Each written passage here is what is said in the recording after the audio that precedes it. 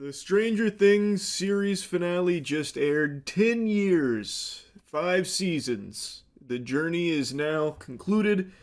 I didn't make a review after Volume 2 dropped. I made one after Volume 1. I had a hot take people didn't quite like, perhaps a little too spicy. I thought it was a pretty underwhelming start. Volume 2 rolls around and people are singing a little bit of a different tune there. I thought it was even weaker than Volume 1. Since the finale aired, I'm going to give you my all-encompassing review of the Stranger Things Season 5. So with Volume 2, I thought it introduced even more ass pulls. So now all of a sudden, Mama Wheeler is a superhero. She instantly overcomes her injuries, and as they're being chased by the Demogorgon dogs, the Demo dogs, Robin, Lucas, and Max are in a laundry room in the hospital after the Demo dogs have annihilated some soldiers.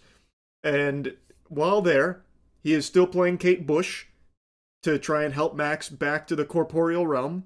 And as they're taking cover by a washing machine, the Demo dogs are scouring the area. It's 3 of them. And they're looking around as slow as possible. They're moving slower than I would if you fed me fucking 15 shots of absinthe. It is unbelievable how slow they're moving. Robin even makes a mention to Lucas, hey, turn off that fucking Kate Bush. We gotta pipe down here real quick or we're gonna die. And he's like, nope. So he doesn't. The Kate Bush is still playing. Somehow this doesn't alert the dogs in any way, shape, or form to their location. Maybe they're huge Kate Bush fans and didn't want to interrupt the track, or maybe they're completely deaf.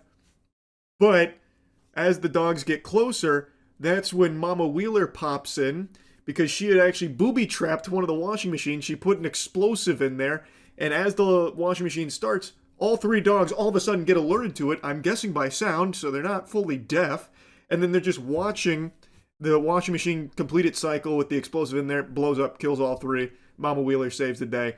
And literally 2 episodes ago, we just saw that she can't really move and she literally can't speak. But in this episode, not only can she move and speak, but she is the fucking Terminator and even has a full conversation about how she needs to get her daughter back.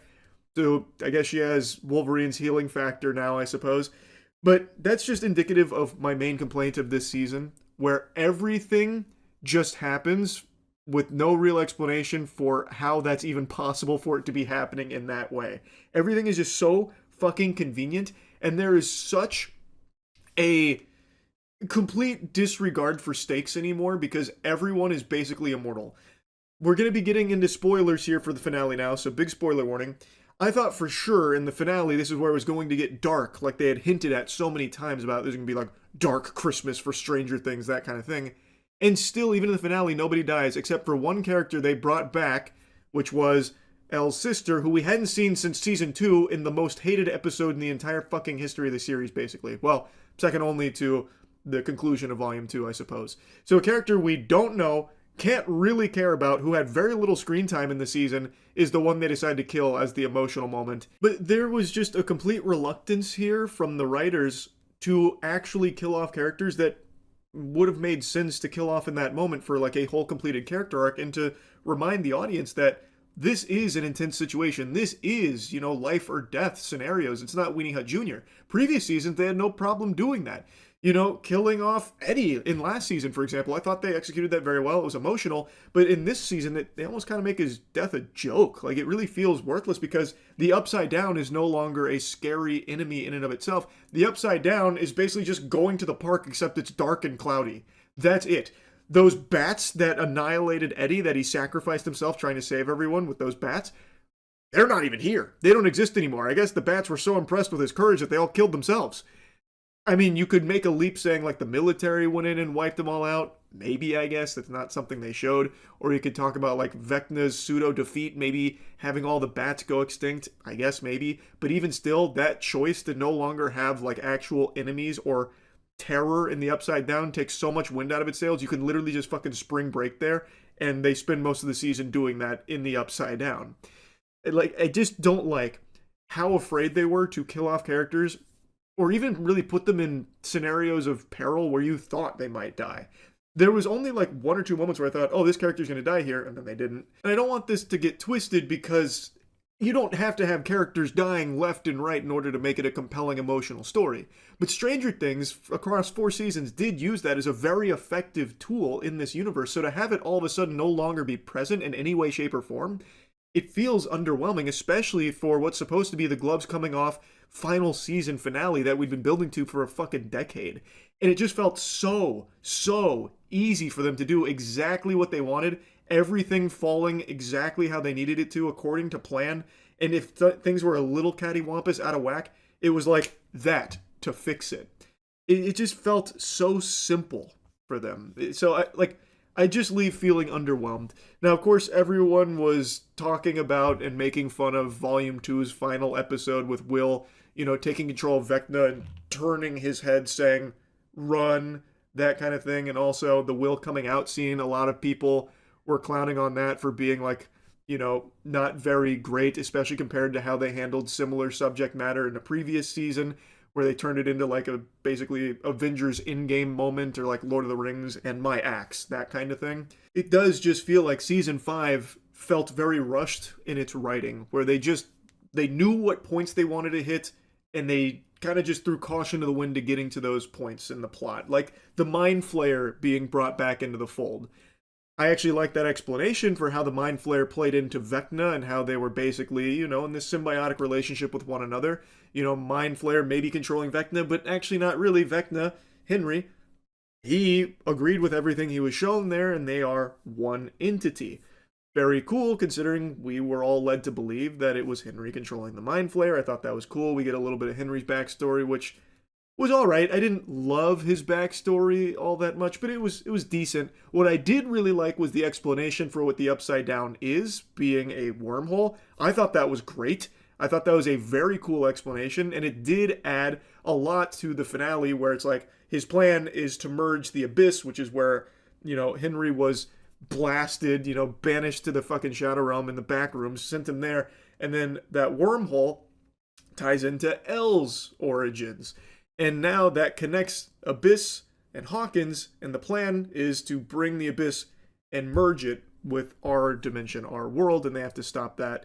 I thought that was all very cool. I really liked that. I don't think it was all bad or anything like that. There are some things I liked. I thought there were even some great moments in the season, but on the whole, it just feels like a lot of it was super rushed, and overall I find it to be the weakest season in the franchise, and being the series finale, the final season, that just leaves me feeling a little underwhelmed. All I'm saying, just a little disappointing, because some characters that we had watched for 4 seasons prior barely had anything to do in this season. For example, Joyce and Jonathan, it feels like they're not even related anymore. I don't think there is a single moment in this season where Joyce and Jonathan even spoke to each other in anything that resembles love or family. Whereas before, that was a very fleshed out relationship, and now all of a sudden they're fucking strangers to one another. They just brought in so many characters into the fold that some of them that we had followed for a decade just didn't have a whole lot to do, and just didn't do fucking anything, really. And one of the main characters in season 5, Holly, is a character that had nothing to do for the previous 4 seasons, but now has more screen time than I think any other individual character from the main cast. So that's just kind of like a weird decision to make, where now all of a sudden you're bringing in yet another character in an already jam-packed series of characters that now we're spending most of the time with, and kind of sidelining the others, putting them on the bench. Just, it felt like an odd direction to take it. I don't think Holly was like a bad character, and the arc she goes on with being kidnapped by Henry and everything, I thought was a pretty compelling piece to this season.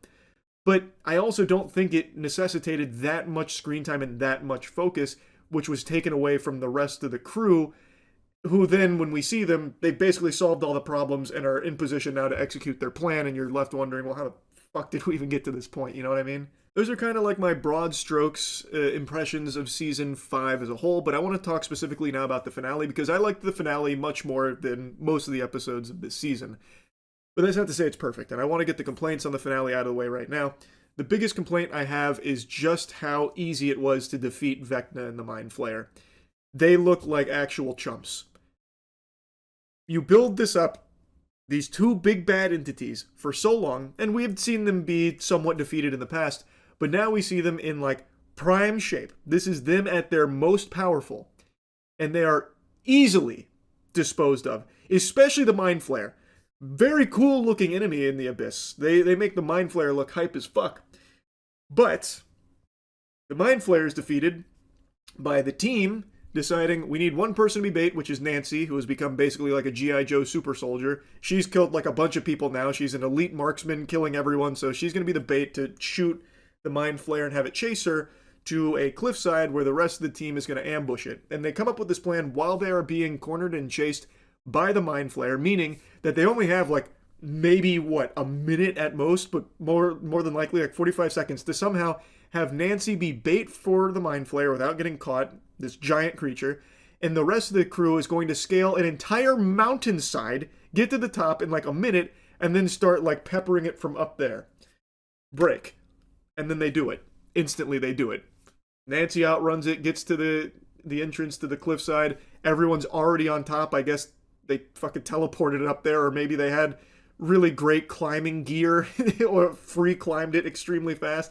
But they're all up at the very tippy top, throwing Molotov cocktails and flamethrowers at the mind flare. Mind flare just eats it, just fucking tanking it like, oh, ow, ow, ow. It doesn't like fight back. It doesn't have any special moves or anything that it uses.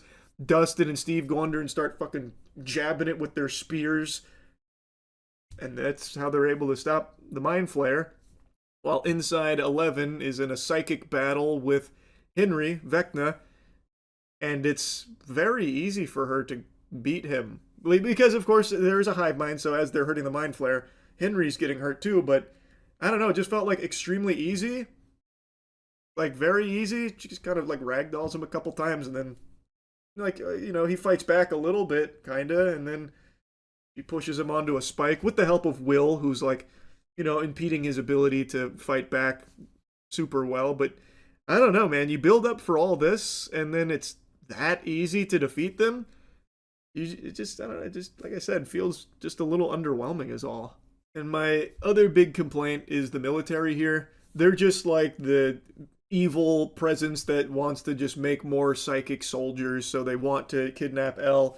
And that's all they really care about. So after they save the day, prevent the abyss from crashing through, as they're escaping, the military was aware of their plan because they were able to, intercept the others, put it all together. They ambushed them. Big burp, huge belch. And while ambushing them, that's where Elle makes like the heroic sacrifice. And then fast forward 18 months, the military's completely left Hawkins, and all of the characters are back to life as normal. Excuse me? Nancy herself mowed down like 6 soldiers we saw, like from the top of a truck. She just kills like 6 dudes. Hopper killed probably like fucking 40 of them. Like a lot of soldiers died as a result of our team here that we follow. And I mean like directly killed by them. Shot. Murdered. Like not an accident where like a piece of debris fell on them. I mean like deliberately they were killed by them. And yet the military just lets them go. I was shocked to see that. I thought there'd be like an explanation where like in order to prevent the secrets from getting out, they felt obligated to let them go, sworn to secrecy or something. No, nothing like that. Even after losing so many soldiers, even after a multi-billion-dollar plan here with the psychic program and all of this military personnel that is now dead, all of the destroyed equipment, everything ruined, the military still just lets them go. What the fuck? I was so confused. But again, that's what I'm saying. It just feels like a lot of it's just for the sake of convenience with no real explanation. It just feels rushed. Like, that's crazy to me that after all of that, they just immediately, like, release them. There's not even a mention of them, like, spending time in jail or something and reaching some kind of deal. They're just instantly free to go. Like, after Elle sacrificed herself, I guess Dr. K was like, well, time's up. And then just said, all right, hey, scram. We're going to go ahead and leave now. Nothing more to be done here. Unless I missed something, but I don't think I did. And even if I did, I really can't think of any explanation where they'd be like, oh yeah, all those soldiers you killed and everything that you've done here that was highly illegal, that led to so much death and so much destruction, we're okay with that. We're just gonna leave and, let bygones be bygones. That was weird. That was just weird is all. And I don't want to harp too much on the negatives because, like I said, there were a lot of things I liked about it. But man, come on, for the final fight, it is over in less than 10 minutes and not a single Demogorgon?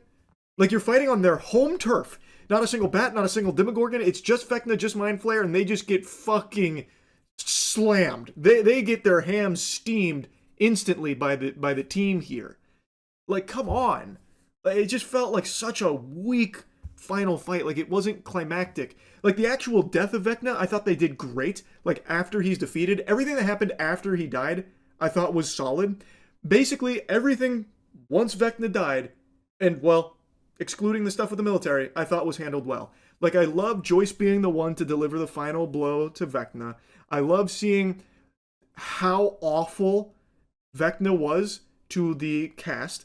Every traumatic experience they went through, having a flashback to it, having seen all of these horrible, irredeemable things that Henry was responsible for before Joyce delivering the final blow, I thought they nailed. But not having like a real, like, you know, intense final fight just weakens that experience. And to have the Abyss, this new area, this new planet that we are told is the home turf where all the Demogorgon, bats, all the nasty evil shit lives. This is their home turf. You're expecting it to be Salty Spittoon, crazy, scary. But then you get there, all of our heroes get there, it is completely empty. A barren wasteland, more empty than a fucking blockbuster. Not a single iota of life to be found outside of them instantly going to Vecna and the Mind Flayer. There is nothing else there that impedes them on their journey. It just feels super rushed. Now, I want to get to some of the things I liked here about the final episode. As I said, post Vecna death, I really liked how they handled the characters and where they went from there. The epilogue I actually thought was solid, though I do think it dragged quite a bit. I feel like they killed Vecna pretty early on, and then it was like an hour worth of epilogue, so maybe that was a bit much. But I think overall, they did a good job handling the end of these characters in Hawkins and what that looks like. So seeing, you know, Dustin being valedictorian and giving a really inspirational speech to everyone about, you know, the chaotic good, tying it into Dungeons and Dragons, which, you know, is part of the show's DNA. I thought they handled that great. I thought it was a really good speech. Dustin then moving on to become big bookworm, but still, you know, making time to see his best buddy Steve, and like, you know, Lucas and Max, them just, you know, falling deeper in love over time, having their happily ever after. Will moving to a new area, finding more friends, finding a partner, being accepted. Mike wanting to use his talent for storytelling in order to share, you know, the heroic journey of his friends and his party and what that means in the context of like D&D storytelling. It ending with him watching Holly and her friends now playing D&D in that basement, because now he and his friends have grown up. Now it's the next generation's turn. Like, I do think they did a good job with the epilogue. Steve, Robin, Jonathan, Nancy, where all they ended up at, you know, 18 months after everything, where they have their own jobs, their own lives, but they want to make times to still see each other because they're never going to find friends like what they have. But they also don't want to be in Hawkins anymore. You have Joyce and Hopper looking to start fresh, move. He gets a new job, proposes, they're getting married. Like, it's all very touching. I think they did a good job with the emotional beats to wrap up the characters. Now it's time to yap about the big twist with Elle. So, as the military is ambushing them, trying to take Elle after they've saved the world, so that way they can get their psychic program off the ground. Seems like, you know, that's checkmate. And then Elle somehow was able to escape their clutches, and she sacrifices herself right in front of everyone. That moment was then undercut with a big twist when Mike revealed that he actually had a theory that that wasn't Elle. That was an illusion from Elle's sister. With Elle's sister's dying breath, she made the illusion of Elle getting swallowed by the wormhole's collapse. That way everyone, including her friends, including her father, Hopper, believed she was dead, so that way she could go live a peaceful life off the grid, away from any threats of the military. So Elle is still alive. That's his theory. And it's an interesting idea as a twist. However, in Mike's own theory, he even says, how was she able to, you know, cast that final spell while being suppressed? Because when they're being captured by the military, they had the psychic suppression system activated, meaning she can't use her powers. The entire season has showed she cannot use her powers, and even in like the big reveal moment, she is struggling to escape, not using her powers or anything at all as she leaves. However, there's a huge fucking plot hole here where Elle was somehow able to drag Mike into the void to have their final goodbye and their final kiss. How was Elle able to do that while being suppressed by this military equipment? Like, I guess you could say while she was escaping, she got far enough away that it stopped being effective on her, but I don't think she had enough time to do that. So there's like a glaring plot hole that they even point out, like, how did she cast a spell while being suppressed? That doesn't make sense. And then, when giving the explanation for how that was possible, they still had her use her powers through the suppression with Mike being pulled into Elle's mind with her. Like, that's still her using her ability, right? Through the suppression system. So, like, there's still question marks for how that would be possible. Like, Mike's theory, like, it does sound plausible if you forget about the suppression system being active at the time.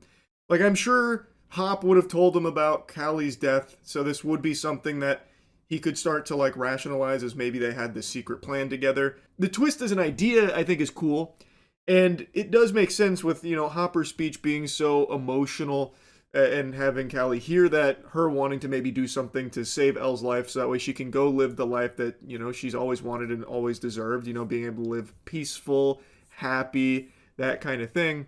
But I don't think they were able to really pull it off in a way that makes sense, because you just have to, like, forget how things have already been established in order for this to work.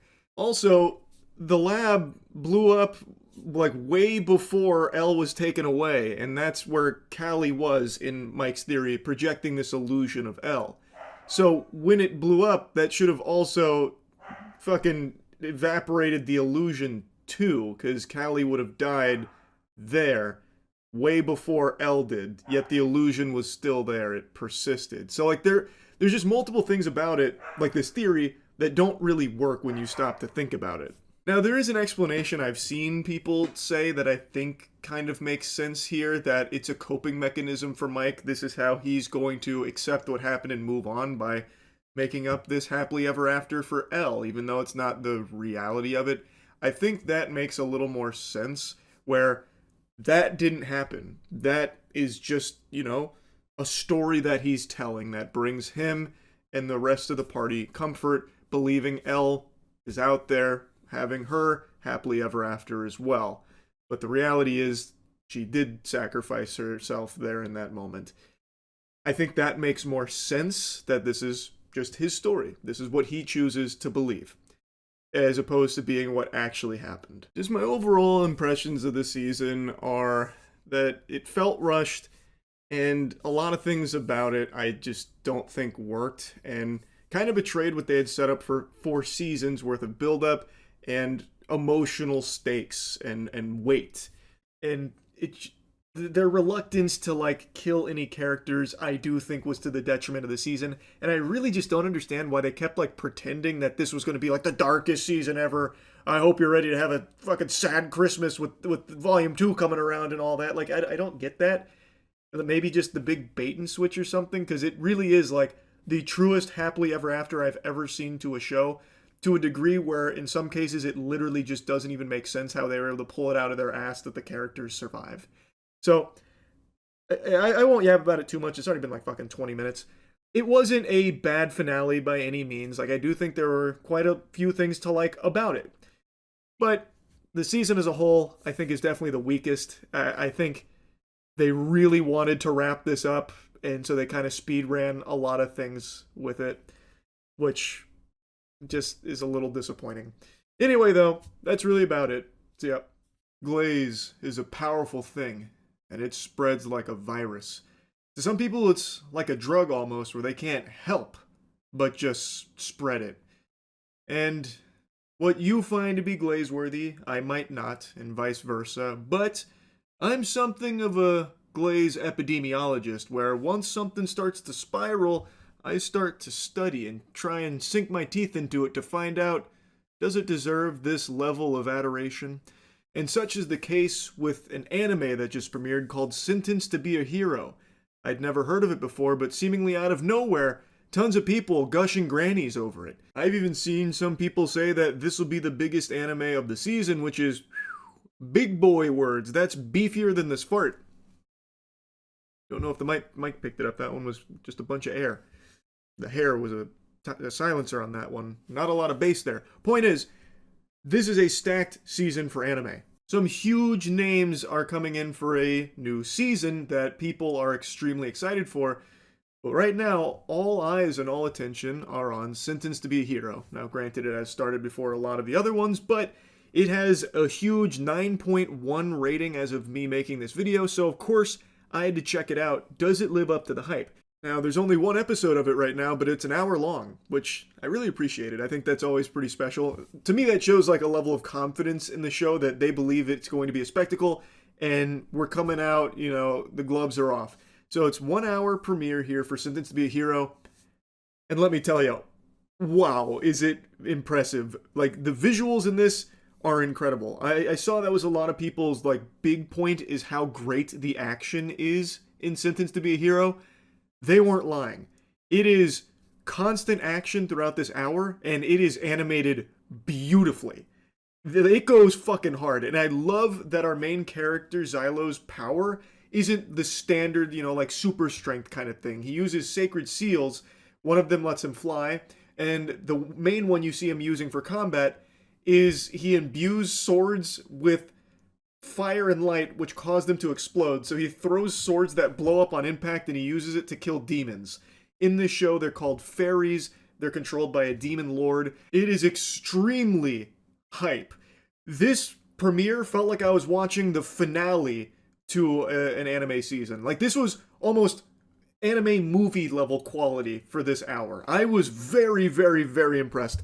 They were definitely right when it came to the hype around the action and the animation. It was extremely good. Now, I also was pretty interested in the world they build here. Hero shows are a dime a dozen. That's like the main thing. Even outside of anime, everything is geared towards like hero type content. So immediately the name Sentenced to be a Hero, I thought, okay, it'll probably be a pretty generic hero anime, which is fine as long as, you know, it's cool. They do give it a different spin. So in this universe, being a hero is like the worst thing you can be. It's a crime. Rather, it is like the biggest possible punishment for criminals. When people see a hero like Xylo, they're not excited, they're angry, they're upset, because they know that the reason he is a hero is because he was sentenced to be one, meaning he is the lowest of the low. He is a piece of shit that took a shit. If you are punished, like the worst imaginable punishment in that world is being sentenced to be a hero, which gives you basically immortality, where even if you do die on hero duty, they drag your soul back from hell in order to make you be a hero again. So you are constantly being fundamentally tortured on the front lines fighting for the rest of the people around you. So it's not like a noble position, it's like the worst position, which is an interesting spin on it. And also, they introduce goddesses, which are like these weapons that are utilized by the knights. However, in episode 1, our hero, Xylo, makes a pact with a goddess, and they are fundamentally like the most powerful weapon against the fairies / the demon lords. It's a really interesting spin off of tropes in the anime hero genre, and I'm very curious to see where it goes. That being said, it's very simple so far. We're only an hour in. Our main character, he was betrayed, and his crime seems to have all been a setup, and now he's forced to endure this eternal punishment for it, where he is viewed as like the ultimate evil. And of course, there's other heroes around him, and now he has a new goddess that he has made a pact with, and they will be fighting fairies and demon lords, presumably for the rest of the season. So while it's not extremely deep right now, I could never expect it to be after just one episode, 1 hour long, but it is enough to get me hooked on the show, and I want to see it through for sure. Like, the action was incredible, the animation was amazing, and I do think the narrative is interesting enough and different enough from the others in there that it feels fresh. Overall, I really liked it. I definitely understand why there's so much hype around it now. I think it lives up to the hype for sure. Now, I do want to express there is only one episode out, so I don't think it's out of the realm of possibility that this is like the best episode in the season. Like maybe from here, the animation takes a fucking nosedive. We've seen it before. Ninja Kamui, Lord help us. Anyone that watched that train wreck unfold.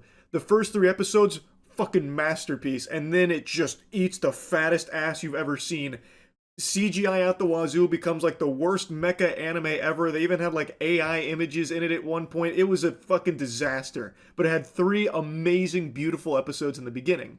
Huge bait and switch with Ninja Kamui. I'm praying that's not the case with Sentenced to be a Hero. I'm pretty optimistic it won't go down that path, but I wanted to at least make a mention that it's something kind of in the back of my head here, since this was such an explosive, beautiful start to it. I don't know how many episodes are going to be in this season, but I wonder if they can keep up that level of quality throughout the entire series here. I feel like they probably can. I think they probably wouldn't have done an hour blowing their load right away if the rest is just trash. Like if the rest is dog shit, I don't think they would just dump an hour immediately. They'd probably want to spread that out as much as they could. So I'm pretty confident that it's going to stay very high quality throughout. This was a real pleasant surprise of a show here, and another anime that I'll be watching this season. It really is crazy how stacked this season is. There are so many bangers, and now from out of nowhere, from the top turnbuckle, Sentenced to be a Hero comes in and just fucking lat spreads. It was a really good premiere. And while we're on the subject of anime, I started Orb on the Movements of the Earth very recently. Well, I started a while ago, but then tons of other stuff came out, so I ended up watching that, fell to the back burner. Started again recently. What an incredible show. I haven't finished it yet, but man, what an amazing show.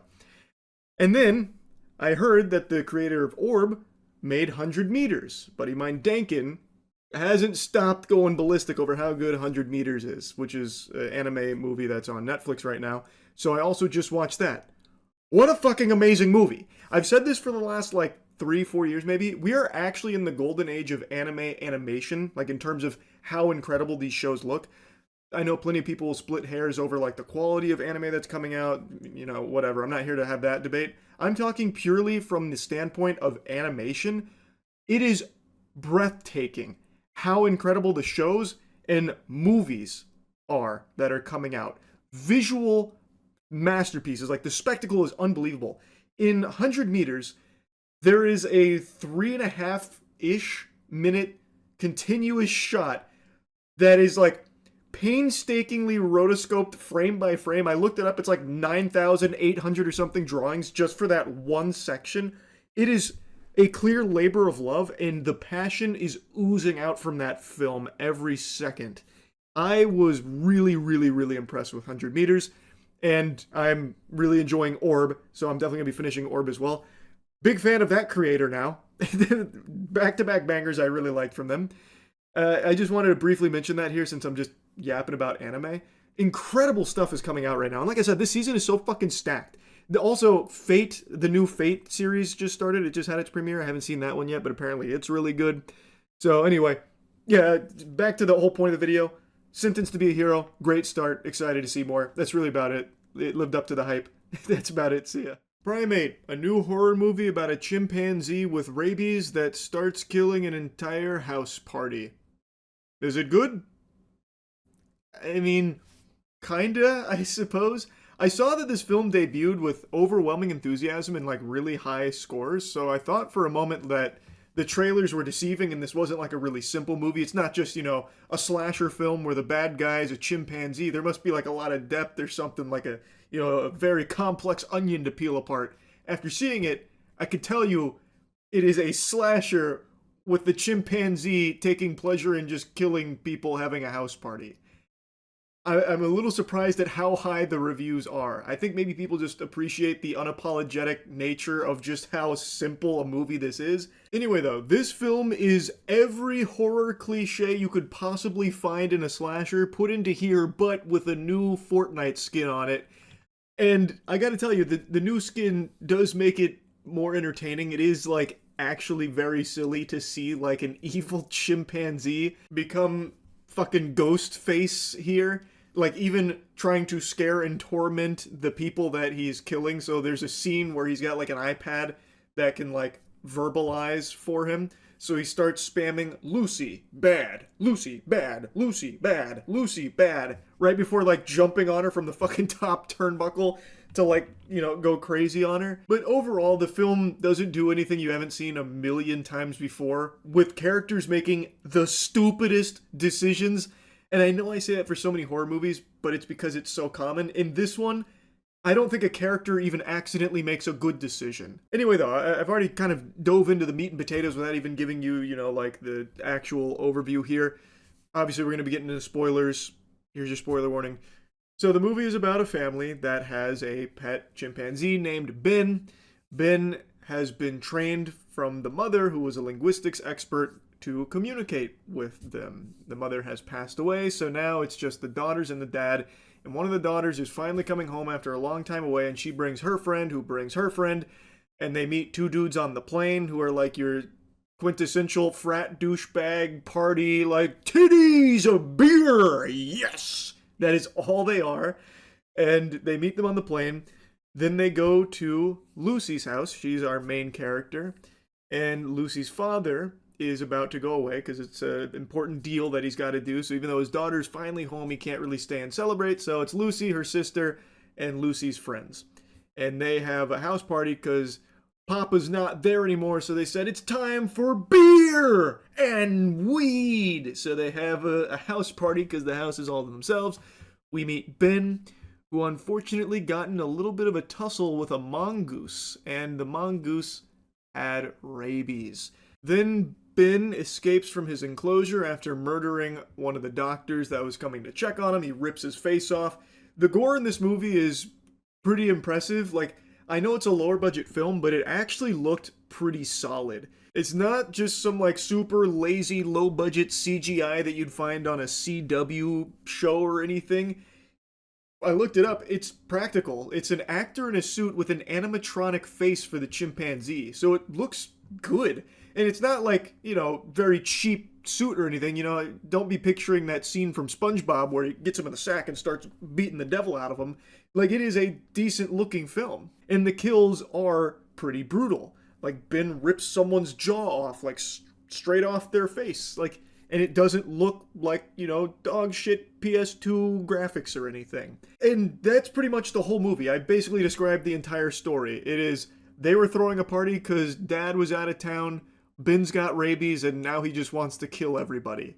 So they're trying to survive the night. And boy, howdy, let me tell you, they do a fucking terrible job at surviving. They are worse at that than mosquitoes. And those stupid bastards fly into electric bug zappers. It is crazy just how many awful decisions these characters make. So, for example, when they first start to recognize something is wrong with Ben, he's getting aggressive. He bites one of the sisters, and she's like bleeding out, basically. They jump in the pool right afterwards because they correctly deduce that Ben can't swim. So they get in the pool, and then Ben gets his iPad out and he starts just saying, dead, dead, dead, dead, dead, taunting them and like trying to like circle them. And they're just floating in this pool for a while.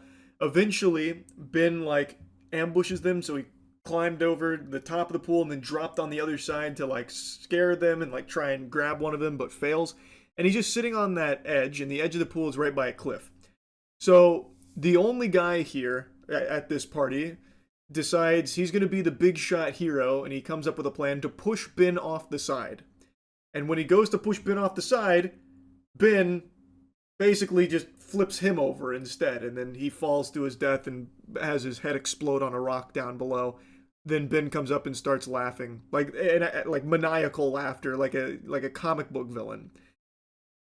Why would the guy think that the best choice would be to push the chimpanzee? The chimpanzee is a million times stronger than him. That was only ever going to end in disaster. I don't understand that plan, because they had just discussed that he probably has rabies, like that's probably what's causing this, and they know he can't swim, and they would probably know that water would frighten him, and he's on the edge of a pool, on the edge of a cliff. If he had instead just started splashing water at him, Ben probably would have freaked out and fallen off the cliff. But instead he decides to go for like a Goldberg spear on him, which ends with him dying. I don't know why he wouldn't just splash him with water first. But anyway, I don't need to get hung up on just how terrible the decisions were from the crew here on trying to survive. Like, every decision they made was counterintuitive to surviving. Like, if their goal was to be alive, they did everything in their power to ensure that couldn't happen. But I have to call out one inexplicable scene. So those two dudes on the plane that I briefly mentioned, the reason I mentioned them is because they did play an important role. While they were partying, one of the girls decides to give them a call saying, "Come fuck our brains out," like teasing them, and then leaves a message with her address. And we don't hear from them again. And then, of course, Ben breaks out and all hell breaks loose. And then randomly, after, there's been some death around the area from Ben killing them, not just the one guy, but also one of the other girls got pummeled to death. Well, then those two dudes show up. They're already like plastered, but they like break into the house. They open the door and they're like, "Whoa, it's time to party. Who's looking for penis delivery?" And they're just walking around this house that no one is there. There's shit thrown all over the place. And they're just like joking around like, "Yeah, dude, they're probably upstairs waiting for us to come bone them. I'm going to check upstairs, but you check downstairs just in case. We're going to get super laid tonight." And they're just walking around this house like drinking their beer. These are strangers, by the way. They'd never met apart from like the 3 minutes they spent hanging out on the plane. And they break into this house with all the lights off. It looks like there's no signs of life, but it looks like there was some kind of struggle. And they're just wandering around aimlessly. One of the dudes goes into the girl's room. Well, multiple rooms, actually. And then he's like just hanging out on her bed. Still, he has seen no signs of life in this house. They are actually just burglarizing this place. And he's just hanging out there, and then he looks at a picture that's on the nightstand. He's like, "Oh, it's a pet chimp. Weird." Puts it aside, and then, of course, Ben is there. And that's when he rips the dude's jaw out. And then he also kills the other guy who was still wandering around the house. And then he eventually saw all of the girls in the pool, like, passed out on a flotation device because they had been, floating there for so long they got exhausted and fell asleep there. And he's like, "Dude, I found the chicks." Mind you, in order to even get to that area to see the girls in the pool, he had to walk through a minefield of broken glass because Ben had busted through a glass door. Meaning, he walked through the broken glass, thought nothing of it, then saw them unconscious in the pool and was like, "Yeah, they're here, the girls." And then he gets killed by Ben. It's just so weird because, like, no matter how dumb, like, no matter how lobotomized or drunk you are, I don't think that would ever actually happen, which is why in this kind of movie, you have to suspend disbelief so hard. And I guess that maybe is, like, the big appeal, because it's very unapologetic with how stupid these characters are, and even the concept itself is so outrageously, like, over the top, like just a killer chimpanzee that just wants to kill for fun after contracting rabies. Like, it is wacky and over the top, but I had to mention that because I was sitting there stunned like, no way. No way we're watching this right now. And it's also really inconsistent with how strong Ben is. Like, I'm sure many of you have heard the stories of, like, chimpanzee attacks and how brutal it is and how strong they are. Like, the one chimpanzee that ripped the lady's face off and, got shot 6 times and still didn't even go down. Like, it is incredible how strong these animals are. In this movie, they showcase that a little bit with Ben sometimes, but then other times, like on Lucy, there's like 4 scenes of him just like beating Lucy to death and she's totally fine. There's a scene where he breaks her wrist, like breaks her whole hand and wrist, and then in the next scene, it's fully healed for Lucy. She even picks up a shovel and hits him with it with no issue at all. So like sometimes he's extremely strong and then other times he's really weak. And there's like a scene where they like close a door in Ben's face and Ben is like trying to open the door, but one of the girls is able to like hold the door closed on him somehow. Like somehow she was able to overpower Ben. Like it's just sometimes they just nerfed him. Like he was really weak for some reason. Well, not for some reason, obviously to fit what the plot needed in that moment, but it was just very inconsistent there, which again, you're probably not even going to be thinking or caring about because this movie is just like so silly, and I feel like it has to be self-aware. I couldn't get like a full gauge on if this movie was self-aware or not, but I have to imagine that it is. Anyways though, there's no need to yap about it further. I don't think the movie's like good or great or anything like that, but it is entertaining. Like it is silly, like unapologetically silly, with how the film plays out in a lot of cases. So if you're just looking for like a really like, simple, fun movie where a chimpanzee kills a bunch of people, that is exactly what you get with Primate. There's no bait and switch there. There's no false advertisement. That is exactly what you get. So yeah, I mean, that's really about it. So yeah. I just saw 28 Years Later Bone Temple, and it is a significant improvement over the last one. Not that I thought the last one was bad, but I wasn't the biggest fan of it. This movie slaps. I think Bone Temple is extremely good, and I just read that it's not doing well in the box office and is projected at like a 13 million opening weekend, which is a 53% drop or something like that compared to the last one. And honestly, that's just a bigger shame than when they canceled the Men in Black cartoon series, because this movie is, I think, very good. I understand why people maybe aren't, flocking to the theater to plant their asses in the seats and watch this if they watched the last one and didn't like it all that much, because that movie, it felt like two very different movies that were sometimes clashing, and I didn't think it worked overly well. So I imagine a lot of people probably weren't super hyped to see it continued, thinking that it'd be, same song and dance again. Let me just put those fears to bed. It is not. This movie, I think, is much, much better. Another thing that I think is working against it is how quickly it's come out since the last one. It's only been 6 months. I think it's 6 months, somewhere in that general ballpark. So it hasn't even been like a full year since 28 Years Later. So I think a lot of people think that this is like fucking DLC or something, or behind the scenes look at 28 Years Later, and marketing hasn't exactly been stellar for it. So I definitely understand there's a lot of contributing factors for its less than amazing performance so far on the box office, but I just need you to know this movie is like really good, and it would be really just a sin to not see this story concluded, because there is still more to the story, and the way that this one ends, I actually sat there and said out loud, holy shit. I am very, very curious to see where they take it, and I hope that we do get to see the finale of it, even if this doesn't, start picking it up in the box office. I hope they've just already got it in the can and are ready to ship it, because if nothing else, I really want to see it. So anyway, as I do now these days, I get into spoilers, so here's your spoiler warning, Alright, we're in. At the end of 28 Years Later, I mentioned a very silly, out-of-nowhere scene where you had basically the blonde-haired Power Rangers drop in and save our protagonist Spike out of nowhere. They come in and they just start, massacring some zombies using, like, fucking kung fu on them. One of them's doing, like, flips and shit, and it's just so wacky and tonally different than a lot of everything else we'd see in the movie. This film picks up right where that one leaves off. It's the cult of Jimmy, and Spike is now given the opportunity to join their ranks one of the fingers if he can kill one of the members. It's do or die, and he is getting toyed with by the Jimmy that is fighting him.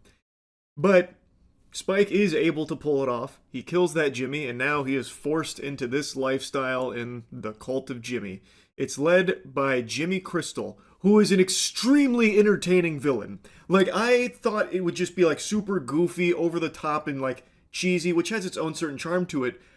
But while he has, like, the characteristics of, like, some kind of cartoon villain, the way that it works in the universe of 28 Years Later, I think is just perfect. Like, it's menacing, it's charismatic, and it's clear, like, there is a lot of fear that he is able to generate through just being so, like, unhinged and so, like, grand in, like, his performance and stuff.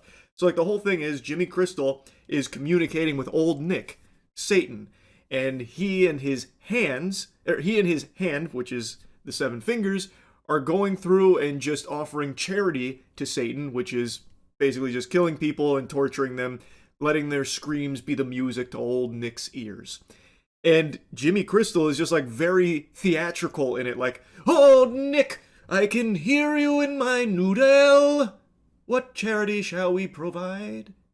Ah, the shirt." And, like, hearing me do that, you're like, oh, that sounds fucking stupid. But the performance here from Jack O'Connell, I believe that's the actor's name, is extremely good. So, like, when this is happening and they are torturing people, and it's gruesome, by the way, they do not pull punches on, like, the torture, they go fucking hog wild, it's, like, actually very intimidating. And you can see why the fingers, like, are afraid of their leader, whom they are convinced is the son of old Saint Nick, the son of Satan. Like, there's fear, there's respect, and, like, the charisma. Like it's very, very well done. Jimmy Crystal was a surprisingly interesting villain. But I would say the heart and soul of this movie is Dr. Kelson. So Dr. Kelson, whom we met in the last movie after Spike takes his mother there, we follow him a lot. And he is deep in study and theory around the alpha zombie, whom he's named Samson. Samson is the zombie from the previous film who we saw just like rip people's skulls off like trophies. He's like brutal, huge, imposing. His fucking cock is slinging all over the place. He got fucking meat flapping in the wind. And he is the alpha in this territory. Dr. Kelson is studying him. He has this blow dart that puts him into an opiate-induced trance. And he's in like a fugue state. And while he's there, he's calm. And he becomes addicted to it. Samson. So now, in this film, we see Samson is actually approaching Kelson. Of course, not like friendly, like, oh, hello, neighbor. May I have some more of that morphine cocktail? But he approaches him in a way different than other zombies. Instead of like charging at him mindlessly, he charges at him, but then kind of stops when he notices that blow dart that he knows will put him into that state. So Dr. Kelson picks up on that and starts administering this morphine cocktail to him, and Samson keeps coming back for more. And over time, as he's getting more and more comfortable, they become like friends. Not friends in like the traditional sense, but Dr. Kelson is now treating him as he would any other patient. And it's so fucking fascinating. I would say the main character of this movie isn't Spike, like it was in the last film. Spike is a big character here, but he takes a backseat to every other character. In fact, I wouldn't even say he's like the most prominent character in the cult of Jimmy. I'd say that belongs to another one of the fingers named Kelly, who kind of like protects Spike because he's not the strongest warrior. He did kind of just get lucky in killing that previous finger, and he doesn't want to be there, and she notices that and tries to like protect him. She, I would say, is actually like more prominent in the fingers than even Spike. But again, I really think the main character and the beating heart of this film is Dr. Kelson. And I didn't expect to be as drawn into this narrative of like maybe curing the infection as I was. Because in a lot of other zombie things, it's like this one eureka moment where they just like kind of cure the infection. But here, it's very interesting because Kelson's not setting out to cure the infection. He's setting out just to try and better understand it. So he starts to wonder like, well, does the virus replace the mind or does it just cloud it? What are they seeing? What is Samson seeing when he's murdering babies and shit? Because the babies don't pose a threat to him, what would be compelling him to start murdering them mercilessly? And he starts viewing it more as like a psychosis and trying to treat it as such. And we see Samson, still very much infected, still very much the alpha. He's able to start being less clouded and actually gets out a word. He starts remembering things from before the infection. And it's just such a gradual shift that doesn't feel silly or like, you know, just for the sake of plot convenience. It was really fascinating and it was done super well.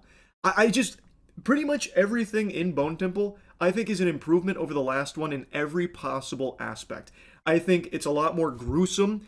The action is a lot better. I think also does a better job in the horror department as well. I think it's more unnerving. I think you get more invested in the story that's going on because you care more about what's happening here. And it feels like it's setting itself up for some huge conclusion with the way that this one wraps up. It's very exciting. The first film, I felt a lot of it was style over substance, where they tried to do these very like artsy, almost like pretentious shots that don't really do a whole lot in the context that they're used in. Here, there's still a lot of great style, but there's a lot of good substance too. It's a really interesting journey that I think fucking crushed it. And there's a really, really fun section with an Iron Maiden song and like a crazy choreographed dance and shit. It's so good. I really thought Bone Temple was amazing. And it is so sad that it's not doing well. I hope that like word of mouth will help it pick up and start to perform better because it deserves it. But now, I don't want anyone going into this thinking that it's a perfect film because it's definitely not, especially when you put it in the framing of this being the second film in a series. It becomes kind of questionable why they're so like kind of disjointed. They don't fit super well together because, like, for example, Spike's father, who was a very big component of the first half of the previous movie, he's not even mentioned in this one at all. And this isn't even really Spike's story anymore. We're exploring, you know, true evil with Jimmy and his gang, and also, you know, Kelson. learning about the infection. But I don't think that's the biggest deal in the world. There is something that I did kind of find a little disappointing. The fingers, I understand there being a bunch of them. You can't really like flesh them out. They are kind of just one-dimensional. I get that. But what I really didn't like is that it's established that these fingers, the other Jimmies, are extremely strong. The strongest people that he's come across, and in order to even be one of the fingers, they have to pass the initiation, which is killing a previous member, which is supposed to be very, very difficult because they're very adept at surviving and fighting. We saw them dispatch of zombies easily. They completely just massacre zombies. They massacre people effortlessly. There was even like a duel when they came to a small settlement where one person, Jimmy said, you can join us if you kill one of the fingers here, choose your fighter. He chose someone, and the girl completely outclassed him and annihilated him. So they are established as like really strong fighters.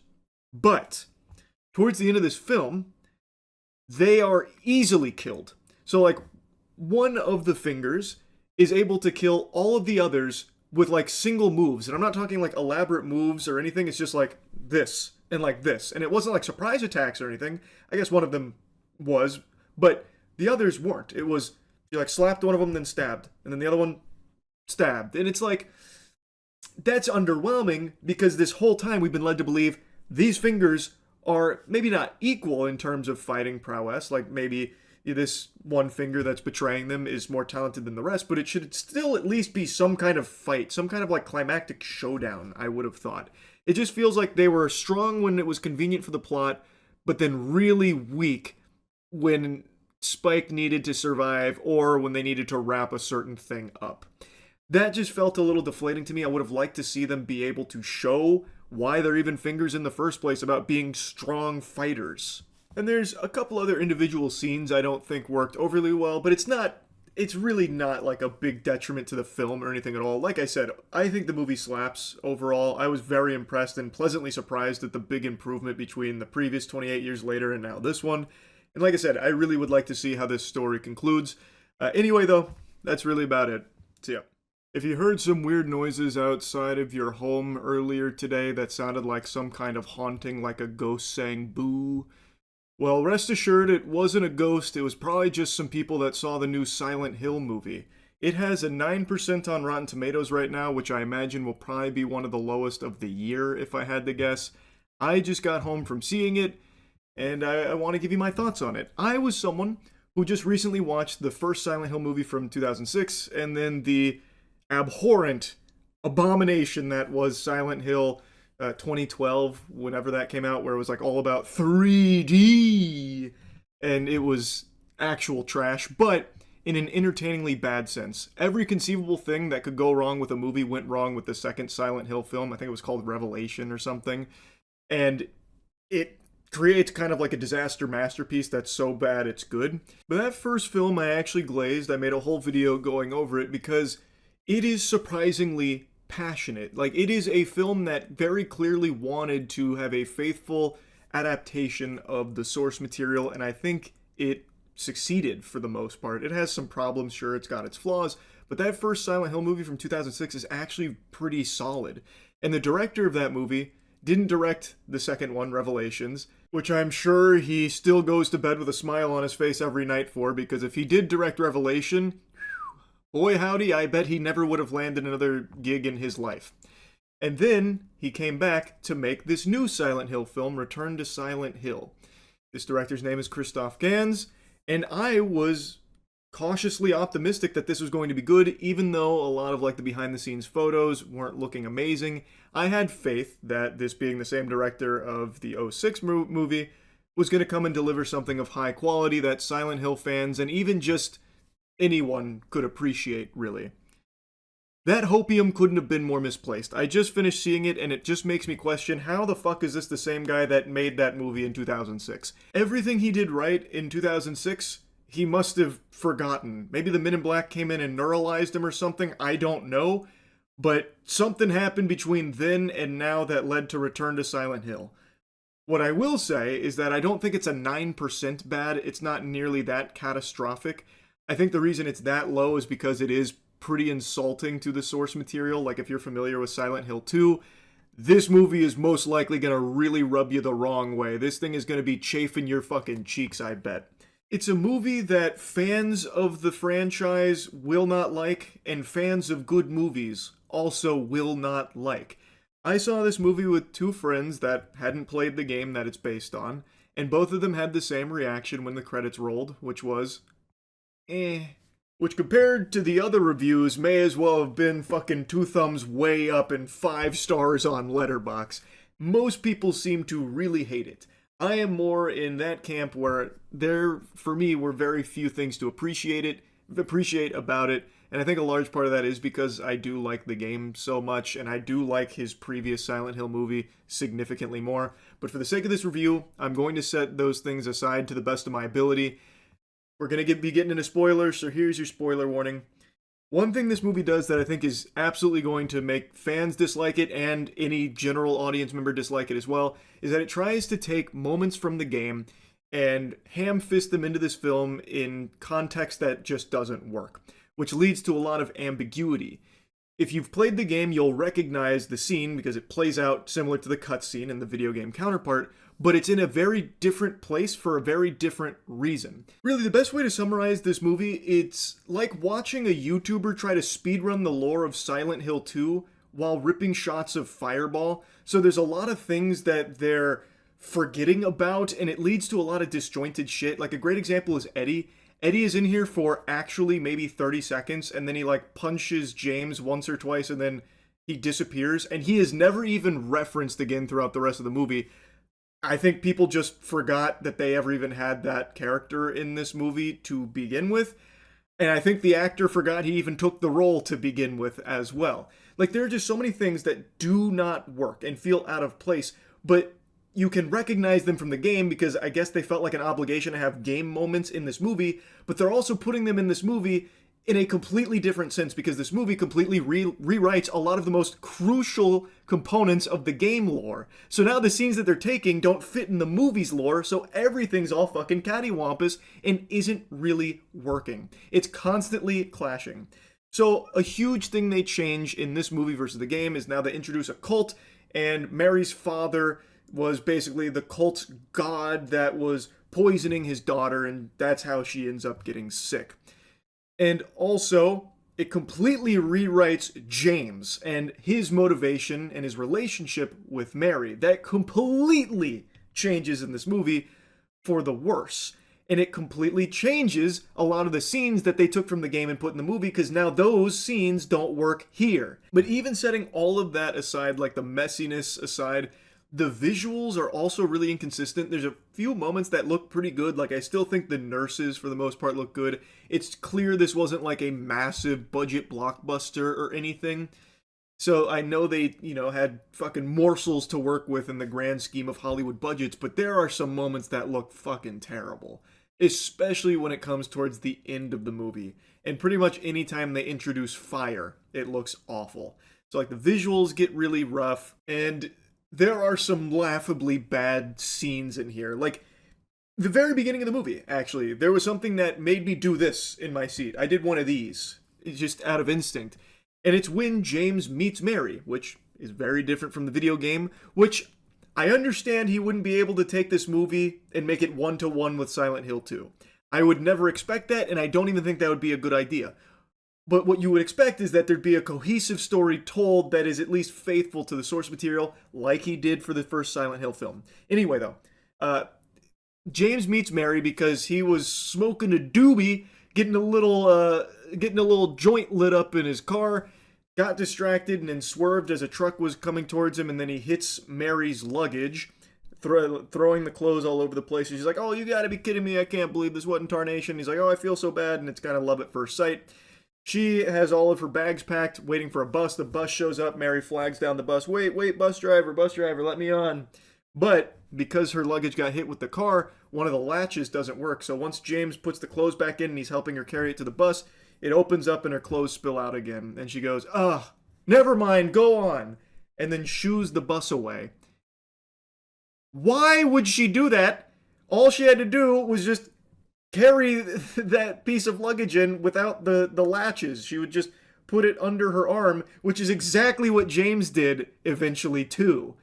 So why would she then just completely uproot her entire plan, which she has presumably spent a long time cooking up and had to have a lot of motivation to even tempt this idea of getting on the bus, which you'll learn about later in the film.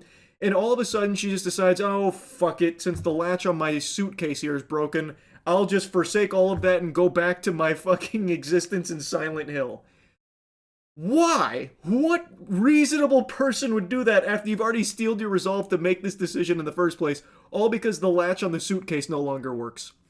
But anyway, that's how they meet. They fall in love. It eventually leads to them going to Silent Hill, and James witnesses some really peculiar cult activity in Silent Hill, all with these interesting characters doing weird stuff with Mary. And by interesting characters, I mean just your most generic, formulaic cult members doing weird occult shit. It's just really disappointingly lame. Like, I could go on and on, but I don't think there's a real reason to. Like I said, it's not a 9% bad. Like, there are some things to like about it. The music in particular, I thought they did a good job with. Like, the music is very Silent Hill, which is good. They didn't butcher that.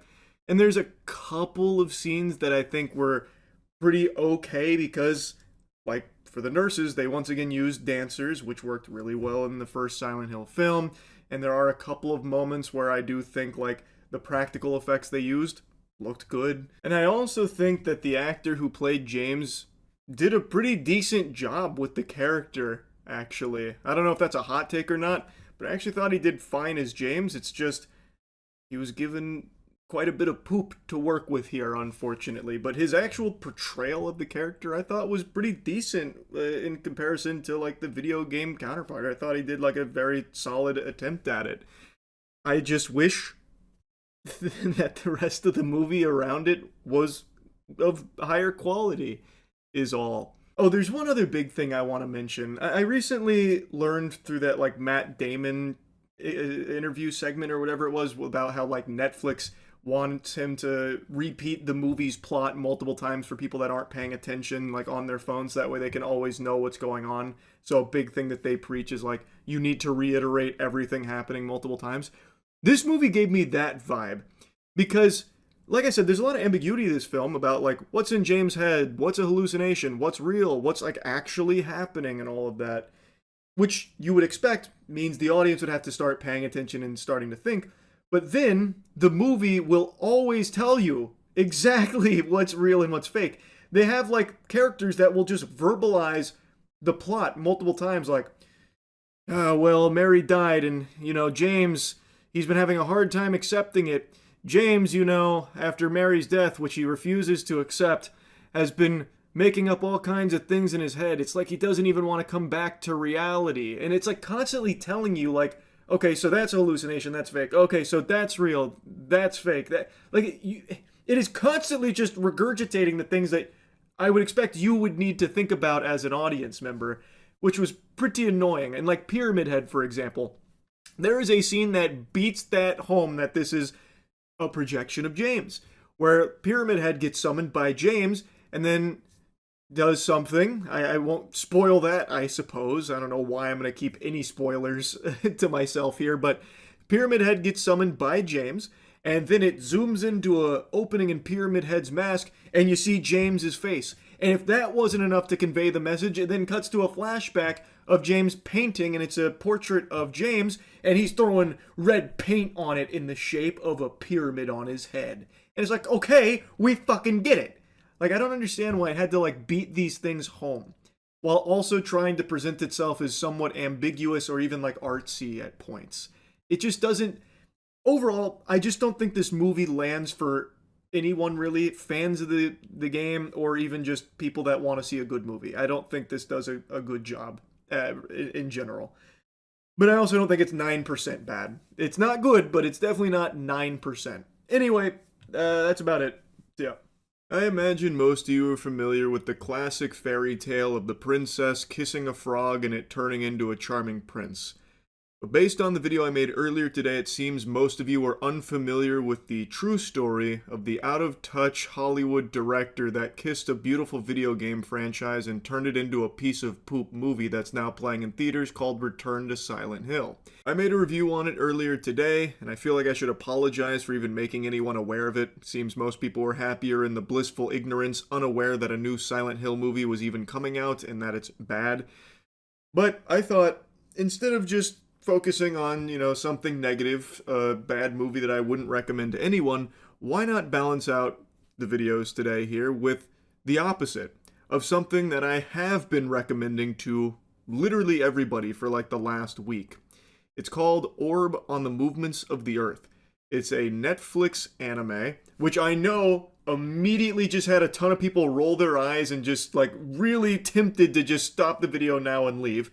But just hear me out for a moment. Orb, I think, is an extraordinary anime that is unlike most shows I think you've probably watched. I'm making a bold assumption here, but I'm pretty confident in that assessment. And I know I did reference Orb in a video not too long ago when I was talking briefly about 100 Meters, which is another anime movie that came out to a lot of glaze, a lot of people gushing grannies over it, which I also thought it was great, and made a mention that it's from the same creator as Orb. And at the time, I hadn't finished this show yet. I only just finished it like a week ago. And since then, I've been real Orb-brained. This shit has been in my noodle for a while, and it sent me down a rabbit hole of research on my own. It's a show that I really think most people would appreciate. Now, it's really hard to talk about this show without getting into spoilers, and I think it's very important to not be spoiled on anything going into this. So I'm going to do my best here to give you the elevator pitch and hopefully put a boner in those shorts here over Orb. So the show is set in a time where there is an accepted view of our life on this planet as well as our place in the cosmos. Geocentrism, where it is believed that Earth is the center of the universe and all of the cosmic bodies overhead, the heavenly bodies, revolve around us, Earth. And in this time period, faith is, of course, of paramount importance. So to be conducting research that goes against accepted doctrine from the church in regards to geocentrism is viewed as blasphemous and will have you labeled a heretic. Heretic. That made it sound like it was some kind of like Warhammer technology or something. Labeled as a heretic, which is a huge crime punishable by death. But in the quest for the truth, to understand more about astronomy, people keep doing more research and start arriving at different conclusions that go against what's been accepted as the truth with geocentrism, which arrives at the notion that perhaps Earth isn't the center of the universe, maybe it's the sun. Heliocentrism.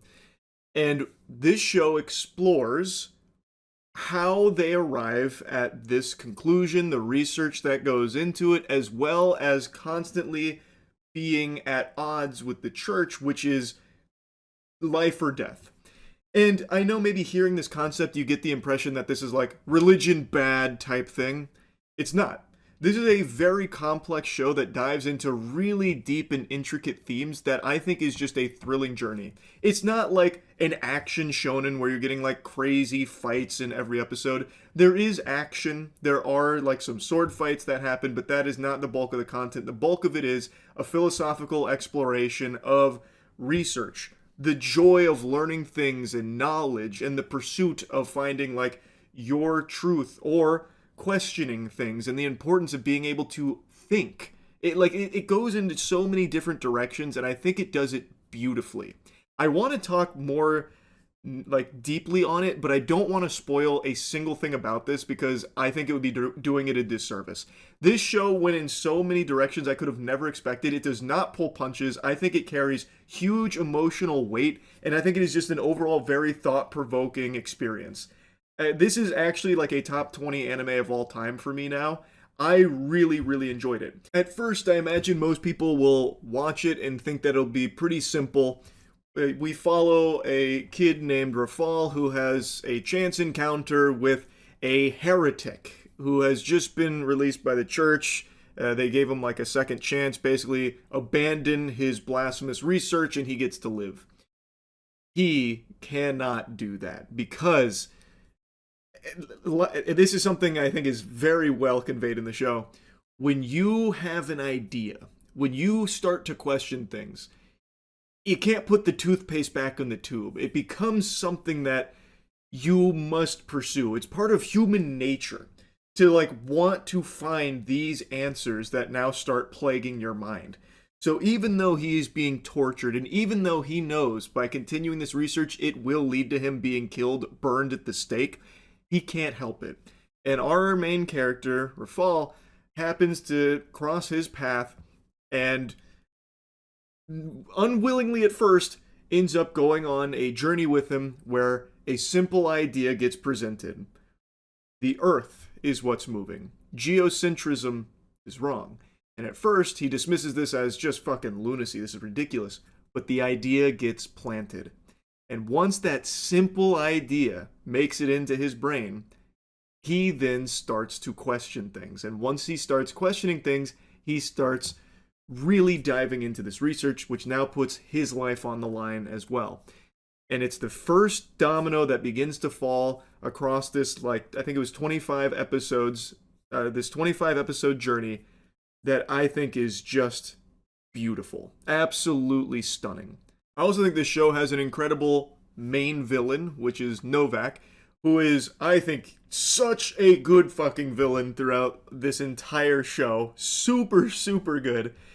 And there's so many twists and turns throughout this that I would love to talk more on, but I don't want to spoil anything. I really do hope that you'll at least give Orb a chance, because I think this is a show that a lot of people probably wouldn't even look twice at. When it came out, it flew under the radar, apparently. I thought the show was very popular because my friends like Dankin and Scoots were constantly preaching the gospel of how great Orb is, so I was hearing about it a lot, and I assumed a lot of other people were watching it, but based on what I've seen, this is not a very popular anime for some reason, and I really think that's a shame because this is a very unique one. I haven't seen a show quite like Orb before. The closest thing I can compare it to is like Vinland Saga, maybe. That would be something that I would consider kind of closely related to it in regards to like character exploration and like complex emotions being explored. Now, one thing I do know will be the case. Maybe some people out there try and give Orb a shot, but they end up dropping it because they just find it to be boring.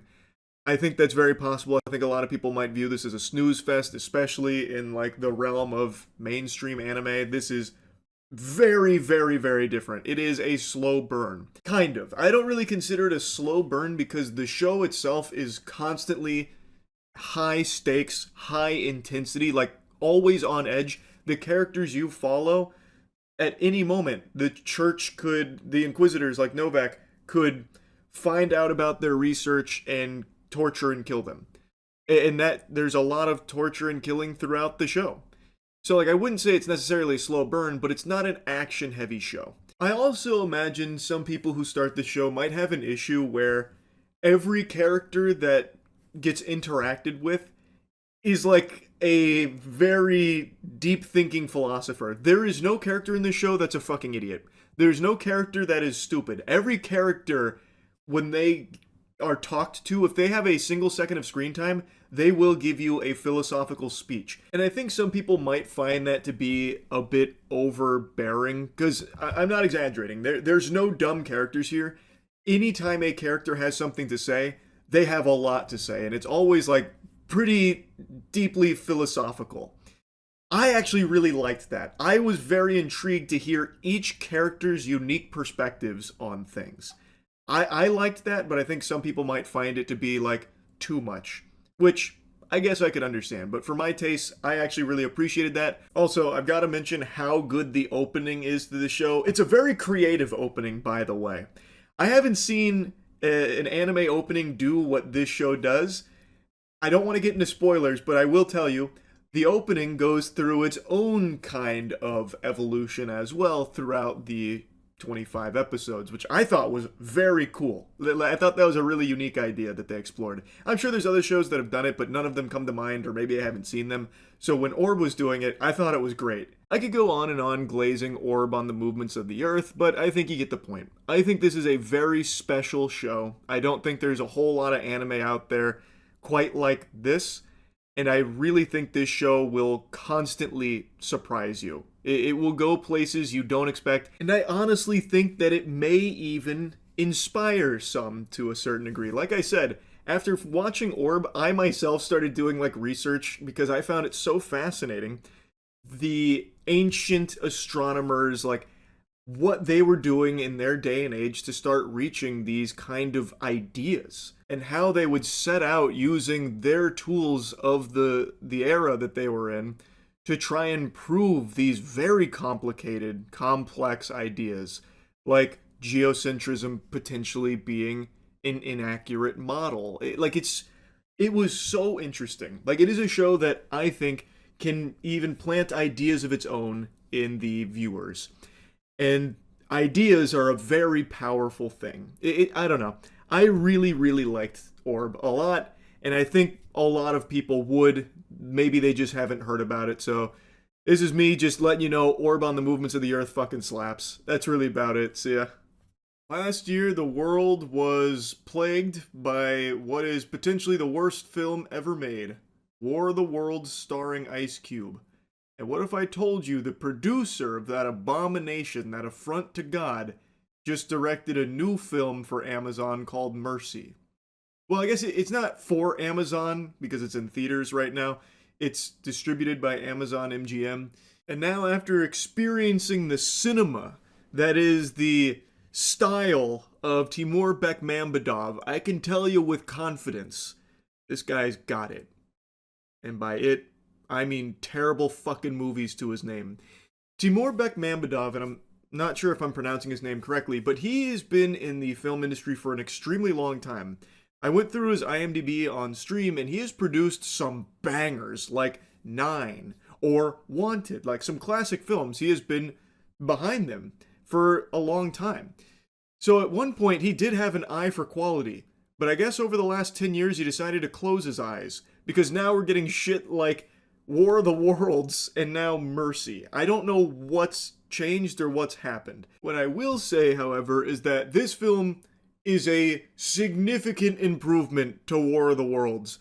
But then again, War of the Worlds can make even the Borderlands movie look like it's a fucking Nolan film, so it's not exactly like the highest praise, but truly Mercy is better than that, at the very least. I would even go as far as to say the first like 30-ish minutes are genuinely pretty entertaining. Like, it's a very simple concept. There's an AI judge, and Chris Pratt is now standing trial. He is a detective who actually helped kickstart this Mercy program, that's the name of it, where an AI will look at the immutable facts in order to pass judgment and execution on those who are guilty. It's the judge, jury, and executioner, and it is there to reduce crime, which has spiraled out of control, so now they have the Mercy program to keep people in line. And now Chris Pratt is in its clutches here for the murder of his wife, and he has 1 hour and 30 minutes to try and prove his innocence. Now, when I first watched the trailer, it actually looked like Chris Pratt didn't put any effort into it at all, like he was just in a fugue state taking a paycheck.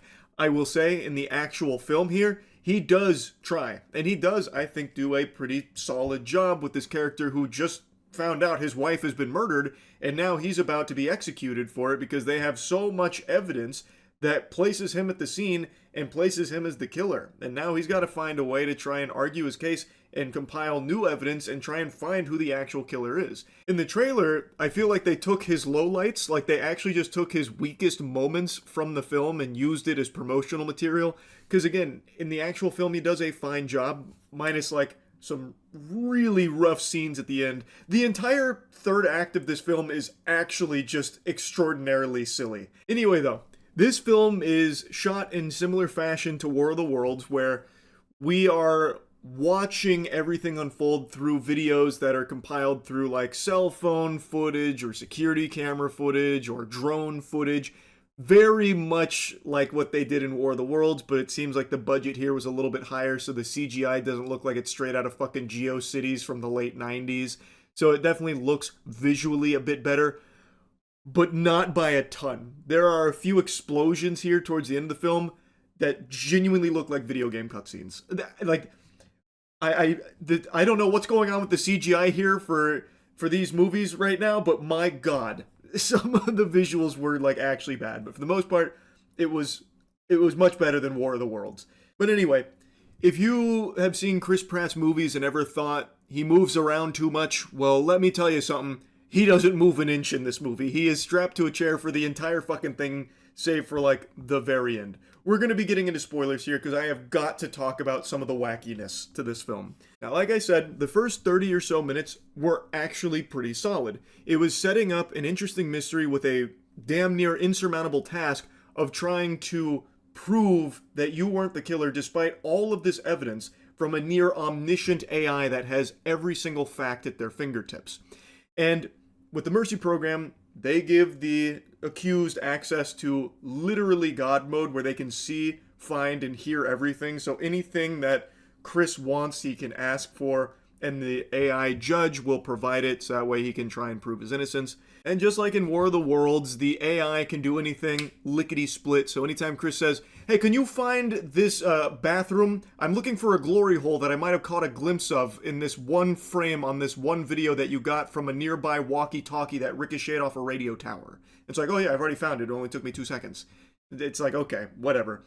But that's fine. I don't have a huge issue with that. It's like silly, but whatever. It moves things along and lets the investigation get steam. But there are just some moments where it's genuinely laughable, the capabilities of the AI, where Chris can just be like, hey, my neighbor's got a bird feeder cam. Can you go ahead and pull that up? As if that would, for some reason, be something that it'd be readily available and easy to access. But the AI judge is like, oh yeah, I've got it right here. Looks like the internet went out though, so it's going to take me a little while to rebuild the video archive. And it's like, okay, it takes her like 3 or 4 minutes or something. It's like, oh yeah, I think I heard a fart on this one piece of audio here from the murder scene. Can we reverse this fart here and find out whose butthole this was squeaked out of? And it's like, yeah, I've got that. And like, that's actually like a core part of things, not a fart in particular, but there is a photo that is torn in half, and Chris notices that there are 3 fingers from somebody that are in the photo. And Chris says, can you find out who those fingers belong to? And the AI is able to run the database of every single fucking person's fingers on the planet and somehow find an orphan that was a child in the photograph. And like, oh yeah, this is who it is. Which was a key piece of evidence, by the way. So like, it is a little over the top, but I also don't care that much because the whole thing is just kind of wacky in that way. But anyway, the film is very, very, very, very predictable. I think anyone will watch this and know exactly who the real killer is. Because shocker, it's not Chris. I think you'll piece it together pretty much immediately.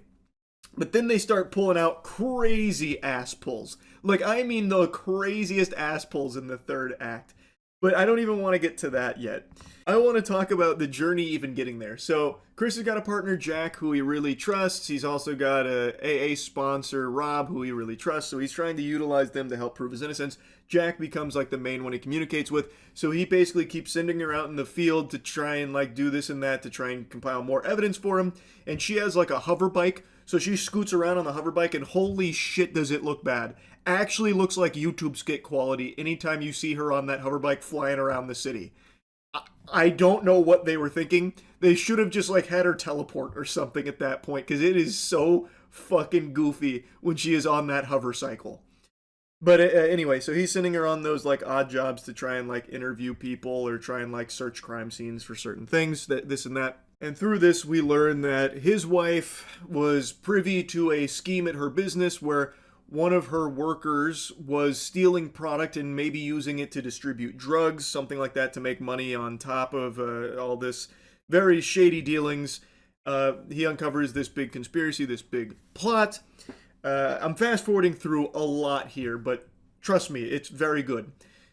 Chris also eventually admits to being an alcoholic, and he had a huge argument with his wife the day she was murdered, and also a whole year leading up to this murder. their relationship had soured. There was even talk of a divorce. Chris was very aggressive, even like slamming a knife one time, grabbing stuff out of her hand. And on the day she was murdered, Chris went to work and then inexplicably drove back home, broke the Ring doorbell in a fit of rage because he found out his wife took away his secret booze stash in his car. So then he closes the door, goes in, they argue for 26 minutes, he leaves, his daughter comes home, finds that her mother has been murdered, and the last words from the mother, which is on body cam when they're asking, as she's like fading away, shedding the mortal coil, they're like, who did this, who did this? She says, Chris, which is never addressed again. I want you to keep that in mind. That is never addressed again. When asked, as she is dying, who is responsible, she answers the question saying, Chris, and then she kicks the bucket. But Chris didn't kill her. It is proven that Chris didn't kill her. Why the fuck did she say it was Chris? Like, it seemed like she was just trying to get like one fucking slam dunk in on him before she died, before she met her maker, in order to make sure that Chris also, you know, suffers at the end too. She knew it wasn't Chris that killed her. The person that stabbed her, murdered her, was not Chris. Why did she say it? What is, like, what the fuck? Like, I tried to be, like, very charitable, like, oh, maybe she was about to try and say, like, it wasn't Chris, but she didn't get the first part out, or she was trying to, like, you know, say, Chris, I love you, or something on the way out, but none of that comes up. It is actually never addressed again why she would say it was Chris when it just wasn't. Like, that is crazy. I won't bore you too much with like the middle stuff and all that, but when we find out who the real killer is, we learn that the killer was one of her work associates, the one that was stealing the product to maybe distribute drugs, and decided to murder his wife Nicole because she found out, wasn't really willing to play ball. And also there's a very close personal connection to Chris from the real killer. The real killer was able to pull off this kill by going to Chris's barbecue 2 days prior to the murder and hiding in the basement for 2 days, and then sprung out and stabbed and killed his wife. Now, the close personal connection is that picture I mentioned. Well, that kid with the 3 fingers was actually the brother of the real killer, and that brother was someone Chris sentenced to the mercy program where he was found guilty and wrongfully executed. And he never forgave Chris for it, so he got close to Chris for 2 years, and then eventually killed his wife, built a bomb with all of the material he was stealing from their workplace, and was going to crash the bomb into the mercy headquarters, killing Chris and the AI with him in order to prove his brother's innocence. And he framed Chris for this. That was his master plan. Now, I want you to really think hard here. He planned this for 2 years, but his plan boiled down to just getting extremely fucking lucky that Chris, when he went to work, decided to come back home that same day. Because if he didn't come home that day and argue with his wife, then this would have never fucking worked. He would have not gotten away with the murder initially. Like, Chris would have never even been a suspect. So his plan that he planned for 2 years boiled down to just something that he could have never possibly foreseen. And he didn't even know Chris left for work, by the way, while hiding in the basement. He just guessed lucky.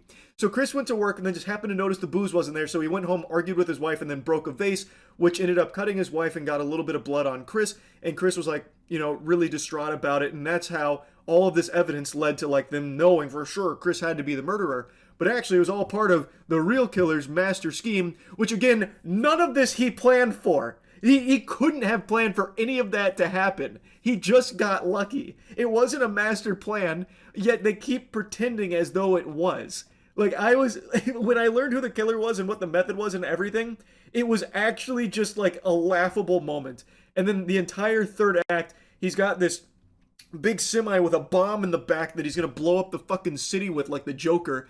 And then the police are so incredibly inept, they can't stop him, they can't do anything. So he just keeps like hitting all the police officers, and it's like the worst CGI carnage where the officers' cars are like ramping off tow trucks and the officers are going, as they're like getting slammed by the truck. They can't stop this guy. They've got the drones out on him. And by the way, I was really expecting them to do an Amazon shout out when there's a scene where Jack is like, I'm going to get the scouting drone out. I thought for sure she was going to say like, I'm going to get the Amazon drone out. It's really good for scouting too, not just delivering packages immediately to your doorstep with Amazon Prime. Like what we saw in War of the Worlds. I thought for sure we were going to see some Amazon plugs. Surprisingly, we did not. But anyway, they got the drones out and shit. They still can't fucking stop this guy when all he has is the semi-truck. And then he eventually makes it into the Mercy headquarters. Chris has already proven his innocence now. They clearly know it's Rob. They have him dead to rights now. He is the murderer. And he also kidnapped Chris's daughter and brought her there because he wants to ruin Chris's life just like he ruined his by killing his brother. Well, by having his brother go to Mercy, which ended up killing him. He then argues with the AI judge that his brother was innocent, which is where another shocking twist comes into play, where he's arguing about how his brother was innocent, and it turns out Chris's partner, Jack, was actually the one who didn't process the phone from that guy's brother in his murder case, because his brother was said to have murdered a woman. Turns out he didn't murder that woman, and the phone that would have proven his innocence had been thrown off the side of a bridge by Chris's partner because she wanted to ensure that the Mercy program was a success so they could stop crime together. So they just framed a completely random dude for the murder of this woman, which Chris and the AI judge reveal at the very end there. So it's another big, like, twist moment. I'm serious, the entire third act is actually, like, very, very silly in like a fun, bad way. I probably don't need to yap any longer about it. It's not a good movie, but I will tell you, I had fun watching it. And I do think it is objectively a huge step up from War of the Worlds. So we're on an upward trajectory right now from this director-producer. So perhaps the next one's a fucking home run. Anyway, though, that's really about it. So, yeah. Can you believe there's actually a chance of snow in Tampa this weekend? Very chilly out, which is why I'm wearing my Oreo sweater. My parents got this for me for Christmas. I just saw Iron Lung. This is a passion project from Markiplier. He stars in it, he directed it, and he helped write it. I believe it was fully self-financed by him. This is not a big studio project, and this is perhaps one of the most ambitious forays of YouTuber into cinema that I've seen thus far. He really went in fucking balls deep, that's for sure. And it is based on a video game of the same name, Iron Lung, which I have played. I did not like the game at all. I know people really poo-poo on my take on Iron Lung, but I just did not get into the game. It was not for me. But I was very excited to see this film because the universe of Iron Lung, like the lore of it, I do find fascinating when I went and like actually gave it a chance after suffering through the game. And the best part about Iron Lung as a movie is I don't have to play the gameplay of it. So now I get the good stuff, which is the story of Iron Lung, which is a delightful treat. I don't have to eat my vegetables with that gameplay. I just get to kick my little legs in the chair and have a good time. So, the big question on everyone's mind, is Iron Lung good? I would say it is. Now, I don't think it's a movie that's going to be for everyone. This is a movie that I think fans of Markiplier will be very pleased with. Fans of Iron Lung will be extremely pleased with because it is like one-to-one with the game. And I also think it's a film that anyone that appreciates like eldritch horror type content or slow burns will also like. But it does have some shortcomings. Now, I know Markiplier was going to like some of the premieres, and one of the things that he was mentioning is like, you know, try not to spoil things. So in the spirit of that, I will, for the first time in a while, avoid spoilers while talking about this movie. Quick side note, I was a little bit giddy in my chair, kind of hoping Markiplier would make a surprise visit to Tampa here for this premiere. I was half expecting him to rappel from the fucking ceiling or something, like, what the fuck is up, Tampa? Or something like that, but didn't happen, so I gotta say I'm a little disappointed there. I feel like, you know, you gotta be looking at Tampa when you're looking at some kind of big, you know, premiere type shenanigans. It's very surprising and peculiar to not pay a visit to Tampa. But anyway, Iron Lung, you will spend 95% of the film with Markiplier locked in a sub as he is losing his mind on this mission, set in a world where all the stars and habitable planets have vanished and humanity's basically on the brink of extinction. In an effort to survive and try and press forward, they send a convict named Simon, played by Markiplier, in a submarine in an ocean of blood on an important mission for the sake of humanity. They have found some. I don't know how deep I can get into the synopsis without it getting into spoiler territory.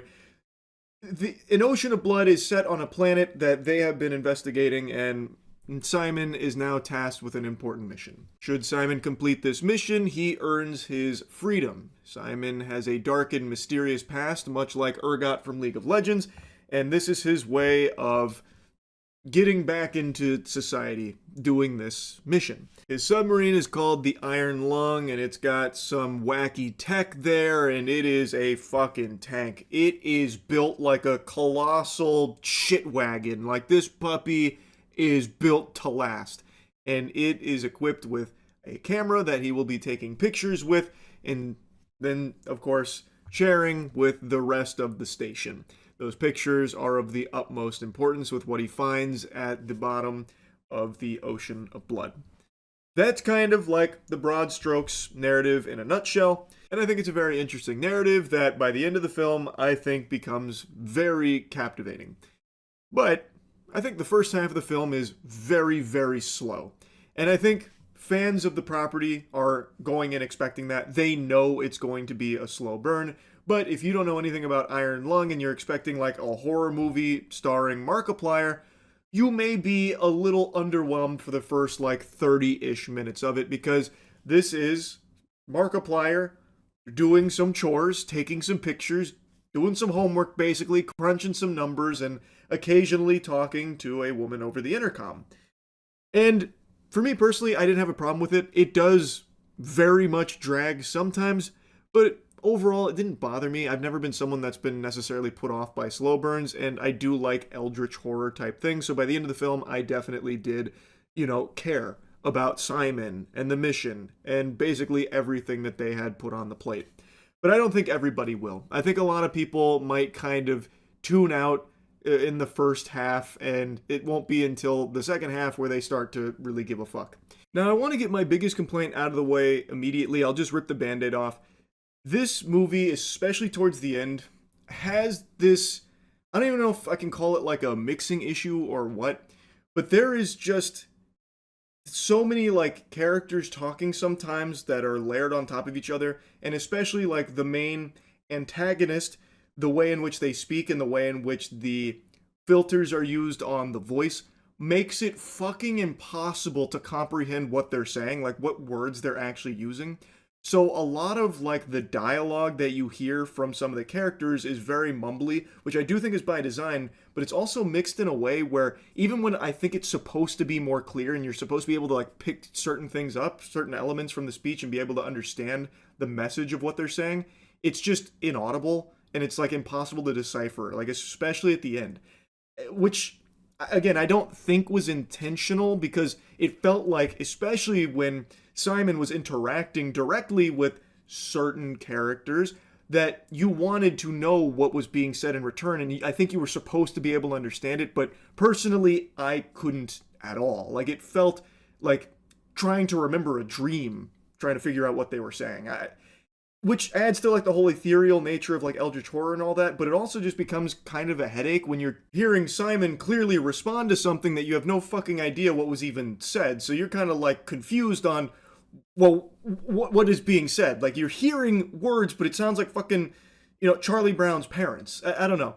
That just felt like a little off to me. Maybe not everyone will feel the same way, or maybe I'm just a fucking moron who just couldn't understand things and it's more clear for everyone else. I don't know, but it's something I wanted to make a mention of because it's definitely something I noticed very much at like the end of the film. But I want to make a strong mention of something. This movie looks surprisingly good on the big screen. I say surprisingly because when you hear of like an independent film from a fucking YouTuber that's, self-financing it, you're probably picturing like some pretty shoddy visuals that don't exactly look all that glamorous. And outside of like the first shot was a little rough. It immediately kind of put a sour taste in my mouth, thinking I was about to be just watching like a YouTube short or something for Iron Lung, because it didn't look all that great. But after that first shot, it settles into like this really good flow of cinematography where it's clear it's not a huge budget production, but it hides that really well with some creative shots that feel very claustrophobic and actually highlight some of the best moments of Dread, where things look really good. And actually, even when they do show like some of the eldritch horror, I was expecting kind of, B movie CGI. They did like a really good job for the most part when it came to like the CGI visuals, even outside of the submarine. The submarine, which by the way, is practical effects. It's on like a crazy hydraulic system where it's like fucking gyrating and shit.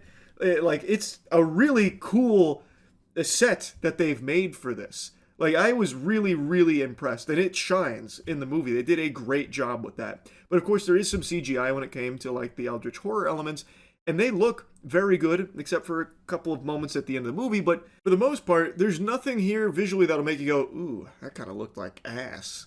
It's all very solid, like across the board. I was very impressed, and I think the way they filmed their shots, like a lot of their shots are filmed in a way that do a great job at not letting you see that maybe it's not the biggest budget that they had to work with. And I do think one of the methods they used is one that I don't really like. They did a lot of shaky cam at the end. And I understand they're doing that because, again, it's not massive budget. So if they kind of just held like a, static camera there, it might not look as good. And it does kind of add to like the hectic nature of the things going on at the end. I get it. Not a big shaky cam guy. I've criticized that in a lot of other movies. I will, of course, make a mention of it here too. But it's not the biggest deal in the world because that's pretty much just reserved for the ending chaos. But now we gotta get to the biggest piece of the pie here. You're gonna be spending the majority of the movie watching Markiplier.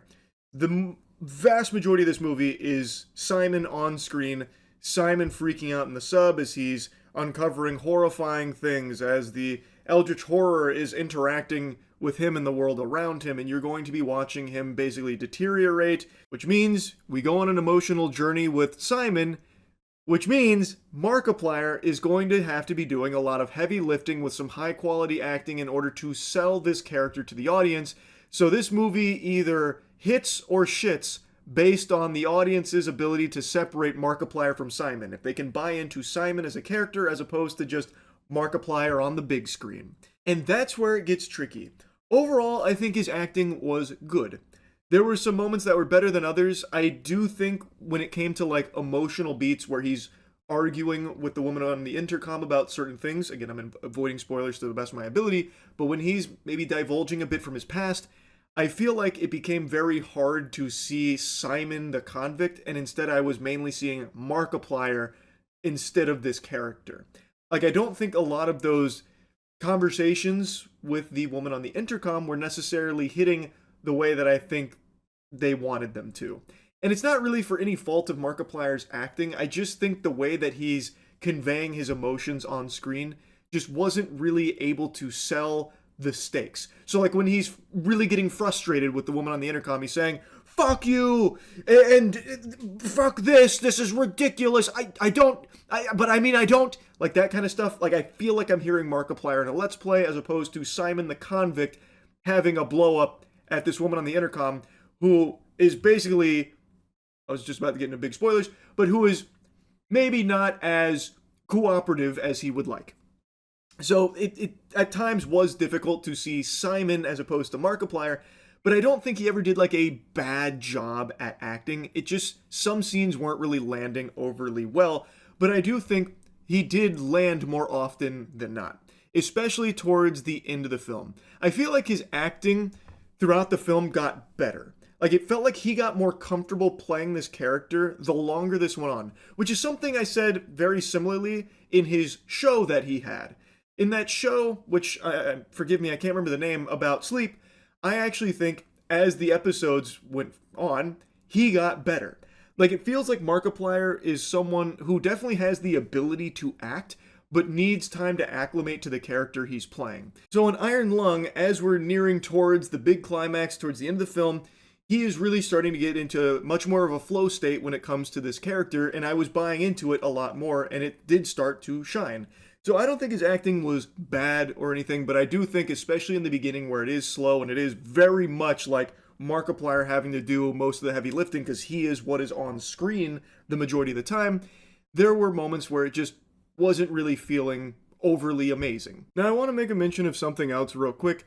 I know I was criticizing the mixing of like character voices and stuff, how it became very hard to understand what was being said a lot of the time.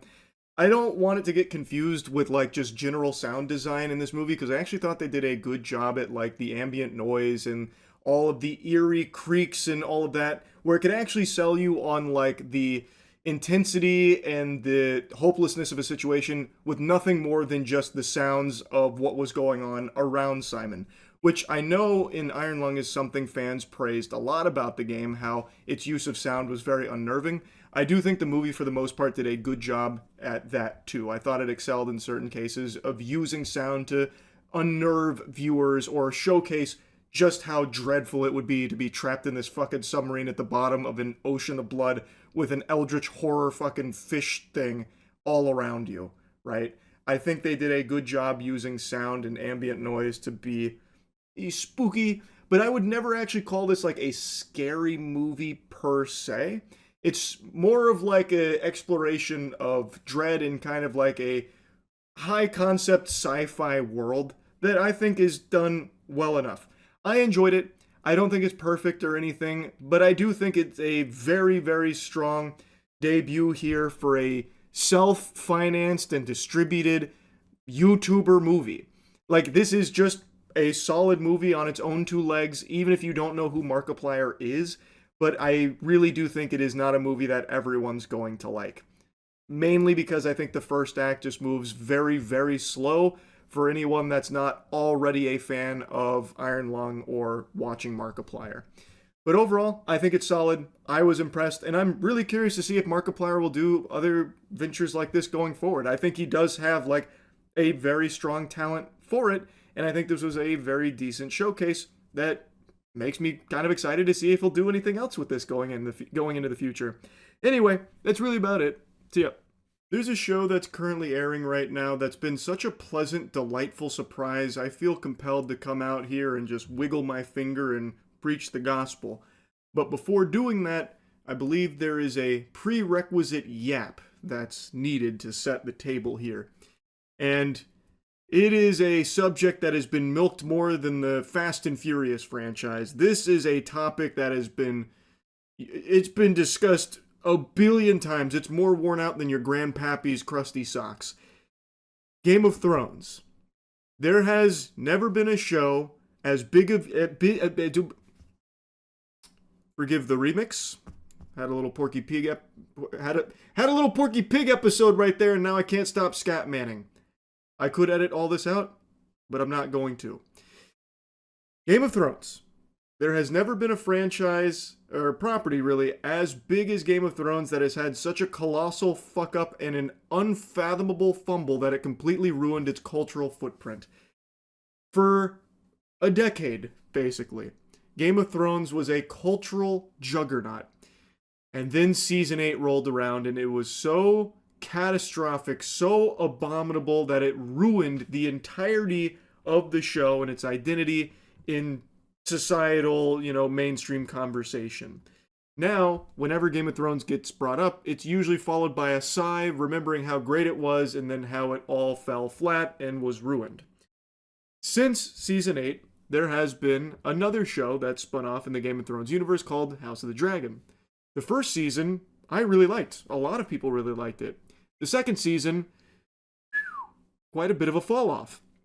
Pretty disappointing, but it's not, completely in the gutter or anything. Season 3 could bring it back and save it. But overall, people's attitude when you take a temperature when it comes to Game of Thrones is not overly positive given what the IP has been through on, the screen. So when I heard that there was a new Game of Thrones a new Game of Thrones show set in this universe, I was apprehensive but willing to, give it a chance. And I'm glad I did. It's called A Knight of the Seven Kingdoms. It's currently airing. There's 4 episodes. It is so good. It reminds me so strongly of the glory days of Game of Thrones, the early seasons. It follows the adventure of Sir Duncan the Tall and his squire Egg as he tries to make a name for himself. He wants to live up to the ideal of being a knight in a time where maybe knights aren't exactly all that chivalrous. So far, the show has just been a masterclass in getting you to care about its characters. It does such a good job at getting you invested. We are watching this guy who, by all accounts so far, has just been like a pretty stand-up guy. Sometimes he can be pretty strict because that's how he was raised, and he was raised to be a good man, and now he's on his journey to try and be the knight that he's always dreamt of. It is captivating, and the sets are beautiful. The sets, the costuming, all of it feels like early Game of Thrones. It feels so good. Obviously, since the show is still airing, I'm avoiding spoilers, and since the show is still airing, there is a chance that this just nosedives, just fucking spirals down the shitter here in quality, but I'm optimistic that it won't. This show has incredible momentum right now. The most recent episode was genuinely incredible. So I'm confident, well, cautiously optimistic, I guess is a better way of phrasing it, that this show will continue to stay this good. I think the next episode could be, one for the books. I'm very excited.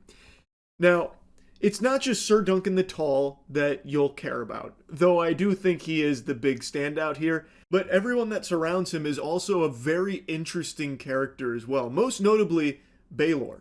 Baelor just got introduced like 2 episodes ago, and I think he's fucking awesome. Like, I'm really excited to see more of Baelor Targaryen now. And of course, his squire Egg is a very interesting character as well. Can't really talk too much about Egg because that would probably get into spoiler territory.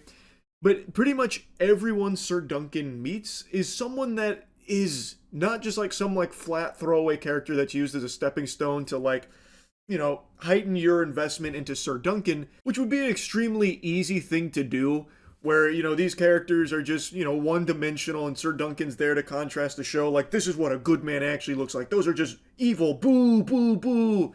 But they're actually complex characters that surround him that are very interesting in their own right. Like, I'm just very impressed with the character work they've done in only 4 episodes. And I'm so excited to see how it progresses. Like I said, I think the upcoming episode has a chance to be like some of the best in Game of Thrones. And I'm sure you've probably seen a lot of glaze for episode 4. Apparently it's got like a 9.7 or something right now. It lives up to the hype. I really do recommend this show, and I know a lot of people probably have like, a bit of hesitation, a bit skeptical because of, being burned in the past with Game of Thrones. I think this one is worth giving a shot. I really do think so. I put it off for a while too. I forgot this show started airing until I was streaming and chat kept telling me like, Charles, this is really good. You gotta get in there watching it. And they were right. I don't read the Game of Thrones books. I am not familiar with the books that this one is based on. But from what I understand, this is like a very faithful adaptation of George R.R. Martin's work here. And from the little bits and pieces that I've read about this show, they've learned some lessons from previous Game of Thrones shenanigans. And this time around, from what I've read, one of their big focuses, like one of the big things they wanted to stick on, was being faithful to the source material and breathe life into that, as opposed to, trying to carve their own path outside of it where it starts to conflict with what was already being established, which is what we saw with Game of Thrones Season 8 and what we've also seen with House of the Dragon Season 2. So this one, if you're a fan of the books, is apparently very, very close to just the books here. And it's working really well. Perhaps that's the secret formula. Maybe that's the secret sauce, if you can imagine that. If you're going to adapt something, maybe be faithful to the source material, at least to some extent, right?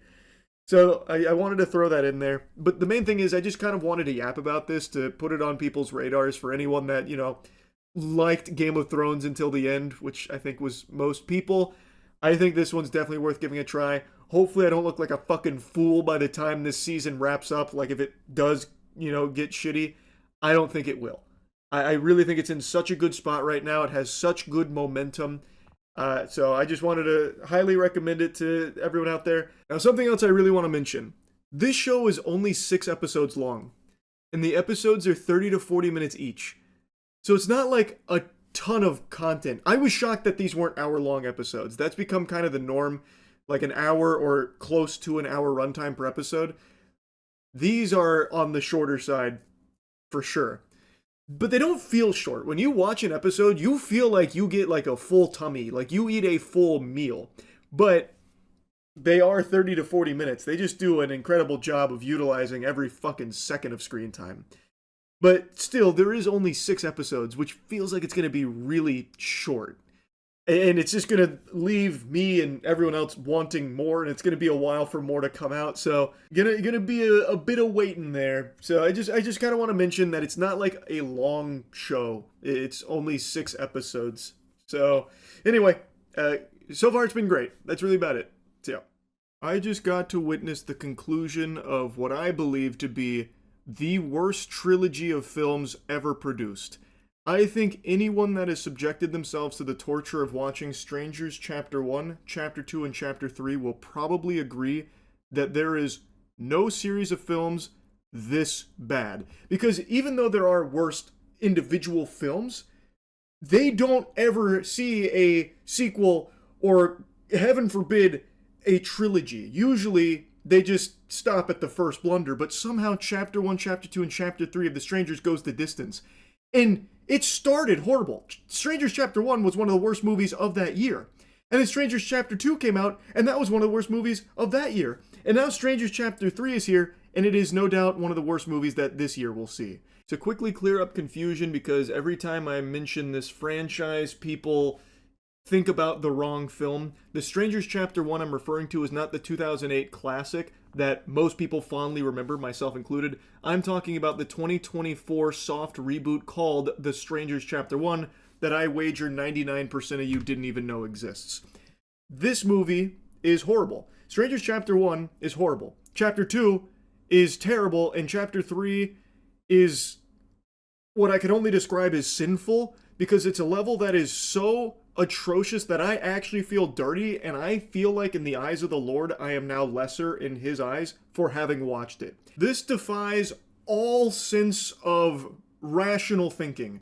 Strangers Chapter 1 started awful, and each new entry into the franchise only got worse. They learned no lessons and only kept progressively getting shittier. I didn't even think something like that was possible. Anyway, since I bore witness to it, I want to share my thoughts. Of course, I wrote down notes here because this one was shockingly bad. Somehow, even though they had already filmed all 3 movies, this one feels extremely rushed, like they had no time, no budget left, and not a single fucking care in the world to finish it off in a sensible manner.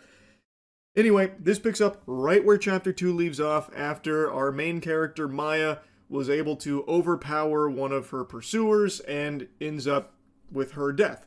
She killed one of the strangers. It was the main love interest from the guy in the mask with the axe. His name is Gregory. And the woman that is killed now was like his childhood crush. They killed Tamara together, and since that day they were obsessed with killing random people that came into town. So it picks up right after she's dead. Gregory's over her corpse, hits it with the axe a few times, and then throws it in the back of his pickup truck with the other girl that's following him around, who's still a mystery as of this moment. Oh, spoiler warning, by the way. Who gives a fuck? No one cares. Spoiler warning, though. Maya is watching all of this unfold. Gregory and her drive away, and then Maya starts walking. She was hiding in the forest watching all this. So she's walking along the road. The sheriff then picks her up, and the sheriff's giving real creepy vibes, feeling real yucky. So Maya tricks him and steals his vehicle. As Maya is driving away, she gets maybe 50 yards. Like, she didn't get far at all. She got about as many yards as Drake May did in the Super Bowl in the first half. She gets literally nowhere, puts the pedal to the metal, and instantly takes her eyes off the road to start fiddling around in something in the passenger seat and crashes the car. Immediately. I'm pretty sure the sheriff could still see her after she crashed the car. And then Gregory comes back in the pickup truck and knocks her out and takes her out of the car. Immediately off rip, this movie pissed me off. Why would she immediately take her eyes off the road to do something in the passenger seat with random files and folders? She has no fucking clue what she's even tinkering with. Why is she doing that? Like, she could have easily just got away, drove out of town, and been totally fine. Which also would have saved a few other lives too, had she done that. But she makes the inexplicable choice to just do one of these while, like, literally just, foot fucking blasting on the accelerator, not looking at all, and crashing into a tree. It was so dumb. It was so stupid. Anyway, though, we then get, like, a flashback that explains the relationship between the sheriff and Gregory, the axe guy. And it turns out the sheriff is his father. And his father wanted to protect his son. His son was facing imprisonment for the murder of Tamara. And being such a stand-up great dad, he was able to prevent that from happening, and then tries to set rules with Gregory and the girl that he's always with, whose name I don't even fucking remember. But the two that started this whole thing of killing, they randomly just murder a guy in the woods with an axe, and the sheriff comes over and he's like, son, I knew this was going to happen again, so we're going to need to lay some ground rules. You can't kill townspeople. You can only murder people that visit us.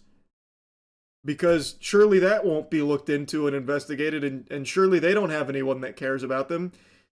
So that was the plan. It was bulletproof, really. So the sheriff does everything in his power to, like, bury the investigation on all of the people that go to this small town and end up missing, knowing full well Gregory and her and the other girl are murdering them. And that's the backstory. So the sheriff's not a good guy. But Gregory, in the last movie, ended up killing some townspeople, which has the townspeople even more scared, because they know that when people come to this small town, they die, they end up missing, but they know that since they're residents of the town, they're safe, until all of a sudden they're not, because Gregory has now killed some normal townspeople. So the sheriff's partner's like, look, but I'm going to call in the out-of-state police because this is out of control now. And then the sheriff kills him. He jabs him in the head with like a tiny little medical instrument, instantly killing him. So then Gregory has Maya in like this underground facility, and he puts the mask on her, the mask that the girls wear, the strangers wear. He puts that on Maya, so that way she'll team up and join his crew, which she does. So now Maya's traveling with Gregory and the other girl to go murder some out-of-town people. But while this is going on, Maya's sister, her sister's husband, and then some agent, I guess, he's like the hired muscle, have arrived at the small town trying to gather clues about Maya's whereabouts. You know, is she safe? They're here to save her, but the town's being all weird, and then they pick up on the sheriff's odd vibe, so they start following him. We then get another flashback sequence. Gregory and the girl are a little bit older, but they're still supposed to be kids, and they're at the gas station choosing their next target to murder. She goes inside the gas station to get some food, and some weirdo walks up to her and starts hitting on her with some really, really uncomfortable dialogue, saying, "I'm really good with my hands." And then the dude's girlfriend comes out and she's like, I thought you said you'd never do this kind of thing again. You promised. And he's like, shut up, babe. It's not what it looks like. And then they go off to the motel together. And then Gregory and that girl decide that that's going to be their target, those two. So they go to the motel with intent to kill them. She knocks on the door with the classic, "Is Tamara here?" And there was no response. So then they break in to find that that girl had actually stabbed and killed the boyfriend. She had murdered the boyfriend, and then she joins their team. So that's the third stranger. That's the other girl in the crew, is that lady who murdered her boyfriend there. That's the gang, and that's the whole backstory. Now, one thing this movie really likes to do is bastardize the iconic line from the original Strangers movie, which was when asked, "Why are you doing this?" the response was, "Because you were home." This franchise has completely ruined that, and they've changed it to "Because you're here." So, in throughout this trilogy, the victims asked, "Why are you doing this?" And they say, "Because you're here." They do that again in the beginning of this movie where they're just showcasing a random kill, just in order to remind you of, like, the 2008 movie that a lot of people still associate with this franchise, even though this is so far removed from it. It's a joke. But yeah, they have their own version here, and then they also have the "Is Tamara home?" which I think they were really hoping would catch on as like an eerie, iconic line. It's not. It's fucking dumb. Anyway, though, I think that's the last flashback in the movie. So, what happens next? Maya has now joined the team unwillingly, like she is tied, like her hands are tied, and they're in a hotel. They have found some victims. They've broken in. They've tied them to chairs, and now Gregory tells Maya to kill one. She shakes her head. She refuses. So then Gregory starts killing one of them with an axe. He kills this man with an axe, and while he's doing that, Maya grabs the machete out of the girl's hand and stabs and kills her. The other stranger, the girl that we just learned about in the flashback. She kills her and then slams her head on the ground, making sure to finish the job. She's now dead. Maya's killed her. And she goes into like a trance where it seems like the weight of this kill is weighing on her, or maybe she really enjoyed the thrill of killing her. And Gregory picks up on that, so he stops murdering the guy with the axe. He's already dead, though. And he stands up Maya and then guides her hand with the blade to kill the other girl, which she does. So now Maya has just played a sizable role in the death of this random woman, and it seems like she feels nothing. In fact, maybe she even enjoyed it, which is something Gregory said. He said, "Felt good, didn't it?" It is bizarre how shitty this idea is. Like, there was no build up to this at all. Maya just all of a sudden starts going along with it. It's fucking trash. But anyway, the sister's husband and the agent are trailing the sheriff. They're doing a terrible job, by the way. It's the middle of the night in a small town on a single lane dirt road, and they are only like maybe 4 car lengths behind them with their headlights on. Mind you, they are supposed to be incognito. They're supposed to be tailing him unnoticed, yet they have their headlights on right behind him. So then the sheriff pulls over and turns his headlights off and basically just disappears. So then they drive by him, get lost, find a random trailer, and the agent's like, "You guys need to go in the trailer and stay safe. I'm going to go wander around in the woods here." Which he does. He wanders around the woods. He finds this sawmill type thing, which has a wood chipper, which we saw earlier. They had chewed up a body there to hide evidence. He wanders over there and finds that, and then the sheriff finds him and just shoots and kills him. So the agent does nothing besides just lead the sister and the husband into a fucking random trailer. Gregory then shows up with Maya with him, and Gregory knocks over the trailer, and while doing so, her sister's husband just starts randomly shooting. He was given a gun by the agent, so he just starts randomly just fucking firing shots at nothing, shooting at ghosts, and then he's out of ammo, so then Gregory just comes in and kills him with the axe right in front of his wife. And then he drags the sister in front of Maya. Maya's watching this whole thing, pretty emotionless. There's a couple tears that kind of stream down her face, but overall it's really hollow, and I think it's supposed to drive home this shell shock idea, but it's really poorly done. And then he just kills her sister right in front of her, to which she still has no real reaction. And then Gregory just leaves with the sheriff, and then Maya just takes his pickup truck with her sister's body and drives away. And then there's a moment where she's I don't know, has this eureka, I don't want to leave yet, I want to try and get revenge. So she turns the truck around, and then she goes to that underground facility where she wanders across the sheriff, who's just listening to the radio, drinking a beer, and she shoots and kills him with a shotgun. And then she wanders into a room which is just full of fucking candles and scribblings on the wall. Turns out that's Gregory's room.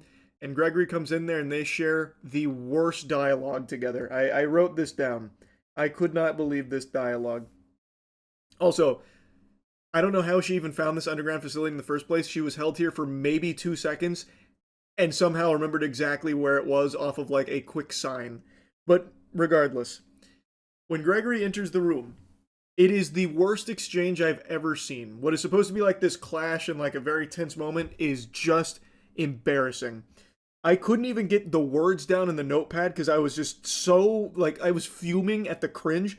So, like, the first thing here is just a bunch of gibberish because I just started pounding on the keypad on my phone and then said, it's so fucking cringe. Quote, she was the only light in the dark. This is referring to the girl that Maya killed in chapter 2. The one that grew up with him murdering together. It is a monologue about how the only thing in Gregory's life was her. The only good thing in the pain. There's only pain in Gregory. It's only just pain. Except for her, but now she's gone, so it's pain again. And it's dark. It's so dark. And Maya says, it's quiet in the dark. So now she's like relating to him like, yes, the dark. I have nothing now. Which is something she says. When he says, now you have the pain, I freed you from it, I freed you from everything, now all you have is pain like me. She says, no, I don't have pain, I have nothing. You've given me nothing, it's all nothing now. It's so bad, it's so bad. And she finishes it by saying, the only thing I have left is you. And then she's already asked him to take the mask off so she can have this heart-to-heart. And then they get like really intimate, like romantic, but in an animalistic way. So he starts sniffing her, gritting his teeth, and snarling as she's petting him. I thought he was about to transform into a werewolf or something. So like he's just like nuzzling her and doing this. And she's petting him this whole time. And he's just like nuzzling her. It's so bad. It's so bad. And then she stabs him. So they start hugging and then she stabs him. And then she grabs the axe and kills him with the axe. But right before she kills him with the axe, he smiles and says, we're the same now. And she says, maybe. Before delivering the final blow with the axe. And the movie ends with her leaving the underground facility with the mask in hand. The mask that Gregory used. So the idea is now she is the same as the strangers. It's so bad. It's so bad. Everything this trilogy tried to do, it fails at it. Super sucks. I can't believe they even bothered.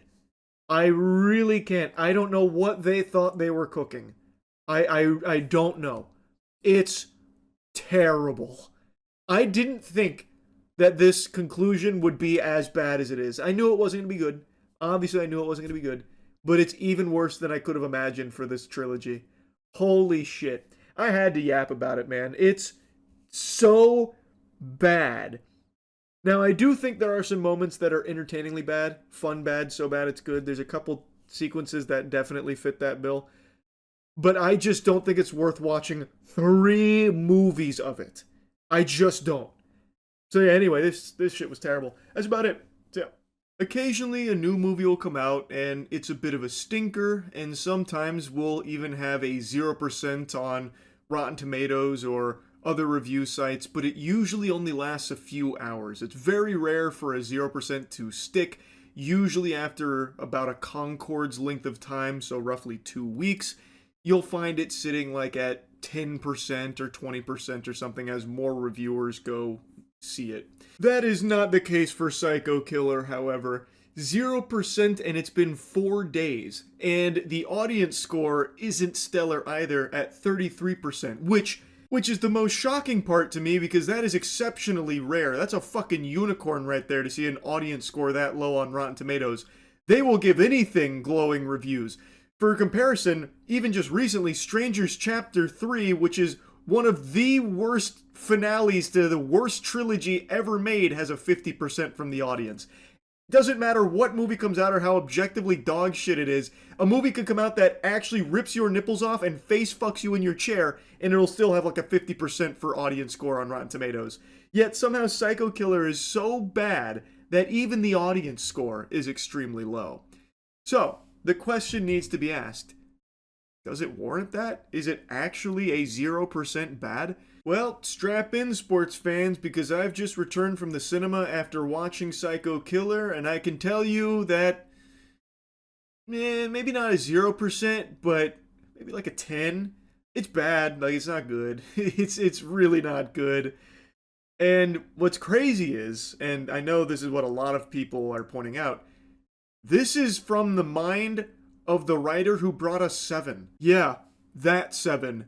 The timeless classic film, Seven. I don't know what's happened since then. I don't know if the Monstars came through with the basketball and sapped his writing ability, but he really squeaked out something embarrassing here with Psycho Killer, unfortunately. And right away, I've got to make fun of the name of this movie. Psycho Killer sounds like a Steam stinker that I would just play on my gaming channel for 30 minutes as a joke. Like, it sounds like the name of a movie within a movie where a character's like, bro, we gotta go see Psycho Killer 4, it just came out. I can't believe they actually just ran with that. It does sound like something AI would spit out for you. And I know that's been a big criticism of Psycho Killer, is that it feels like it's an AI generated experience here, because it is not cohesive at all. It does not flow. It feels like so much is missing. The main character and the Psycho Killer are the only two characters that like even have a presence here. Everyone else is unnamed fodder, basically. I can't think of a single other name. It's genuinely like they forgot to have other characters, and even these two characters get so little to actually do. It is pretty disastrous. And the Psycho Killer himself, he has a voice changer voice, like the actual generic cliche, I am not a good guy. It sounds like something you'd hear out of an old school Call of Duty lobby on Xbox Live from a kid putting on a voice changer. And it's unapologetic with it, to the point where by the end I actually found it charming. Like, that's not like, I can't even complain about it, because by the end it was so silly that I actually just appreciated hearing him talk and the dumb shit he was spouting. So anyway, Psycho Killer is about, you're not gonna believe this, a psychotic killer. He is a Satanist, and he believes his whole mission is to kill people for Satan. And he just randomly goes through and slaughters people. And he does kill a lot of people, but you'll probably forget that that happens because it's so flat. Like, it feels so, like, off, because everything is CGI blood in this. I don't think there's a single practical effect throughout the entire fucking movie, and it's, like, noticeable CGI blood. And it's, like, the laziest kills. Like, when it comes to a slasher, typically they try and get like creative to unnerve and disturb the viewer. Here, they didn't bother. So like, he just shoots a guy, CGI blood splurts out, that's it. Hits a guy with a hammer, some CGI blood, they cut away, that's it. Like, the only scene that has something outside of just hit with a hammer and then shoot is a scene which is like a confessional booth where he like stabs the priest and then drinks his blood through a straw.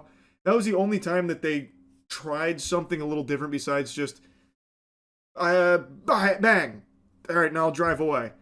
So, like, and it doesn't even work in the confessional booth thing either. It's really fucking wacky. Anyway, the movie follows a trooper named Archer. She watched her husband get killed by the hash-slinging slasher here, the Psycho Killer. And now she is on a mission to put an end to his reign of terror. He is just driving across the country, killing at random. Except, the end of the movie, from out of fucking nowhere, they have this idea for how to wrap it up that is so fucking ridiculous. So, he's just killing randomly, and he's leaving behind his calling card, his fucking Joker card, where he's like making satanic symbols, things like open the gates, 666, hail Satan stuff. He's leaving all of that behind on every kill, so he gets the name Satanic Slasher. And then he needs to get information on some interesting individual. So he puts an ad in the newspaper, and then some goober calls him. Well, some goober puts an ad in the paper responding to his ad in the paper. It's a Satanist code, and it basically says, "So you're enlightened, give me a ring, here's my telephone number." So Satanic Slasher calls him. Also, the detective picks up on this. Worth mentioning, every single kill doesn't matter, by the way. Like, all the clues she's gathering play no role in this, and she also makes the worst decisions ever for her investigation. So, like, she actually did track down the Satanic Slasher at one point, and then instead of waiting for backup to ambush him in his apartment, well, at the motel that he was staying at, she instead just goes in for a solo mission and gets blasted. He throws her out of a window, and then the scene immediately cuts to her, like, once again on the road tracking him. This is what I'm saying, where, like, there's no other characters, because she did interact with, like, some FBI guy. He's like, "Go home, this is above your pay grade, you get yourself hurt, it's not good, you go home, you can't take the Satanic Slasher, it's ridiculous. You give me your badge and your gun," that kind of vibe type shit. And so you would expect that to play a role in it, how she's kind of going off book here against her, higher level people advising her not to. But it doesn't, because they forget those characters exist. So she is, like, confronting him alone multiple times. Obviously, it never works out. FBI shows up late, obviously. It's just, there aren't any other characters, and it's weird. But anyway, so he gets in contact with Satan goobers, and then he goes to, like, a Satan house where, like, there's this businessman who's giving a speech on why he loves Satan so much, and then his groupies are there like, "Yeah, that's cool stuff, the fallen one, yippee, yeehaw." And the Satanic Slasher's being all mysterious and brooding, just saying he needs information. So then the goober that connected with him gets him the information on a random guy. Then he kills the Satan church people who are having an orgy, and it's a CGI bloodfest where he's hitting him with an axe, and then there's just actual, like, video game cutscene level blood flying all over the place. It's so fucking bad. But this is where I'm telling you the ending gets unreal. So, that person that they gave him the information on is a nuclear engineer. And from out of nowhere, we learn about a nuclear disaster that happened 3 years prior at a place called 3 Mile Island, which had a huge death count, obviously. That was very detrimental to the civilians. And the Psycho Killer's big plan has been to go to the nuclear power plant with some explosives that he stole way back early into his killing spree. And also, there was a mention about how he got some books from a library. Turns out he got nuclear books, which doesn't matter because he ends up just kidnapping the nuclear power plant executive or engineer guy anyway to do it for him. So why did he even bother buying or stealing the books in the first place? It didn't fucking matter. He had no clue how any of it worked. So he just kidnapped the guy. So he kidnaps that nuclear engineer, goes to the power plant. The trooper Archer was able to connect those dots and meet him there after he had already done everything, after all the alarms go off. So after everyone else figures it out because there's something going on, she then shows up. Then Psycho Killer has the guy melt down the core, about to cause a nuclear disaster that they keep saying, "My God, it's going to wipe out the entire East Coast. Lord have mercy on us all." And then one of the security guards is like, "Wait, there might be another way in." And he takes Trooper Archer to a random room that happens to overlook the command center with a sheet of plexiglass, and he's like, "Yeah, that's bulletproof, so we're all fucked, but I guess you get a better view from here." And he just runs away, and then she shoots the plexiglass enough that it makes a little hole. She puts a sniper in there, takes out the Psycho Killer, saves the day. But the plan from out of nowhere became the Psycho Killer is going to cause a nuclear disaster for Satan. And he gives a big, like, Satan speech at the end. Oh my God, it's so fucking cringe. It's unbelievable. And then there's a twist. There is a twist at the end. So, early on in the movie, when she was still learning about the Satanic Slasher, she was flipping through some fucking AM radio stations, and she stumbled across, like, a conspiracy theory power hour where they were talking about how the government is experimenting on mass murderers. So, like, all the mass murderers are actually, like, government experiments that they turn loose. And then at the end of the movie, after she kills the Psycho Killer, but he doesn't actually die, he wakes up in a big van going to an off-grid facility where they welcome him back.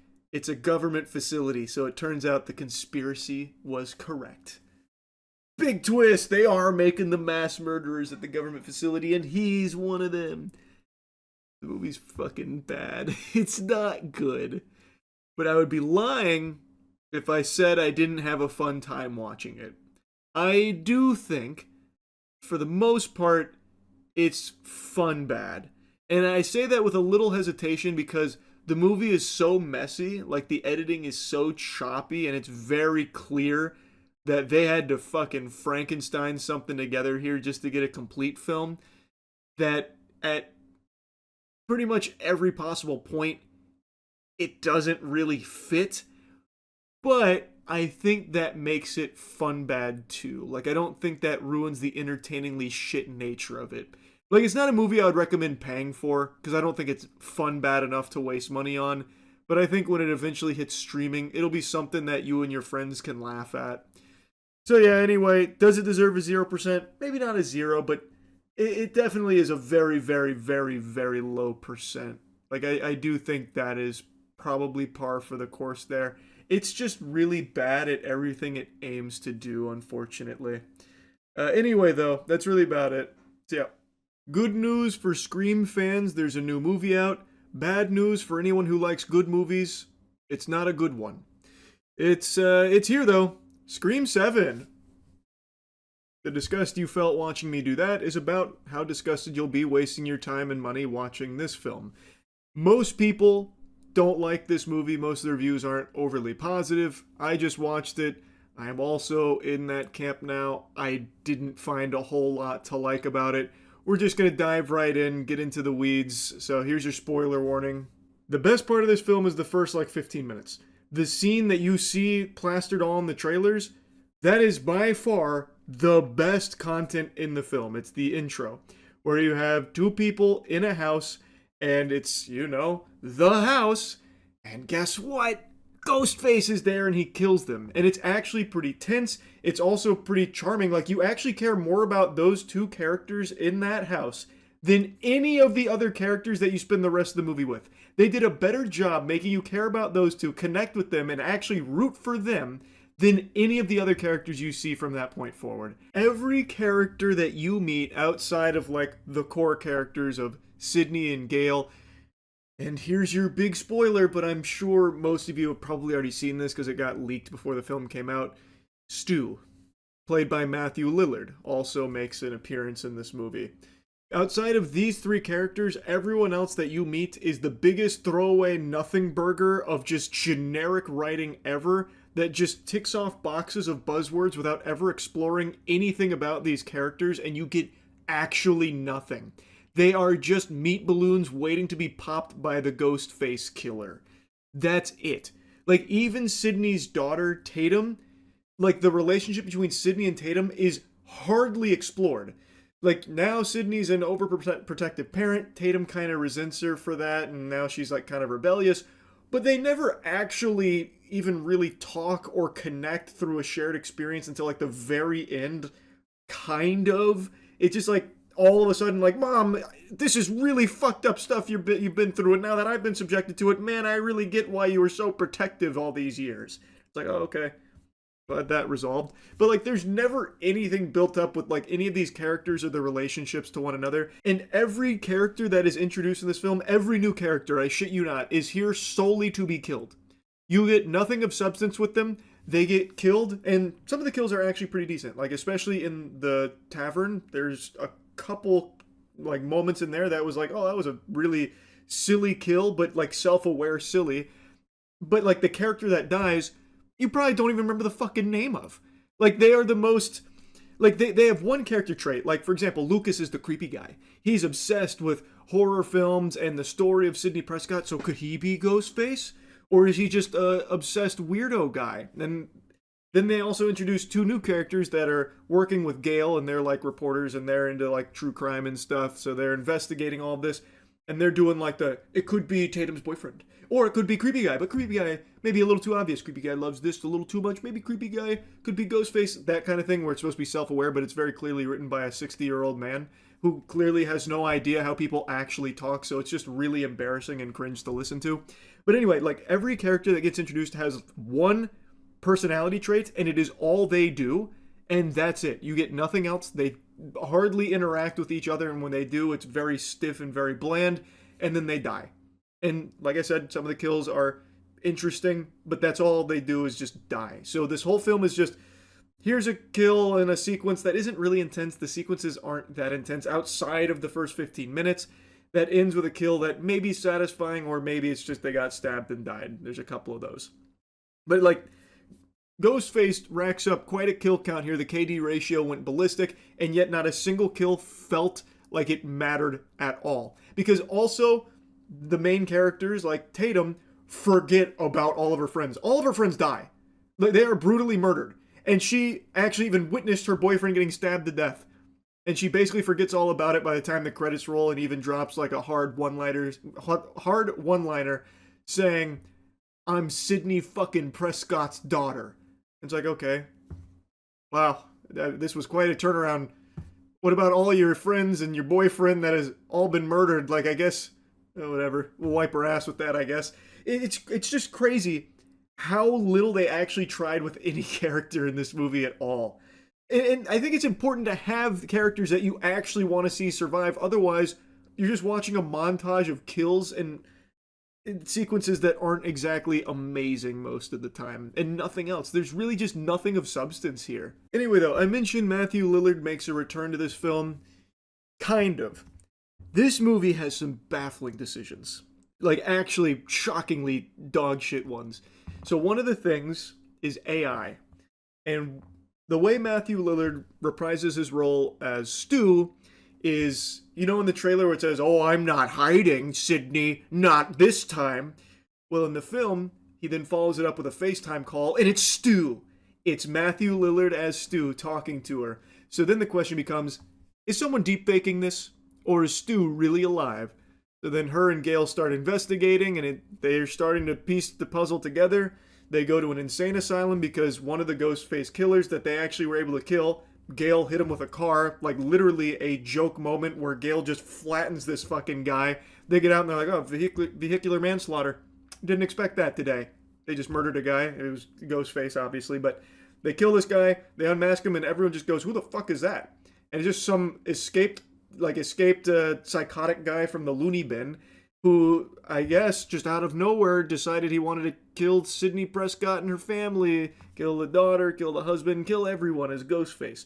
So they tie it back to the insane asylum, the ward, and that's when they talk to one of the guys there who's like, "Oh yeah, no, that guy, he was a bad guy, but he was also friends with that guy on your phone you just showed me a picture of. That's John." So now they're like, "Oh my god, Stu's really alive, it's John."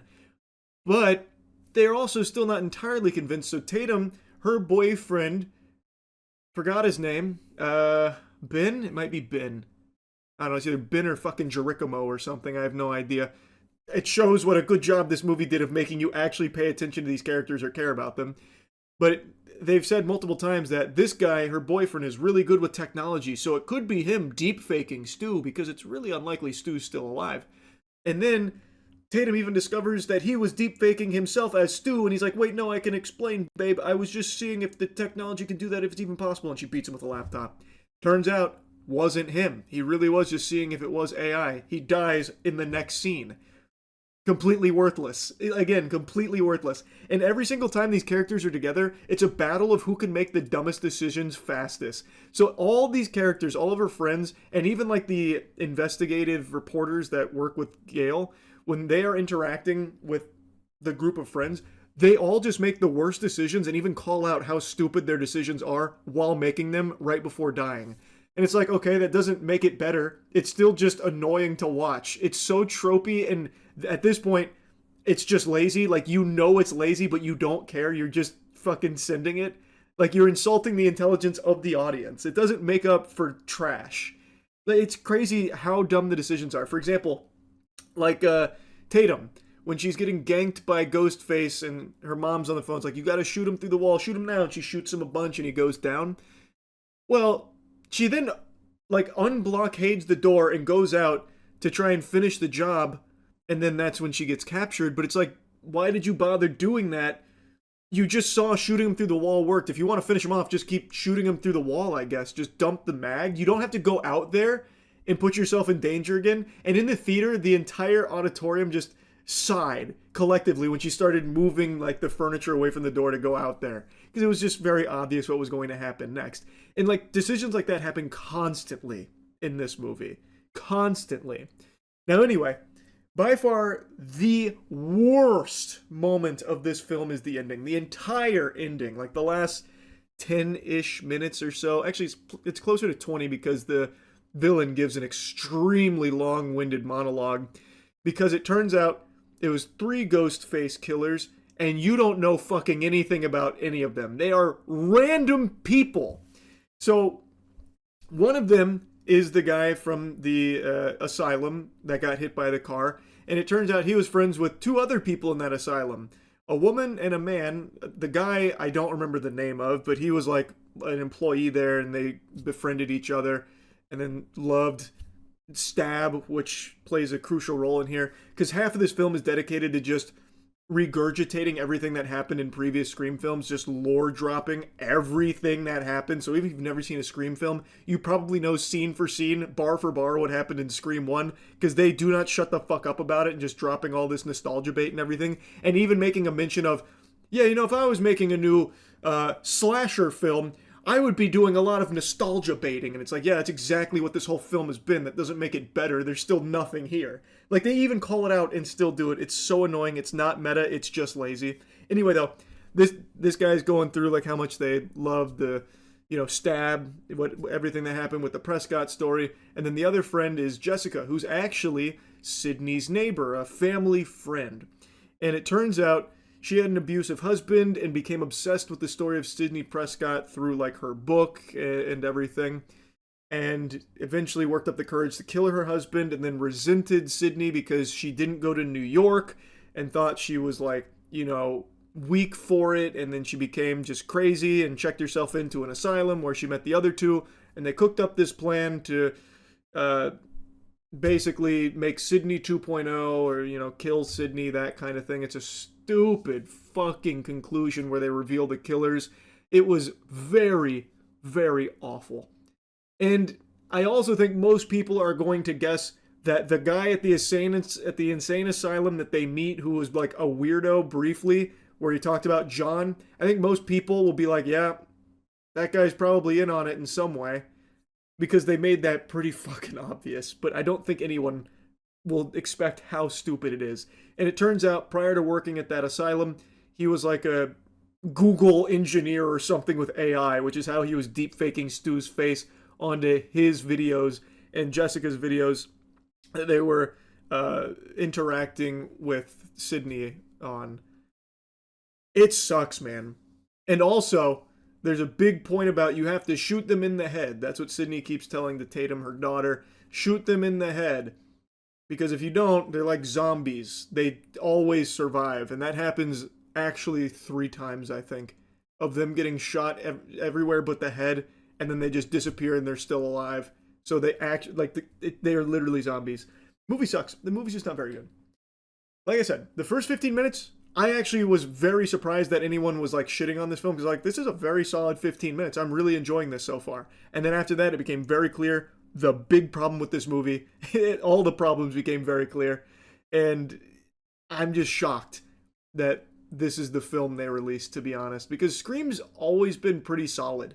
I haven't really watched the Scream movie and been like, damn, that was terrible. Until this one. This one really had me go, damn, that just wasn't very good. So yeah, anyway, that's really about it. See ya. All right, hold your horses. Twist my arm, why don't you? I'll review Fallout Season 2. I wasn't planning on it because I'm so tardy to the party with it. I only finished Season 2 like 3 days ago or something like that. And the conversation's been there, done that, and now that the dust is settled, I guess I'll give you my thoughts on it because people keep asking. I thought it was all right. I think it's much weaker than season one. There were quite a few things about it I found disappointing and just a step backwards compared to where they were last season. And that's not to say season one was perfect or anything, but it was very solid. I really did enjoy it. I went in expecting like poop and maybe even a little shit, but I actually got something that was entertaining. Season two, though, while I didn't get any, fecal matter or anything, it is just not as strong. There were still things I liked about it, but overall, as a complete package, it just left a lot to be desired. I guess before diving into complaints, I'll at least give you like the things I really liked about the season. I think they nailed the look of New Vegas. I really think they crushed it. Like, they did a great job in season one with sets and costume and everything. Like, I do think they capture the spirit of the games really well. In season two, it's no different. I think they absolutely knock it out of the park with the way New Vegas looks. I think they crush it with the characters. Death Claws, I thought, looked great. Like, well, outside of one scene where it got a little janky, but like, for the most part, I really think they nail the aesthetic of New Vegas, and I do think they capture the spirit of it as well for the most part. The action, again, shines. I think they do a really good job of bringing the over-the-top gore from the game to the show and keeping like the almost silliness of some of the, blowing people's limbs off and shit intact and making it feel like it fits in the show.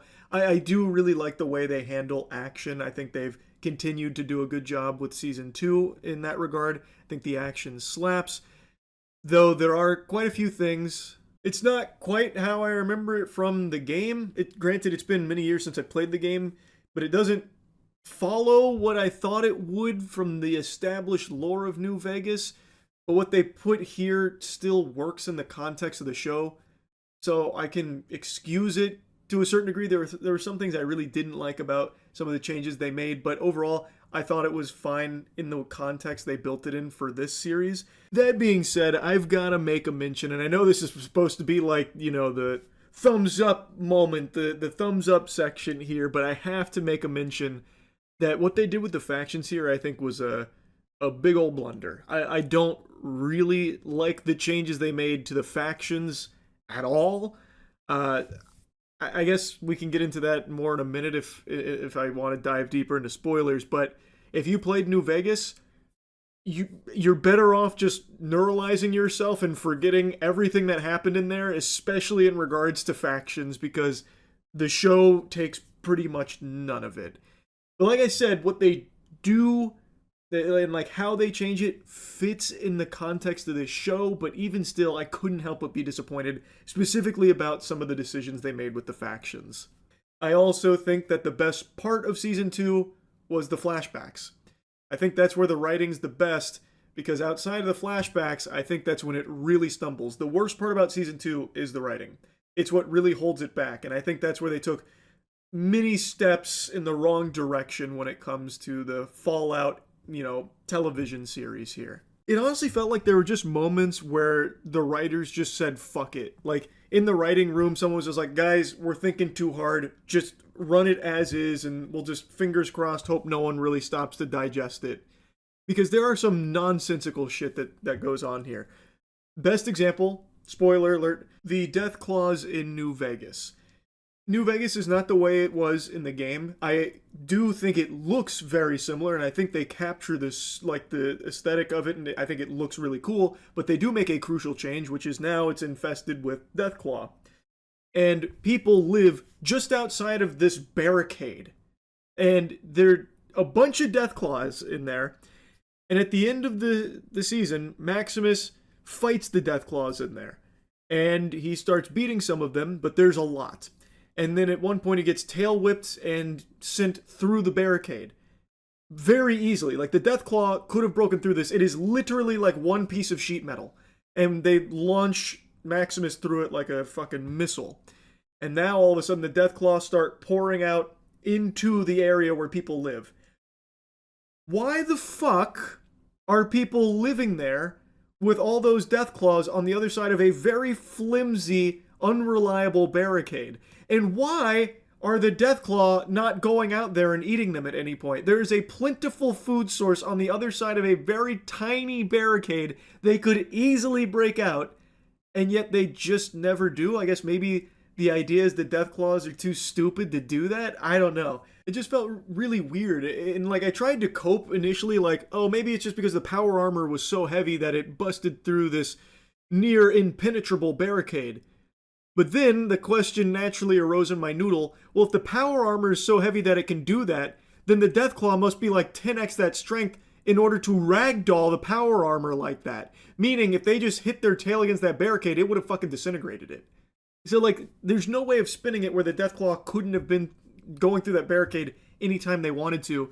They just, I guess, decided they never wanted the food on the other side. And I just really don't get why people would choose to live there knowing the Deathclaw are there. Just very odd. Very, very weird choice there. And there's a couple other moments like that. For example, like, there's a scene where the ghoul gets punched and impaled on a big spiky pole in the middle of town. And he is there for like an entire day. And the town just goes on around him. He's asking for help. No one helps, which I think fits perfectly in line in the Fallout universe. But also, nobody steals from him.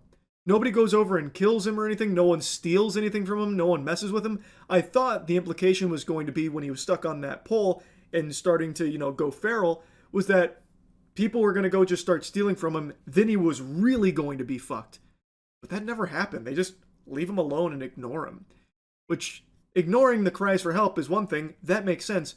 But you're telling me no one there in this world, this town of people that do anything to survive and scavenge supplies, you're telling me they wouldn't go just take the easy supplies from this ghoul's bag who is completely stuck on this pole? Like, come on. No, don't, like, be serious. There's just some moments like that where it just, and another one, sorry I keep going down these, but the more I think about it, the more, like, ridiculous it is. Norm, Lucy's brother, Norm, who I think has another interesting side plot that goes on throughout here, which gives you a lot more insight into, like, actual employees of Vault-Tec who have now been thawed out. He is now in a position where they've turned on him, it's mutiny, and he's about to get killed, but then rad roaches come through and start killing all of the vault dwellers that were about to kill him.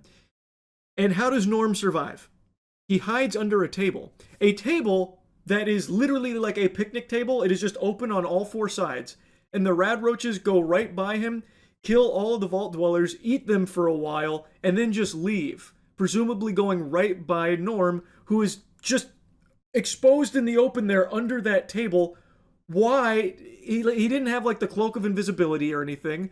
The rad roaches had already been spotted like on the ground and everything. They would have seen Norm. Why didn't they kill him? And also, they were feasting upon and killing all of the vault dwellers for quite a while, and yet one of them survived. Conveniently, the one Vault-Tec employee that Norm had befriended. It's just very, like, the plot armor they give characters in Season 2 is, like, just very peculiar because they don't even bother trying to give you a logical explanation for how they could have possibly survived. And oftentimes just felt kind of flat. I'll be getting into some spoilers here, but since the show is still pretty new, I won't get into, like, the biggest spoilers. But one thing this season did is they really seemed to want to do more gags. Like, that's the impression I got. Now, Season 1, of course, still had, like, comedy and stuff in there. It's fucking Fallout. Of course that's going to be there. And I thought it did a pretty decent job capturing that spirit in Season 1. In Season 2, I think overall they do a good job of capturing the spirit of the Fallout world. But when it comes to its characters and some of, like, the jokes they tried to play off, I thought they really fucking fumbled and fell flat on their face. Like, the entire side plot of, like, the inbreeding support group, I thought offered nothing and was just like a headache every time they were given screen time. And they got way more screen time than I think they ever should have for the role that it played in the show. So, like, incest jokes were in Season 1, and they were kind of like, haha, that's wacky. But in Season 2, they go hog wild with incest jokes. They even, like, attach a whole hemorrhoid onto the overall narrative ass, where Reg now has an inbreeding support group, which is supposed to help, vault dwellers overcome the trauma of their the circumstances around their birth being the product of incest and inbreeding, but he offers snacks, and the vault dwellers don't actually care about any of that incest shit. They just care about the snacks. They want to snack down, and then it becomes a big snack club, which then becomes a problem because they're running low on water. So Overseer Betty is now losing control of her vault. She's being pushed to the edge because Reg refuses to concede here. He refuses to just go belly up and give, the snacks back. He even makes a point saying, you can take away the inbreeding support group, but you can't take away the snack budget, and then grabs a handful of Jell-O and eats it. And this goes on for so long. Like, I feel like there were so many scenes of this fucking snack club, and it's just, like, it didn't make me laugh. It was just like, okay, come on, let's get back to, like, the interesting stuff, please. Why are we spending so much time here? The whole idea is it's supposed to show that Betty is losing control of her vault. And I think they could have done that without giving so much screen time to something so fucking insignificant and annoying. And I just think that's the most egregious example. There's other moments where the show does similar things where it like lands on a gag and then just like beats the shit out of it. But anyway, I think like one of the worst writing sins that season 2 makes is the inconsistency around some of its characters. At the end of season 1, we saw the Ghoul take on the Brotherhood of Steel in their power armor without fear, without hesitation. He was just a force of nature fucking clapping them. In season 2, he gets beaten by a rad scorpion. He gets absolutely fucking slapped around, steamrolled by a rad scorpion, which leaves him incapacitated for a long period of time. Like, I'm very confused on like the power scaling. Like, he's sometimes, an absolute menace, unstoppable, and then other times he's just coughing baby and rad scorpion comes through and bullies him. It was just kind of frustrating. Like, he is always either extremely powerful when the plot demands it, or inexplicably weak when the plot needs him to be, like, sidelined for a little while on the bench. And Lucy, I really like Lucy as a character. I think she is the perfect character for a Fallout show, where she is, like, extremely, ingrained in her morals. She still says fudge instead of fuck, and she really wants to see the best in the people around her. So like in the Rad Scorpion case, the reason that happened is because she took them off course to try and help someone that was crying out for assistance, and it ends with them getting ganked by the Rad Scorpion. And the Ghoul was like, we should just kill them, you shouldn't do this.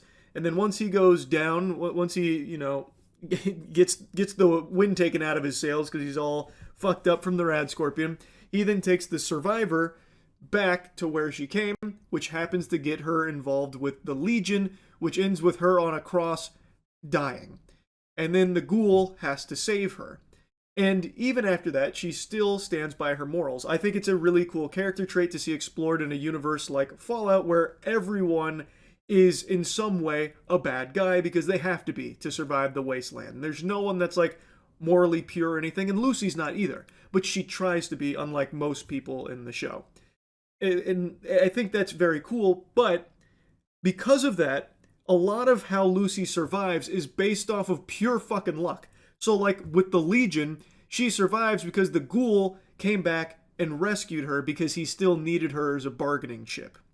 And there are just so many instances of her surviving solely because of luck. Like even at the end of the series, I won't spoil what was going to happen there, but with her father, there was something that was about to happen. Lucy was about to lose, but again, the Ghoul saves her. There are just so many times where she is just saved by sheer dumb luck. Which I think is just a shame because the show has established that she can hold her own. She can do what it takes to survive. And it's not to say that she never does in season 2. She does have a couple of badass moments, but for the most part, a lot of how she gets to where she ends up is just because roll the dice.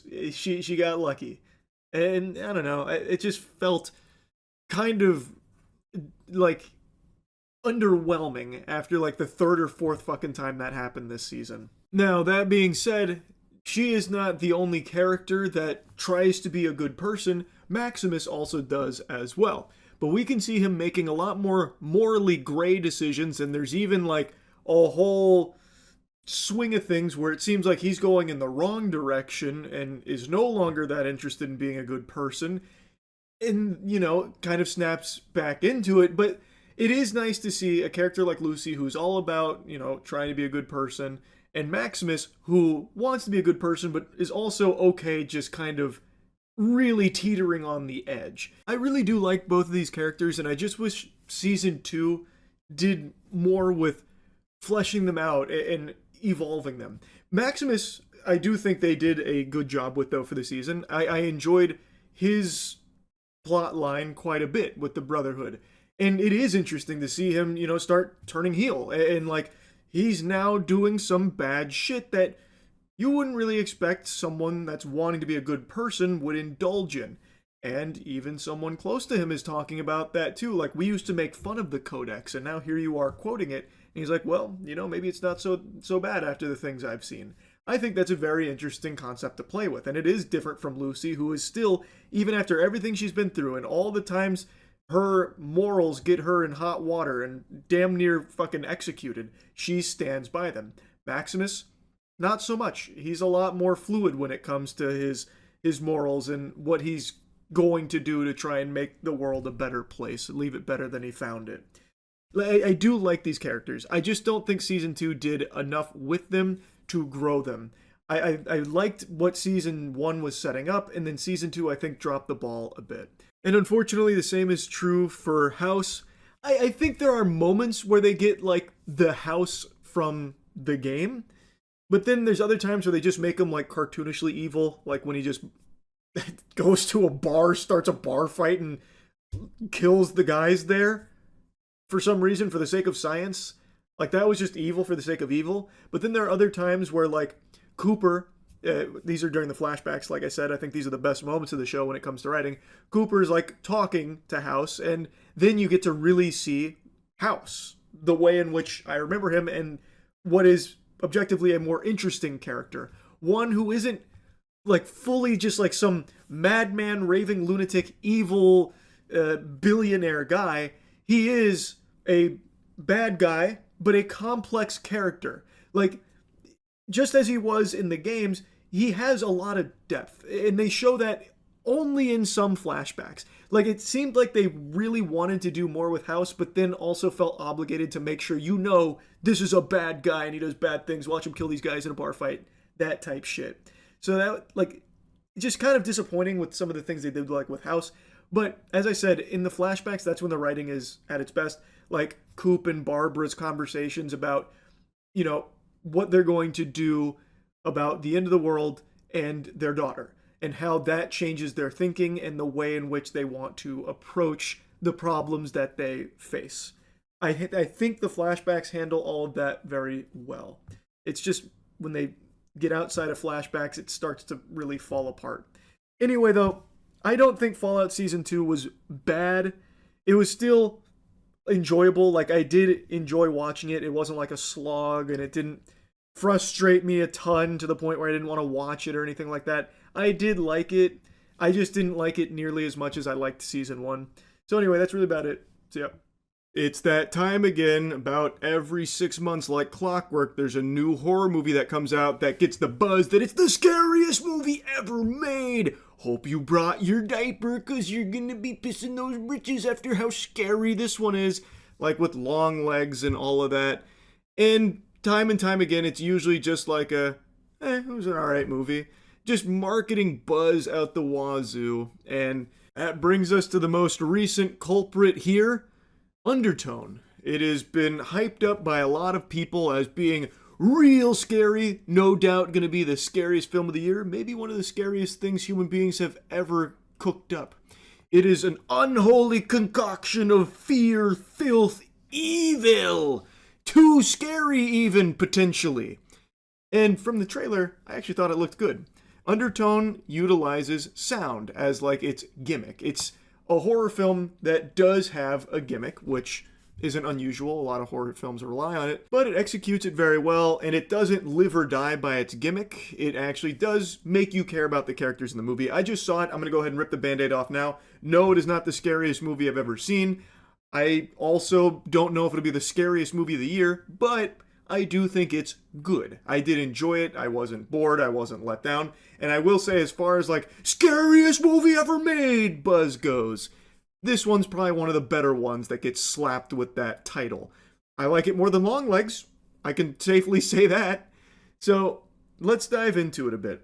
Immediately, I want to talk about the gimmick because that is going to be the bulk of what you experience here. It is about a podcast host, and they go through the creepy stories for their podcast and figure out if the paranormal is real. One of them's a skeptic, the main character that we follow, and her co-host is more willing to believe in it. Not that that overly matters. Also, we are going to get into some spoilers here because some of my complaints, they do get spoilery, so I'm going to give you fair warning now.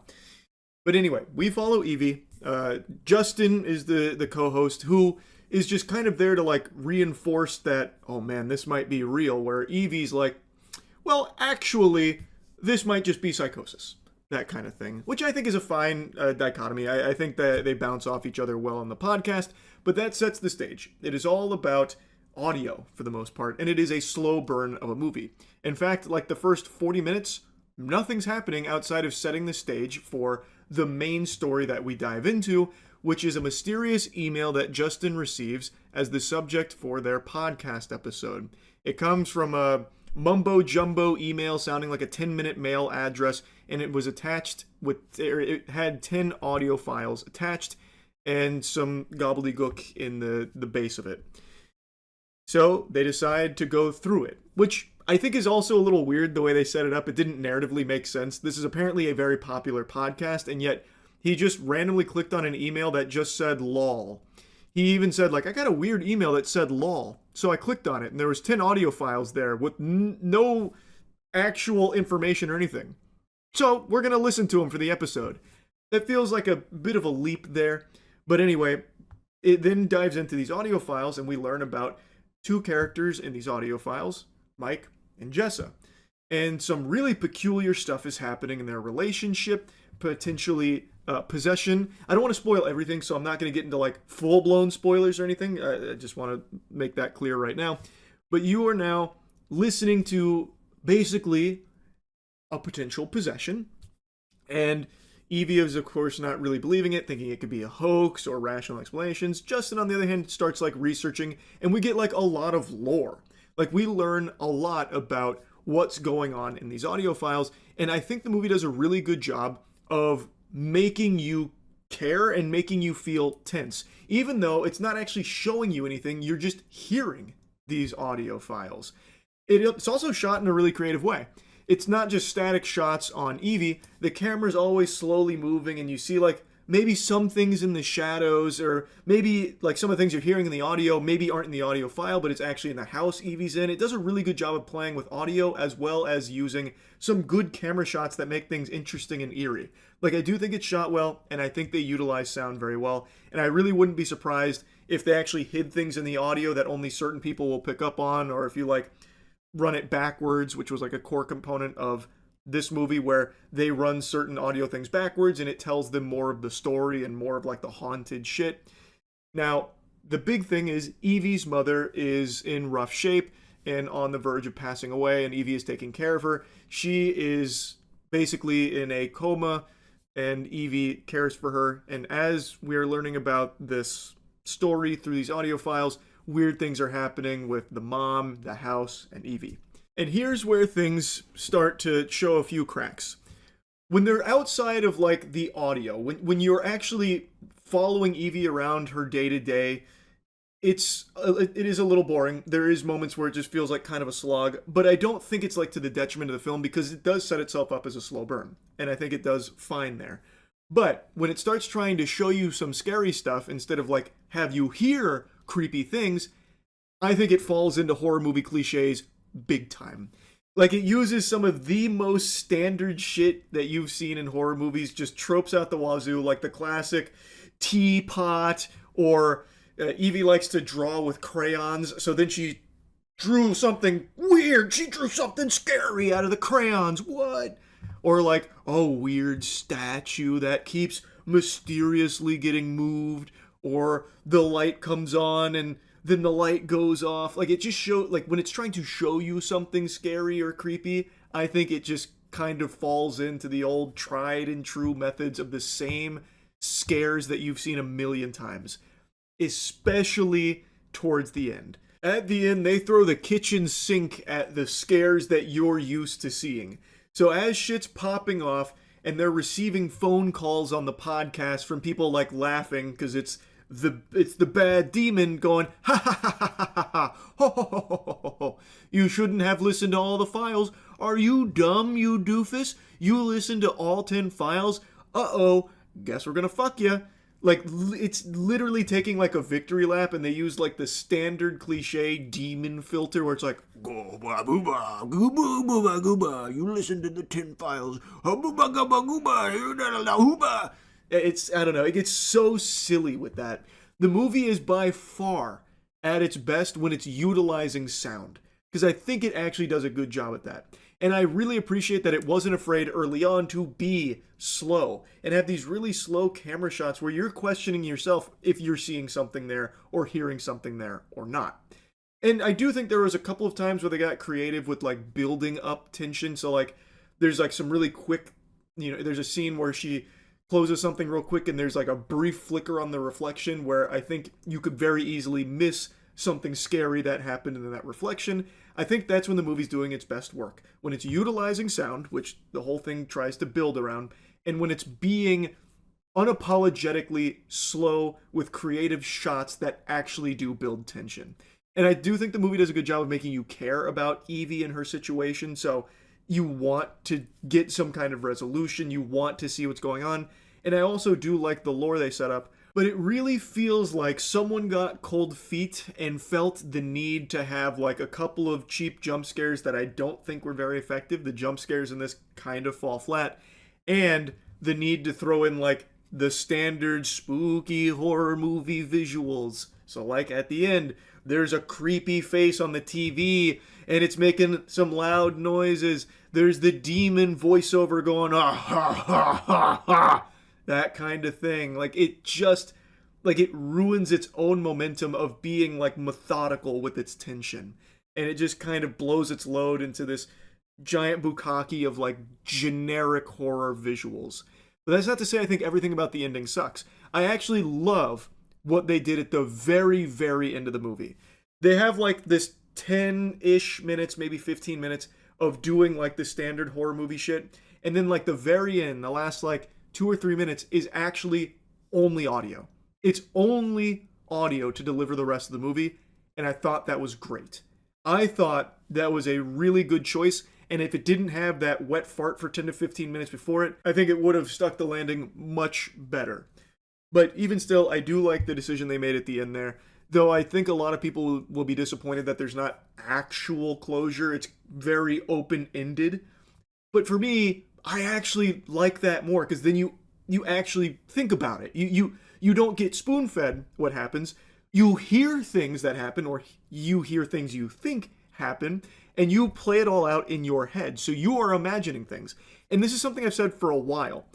The scariest thing isn't what something shows you. It's what you convince yourself of. No one's going to scare you more than you will. Which is why things like the very last couple minutes of the movie, I think, work really well, because it's not showing you anything. You're hearing things, and now you yourself imagine them, and maybe you scare yourself with what you think is going on there. I just thought that was smart, and I really like that, and I really wish it didn't have the 10 to 15 minutes worth of, like, haunted house shit that they decided to throw in there. But overall, I do like the movie. I think there are a little too many horror movie cliches, but I do still like the movie. I thought the performances were solid too to really sell you on the characters and what was going on. So I did enjoy the movie. Is it the scariest movie I've ever seen? No. Is it a good horror movie? Yes. Now, it very well could be the best horror movie of the year. Who's to say? I do think it is strong. I just wouldn't go as hog wild as everyone else seems to be going about, like, it's too scary, it's the scariest movie, no doubt, holy shit. I always think that is to the detriment of the film, because then it puts unrealistic expectations on the movie, and it's very unlikely for them to actually reach that level. But if you go in with normal expectations, I think you're going to be very pleasantly surprised with the film. I think you're going to enjoy it. I thought it was good. So yeah, overall undertone I thought was solid. That's really about it. So, a trend I've been making fun of a lot recently is how anytime something comes out that's good, it then gets paraded around as though it's the best thing ever made. And also, on the flip side of that coin, anything that comes out that's not very good or kind of mid is then just labeled as the worst thing ever made. It's an affront to God. Human beings have never produced something so dog shit like this. It's just these extremes. And it's always so annoying. Like, especially like with horror movies. I talk about this one a lot because every 6 or so months there's a horror film that comes out and it's like, it's the scariest thing ever. You're going to fucking poop. It's gonna be so it's That's the noise you'll be making watching this one because it's that scary. It's gonna grip your fucking heart and do this with it. It's so extreme, and you watch it, it's like, okay, I mean, that was a fine movie, I guess. And they do that for anything. So now it's extremely commonplace that anything that comes out that's good has like a 99 on Metacritic or a 98 on Rotten Tomatoes. And then you play it or watch it, and it's just like, oh, I mean, it was good. I don't know if it's like a near perfect masterpiece, but I mean, it was good. Like, everything just has to be taken to like the most extreme level of glaze or the most extreme level of spit.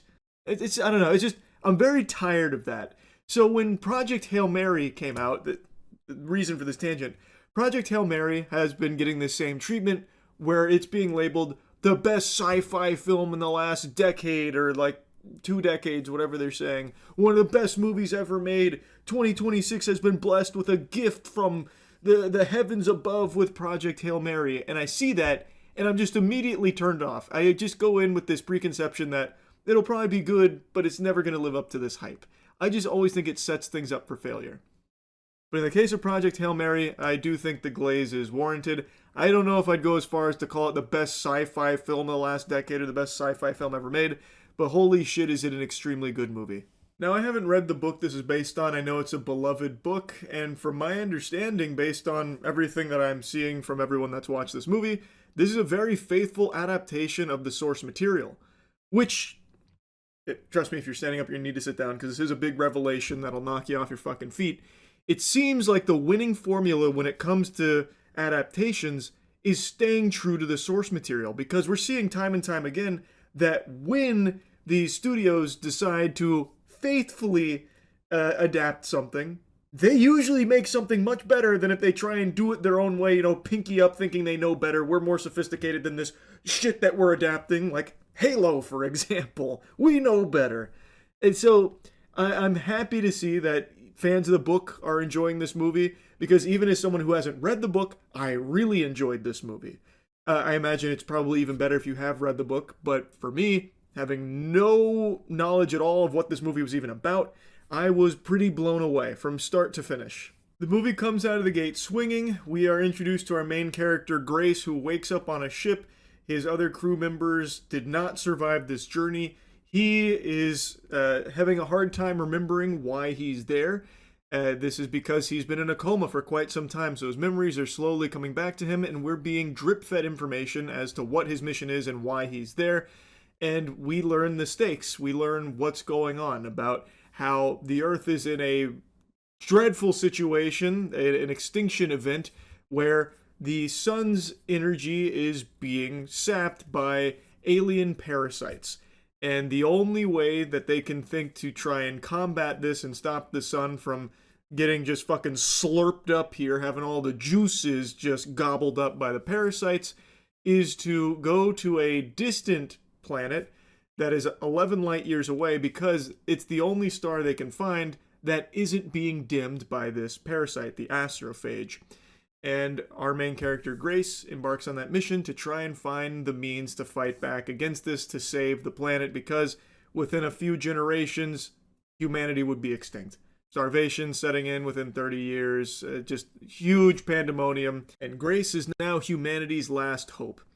Most of this film is just Grace in the spaceship doing some science, some fucking full-blown Bill Nye experimentation here. And my God, is it captivating. Ryan Gosling's performance here, I think, is spectacular. I think he does an extremely good job. This isn't like his normal, stoic, mystery man type shit. Like, this is a high energy, joking goofball of a man who isn't just one dimensional. Like, he has plenty of vulnerable moments. He is very well written, and they do a great job of making you want to root for him. And then there's another character who is not a human. It is Rocky, who is an alien life form whom Grace and him have a chance encounter, and turns out Rocky is there on a similar mission trying to figure out how to stop the astrophage to save his people, his homeworld. And this is really like the emotional beat, the emotional meat of the entire film, is this friendship between Rocky and Grace. And one thing I really appreciate is Rocky is an alien that doesn't look like your standard, like, normal alien that's supposed to make you go like, oh, it's so, like, human-esque, so that way you can connect to it. It's a fucking pile of rocks. It's like a little, like, crab guy of rocks. He looks like a Magic the Gathering card. And he's got no face. He's got, like, a giant gaping asshole on the bottom of him. But this character is so well written, and this friendship is so thoroughly explored, that it is just something that immediately draws you in. I found it fucking impossible to not smile with these two here. Like, there's real chemistry there. And, like, the writing, like, when they use jokes, actually made me giggle. Like, it's not just lazy Marvel quips and quirkiness like that. And it's not only about comedy or anything.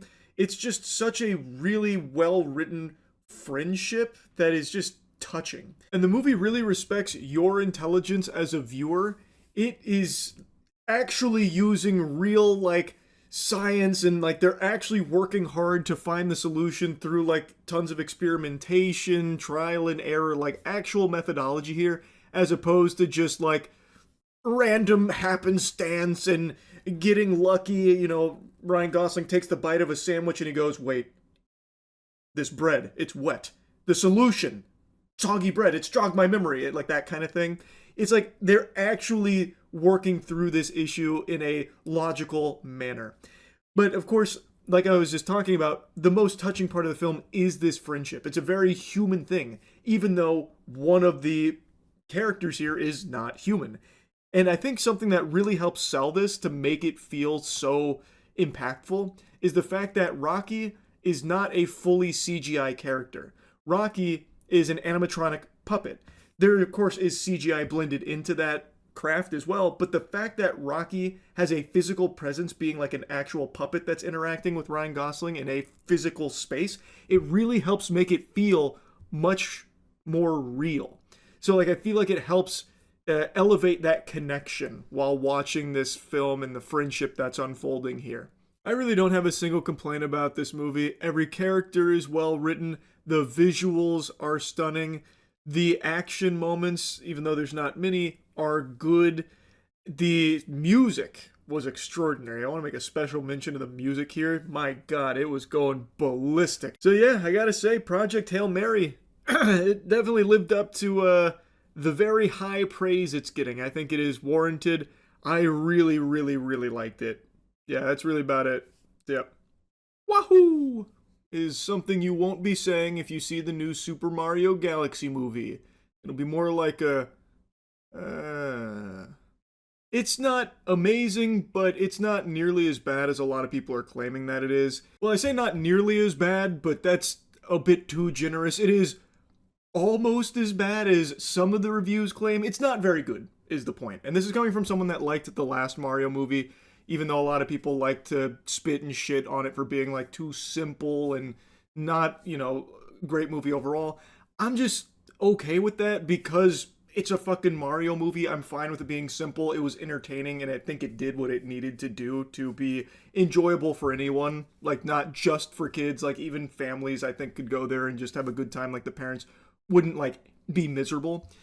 With Super Mario Galaxy, though, I think adults will be miserable. Kids probably won't care because this is Jingling Keys, the movie. That's how a lot of people are describing it. It's very accurate. This movie is all over the place, just constantly, you know, going nuts to butts here with cameo.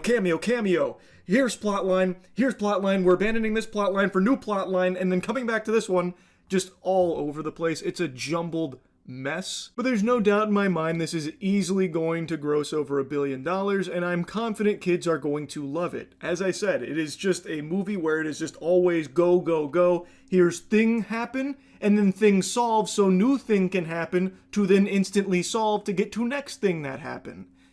Without a whole lot else there. So I'm very confident that kids are going to really like the film, and I also think if you're just a big fan and just want to see, Mario on the big screen again, you're not going to give a shit if it's not a typical good film per se, because it's going to show you a lot of things that you'll recognize and get excited and hype about, like a 2D segment where you'll be like, oh fuck, I remember playing something that looked just like that on my Game Boy, and look at how many things are happening in that over there. It's all colorful, and the animation is like extremely good. This is what I wanted. And then that's nothing wrong with that. All power to you. But that being said, it's not like an amazing film, and there's nothing wrong with pointing that out. Yes, it is clearly designed for a young audience. This, I think, is even more of a kid's film than the last Mario Brothers movie was. But that doesn't mean that you still can't point out some of its flaws. There's nothing wrong with that. So anyway, let's just go ahead and backwards long jump here into the review. There's going to be spoilers. Fair warning if you care about that for this movie. So I'll give you the big compliments. I'll give you a little bit of glaze here. I think the animation is beautiful. I think it is visually very nice to look at, and I think the action pops. So when there's like a fight between Bowser Jr. and Mario and Luigi and Yoshi, it's pretty enjoyable. By far the biggest superstar here, the real shining standout is the music. I liked the music in the first Mario movie, and I actually like the music in this one even more. They fucking crush it on the score here. They take iconic Mario tracks and they remix and fucking reflaffitate those puppies, and they sound great here. They're recognizable but different, and they fit so fucking well in the movie. It is the best part of the movie is the music. And those are the only two real compliments I can give it. So let's start with something I've already briefly dropped some breadcrumbs on, which is just how messy the structure is. There are multiple times in this film where it introduces a plot element and then abandons it. So a big thing is in the beginning, Bowser's turning a new leaf. He's getting more in touch with his emotions. He starts becoming friends with Mario, Luigi, and Yoshi. Yoshi gets introduced very early into the film. They become best buds, inseparable immediately. Bowser is, he's been hit with Mini instead of Wumbo, but then eventually gets Wumbo-ized, and he still is buddies with the crew. And Mario's, of course, skeptical, but Bowser actually makes a pretty big sacrifice in order to protect Mario, Luigi, and the gang. And then, immediately after making that sacrifice, where he has to work in the mines, Bowser Jr. just abducts him. And then the second he gets abducted, he's like, those are my friends. And Bowser Jr.'s like, yeah, but friends are a weakness. He's like, you know what, you're right. And then that's it. That's the end of that whole thing that they just spent I don't know, a good 15 minutes building up, and you think it's going to play a role and be something that they teeter around with. But no, it just completely gets abandoned. They wipe their ass with it. It's just like that. He goes, oh, you're right. Friends are cringe. And then that's the end of it. It doesn't come up again at all in the film. And there's a couple other examples of things like that where they introduce something or a plot element only to immediately get rid of it. That's just the most egregious. And another thing that keeps happening in this movie is that something will happen, and then it's this big problem. For example, this has already been spoiled. I can't believe they dropped this before the movie came out. Fox McCloud is in this movie. Actually would have been a super hype reveal if I didn't see all the press about Fox McCloud being in this film. But he's here. He's probably the coolest character they introduce. And Fox McCloud is taking them to the planet that Rosalina's been captured, and on the way there, things kind of go tits up, and they end up crashing on another planet that seems like it's going to be a huge hurdle. Oh no, the spaceship is kaput. Yeah, it went kablooey, and now we're stuck here. What are we going to do? But then luckily, Luigi did a single 5-second broadcast that the Rosalina's children picked up on, and here they come scooting in sideways right to this planet in the middle of fucking nowhere. They just come right in. Fox takes the ship, and then they go maybe 2 blocks in the solar system to planet Bowser, which is a brand new planet that luckily is only a tiny little stroll away, just literally like maybe 25 feet away from this planet that they've crashed on, and now they have a ship so they can go there and do the final fight. It's just a whole movie that feels like it wants to speed run through things to make you point at the screen and go, oh, I recognize that.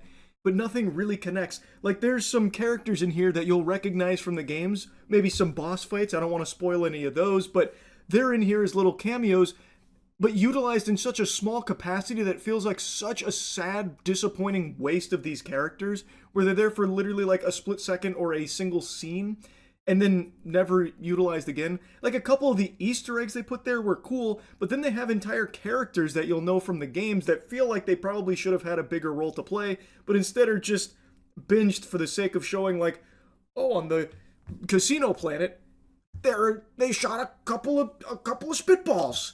And now they're gone. It's just, I don't know.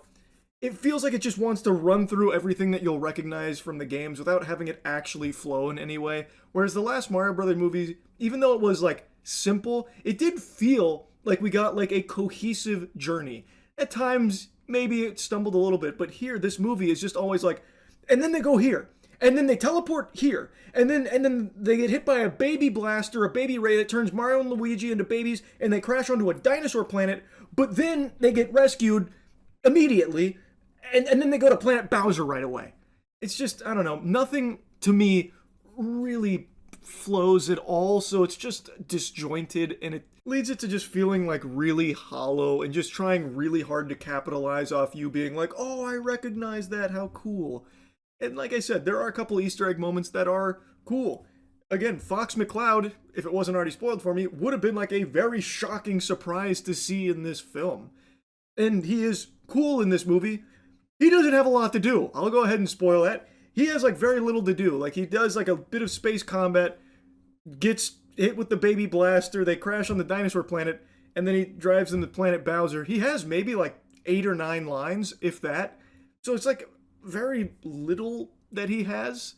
But I mean, he is a cool presence there. But like I said, it's just one of those things where it feels like they wanted to shoehorn in as many things as possible that you would recognize from their properties. So like even Game & Watch is here for like a very brief appearance in a fight. But you want to know who's not really here? And it's very odd decision? Rosalina. And Loomis, by extension. It's a Super Mario Galaxy movie with very, very little Rosalina in it. Like, I actually think Fox McCloud has more screen time. I haven't checked the stats or anything on it. I would wager Fox McCloud, who is a supporting character, but also, like I said, doesn't have a whole ton to contribute here. I still think Fox McCloud has more screen time and probably more lines than Rosalina. Very odd choice, I'm going to tell you right now. I don't really know what that decision was. Anyway, no real reason to keep yapping about it. It's not an amazing movie. I don't think it's as bad as a lot of people are saying it is, but it's still not very good. I think it is a big step down from the last Mario Brothers movie, though. Anyway, that's really about it. See ya. Just got back from the cinema after watching Exit 8, a movie that I think a lot of people are sleeping on, but you really shouldn't because it is impressively good, especially for a video game adaptation. Exit 8 is based on a game of the same name, and really a game that kind of popularized the anomaly hunting genre of horror games, which is a genre that I've really started to fall in love with. Every time I play an anomaly hunting game for the gaming channel, I get fucking hearts in my eyes like an anime character. It's just a lot of fun, and Exit 8 was what really, propelled it into the, mainstream consciousness. Also, the gaming channel, Moist Critical Gaming, is by far the best gaming channel on YouTube. Just started my Sly Cooper marathon as well, so now's the perfect time to go subscribe over there. But I'm playing fucking hundreds of games a month for that. Anyway, Exit 8 is a very solid game. But I had no clue there would ever be the potential to make a good movie out of it, because it's very simple. You are trapped in an endlessly looping subway tunnel, and every time you try and go forward, you end up just going back to the very beginning.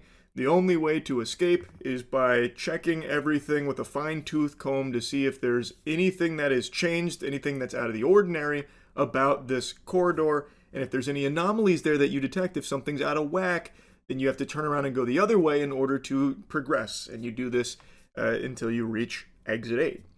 Like, it's a very simple game premise that was really fun. It had a lot of cool, anomalies that they threw at you.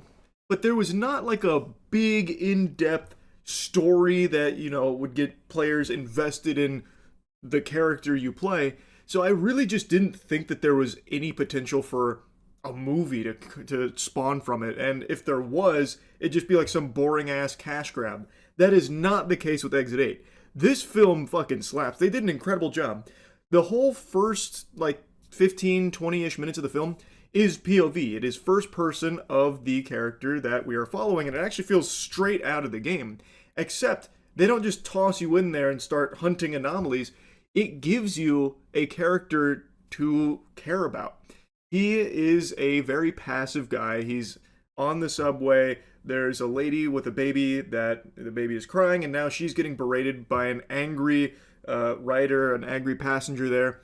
And he just tries to tune it out, go about his day, just trying to avoid confrontation the best of his ability, and just fly under the radar. He then gets a call from his ex and learns that she is pregnant. And that's when kind of the core of the movie, the heartbeat of the movie, takes form about, is he going to step up to be a father? What will you decide? That's like the big thing. What is the choice that he is going to make? And while on this phone call, he ends up getting trapped in this looping subway passageway, the subway tunnel. And then it becomes very familiar because they got this one-to-one with the game. It is like exactly the same as the game, which was very fucking cool. But even if you haven't played the game, it's very interesting. So he starts to piece together that something's wrong because he's just doing these fucking loops. There's some weird wacko that just keeps walking at him that won't interact. He looks like a robot, just some kind of NPC that's glitching out. He just keeps walking, and then sometimes it goes kind of tits up. This guy will turn around and follow him while smiling. It's odd. And then he starts to panic, but then he notices the information on the wall tells him how to get out of here, the same way the tutorial in the game does. So then he go gadgets, goes full fucking inspector mode there on the tunnel, and tries to deduce whether or not it's anomaly ridden or clear. And it's always tough because sometimes there's some very obvious blatant ones like fucking big old tsunami that blasts through, and sometimes it's very subtle ones like one of the poster's eyes moved, that kind of thing. I think they did a great job of staying true to the game there and making it tense on the big screen. I thought they really played around with the concept very well. But what really elevates this from just a gimmick movie into just like a very solid movie on its own two legs is that this is a character that you actually root for. It's a character that grows steadily in this environment. So he starts as like a very passive guy and just trying to like avoid things and kind of duck his head. He doesn't think he's ready to be a father. Now I want to avoid big spoilers for this because I think it's detrimental if I just divulge a ton of things about the movie here, and I really think this is a movie worth watching. So I'm only going to touch on tiny spoilers here to continue to glaze it and also address one of the main complaints people have about this film that I kind of disagree with. But anyway, that's your little spoiler warning. Since he starts as this passive character, it seems like he's always leaning towards just ducking out and just avoiding anything that might be too hard for him. But now that he's in this endless looping tunnel, he has to really start evolving. He needs to start growing here. And I think they really play around with that well. And it's not just him. They introduced two other characters as well, such as the Walking Man, who was a really interesting character. It wasn't like just some flat throwaway character. They fleshed him out in a really fascinating way. And then there's also a boy that gets introduced here. And that is when the whole thing changes. So, once he figures out the rules here and how to escape, he starts, learning, the second I see an anomaly, turn around and go the other way because it might be dangerous if I don't. So when he's doing one of his investigations, he instantly sees a child there. Just this boy that's standing in the middle. So he's like, yep, obviously that's a fucking anomaly. So he turns around and goes the other way and expecting it to progress, but it actually resets his progress to 0. And he realizes, oh, that wasn't an anomaly. That's actually just a child that's also trapped in this as well. And then the two of them work together to try and get out. But it's obviously not that simple. And now he has to kind of be like a father to this child here and protect him. He takes on a more protective role when, before he arrived at this endless subway tunnel, he might have just did exactly what he did on the subway itself and just tune it out, ignore it, and go about his business by himself because it would have been easier. but he steps up here as he continues to grow. I think it's a gradual, well done development of this character through a really interesting way, and it's also shot in a very interesting way. It's not like the craziest cinematography ever, but it's really well done, and it makes you care, and it keeps the shots interesting, which also elevates like the anomaly scares and frights and spooky stuff, that kind of thing, when the anomalies happen. And that brings me to what it seems like a handful of people are really complaining about with the movie, and that's the fact that he doesn't always just immediately turn around and leave the second that he notices there's an anomaly. He, and by extension the child, investigate the anomalies, which that people are chalking up to being bad decision making. In the game, for instance, in Exit 8 the game, the second you see an anomaly, you basically sprint back the other way in order to progress the game. In the movie, he tried that with the child, and it turns out that wasn't an anomaly. So I actually think they do a good job of showing why he investigates the anomalies more so after that, because he had already tried just instantly turning around when he thought he saw an anomaly, only to realize, nope, that was normal. So I feel like that makes sense there, but also there's a bigger messaging with it. And this is where it's going to be spoilery. There's no way to avoid this. This is a bigger spoiler. But him investigating the anomalies is what helps him grow as a character. Like, for instance, the most important moment in the film was the anomaly where the door opens, which the second the door opened, they could have turned around and left, and it would have been correct, because obviously something's out of whack, it's an anomaly, and you have to go the other way to progress. But they open the door fully to see what's on the other side, which everyone's like, why would you do that? That's fucking stupid. These are dumb characters making dumb decisions. And yes, it is a dangerous decision. They could have just opened that up into like a fucking wood chipper or something, or just fell into an endless void like the Oblivion, just this giant shithole. Very possible. But the messaging there, when they open it, what he sees is himself on that subway ignoring the woman and the baby that are in distress because of this asshole that's now like attacking them. And he is overcome with regret. And it's such an emotional beat that only happens because he investigated. So the anomalies are what lets this character grow. So yeah, the optimal play would be just immediately turn around and leave. But if he did that, he would have ended as the exact same character that we saw him begin with. There's no growth there. So I really think that it was well executed there. Yes, you can nitpick it saying like, it's stupid, that's suboptimal. But without it, he doesn't change. And his change and everything he learns about himself and his journey throughout his time in the Exit 8 endless tunnel there, the fucking treadmill there, that is what the movie is about. Him and his experience there and how it changes him and helps him develop. And I thought they did a great job with it. They took a very simple horror game concept of basically, you know, that old game you'd play in the picture books where what's different with this picture and this picture? Circle it. You win, that kind of thing. They took that and used it as a character development tool and set up a really interesting world with it. I was really impressed with how they used it in Exit 8. I thought they did a great job with this movie. I don't really have any complaints other than sometimes it drags. They do let some shots sit for too long that don't really add suspense or tension.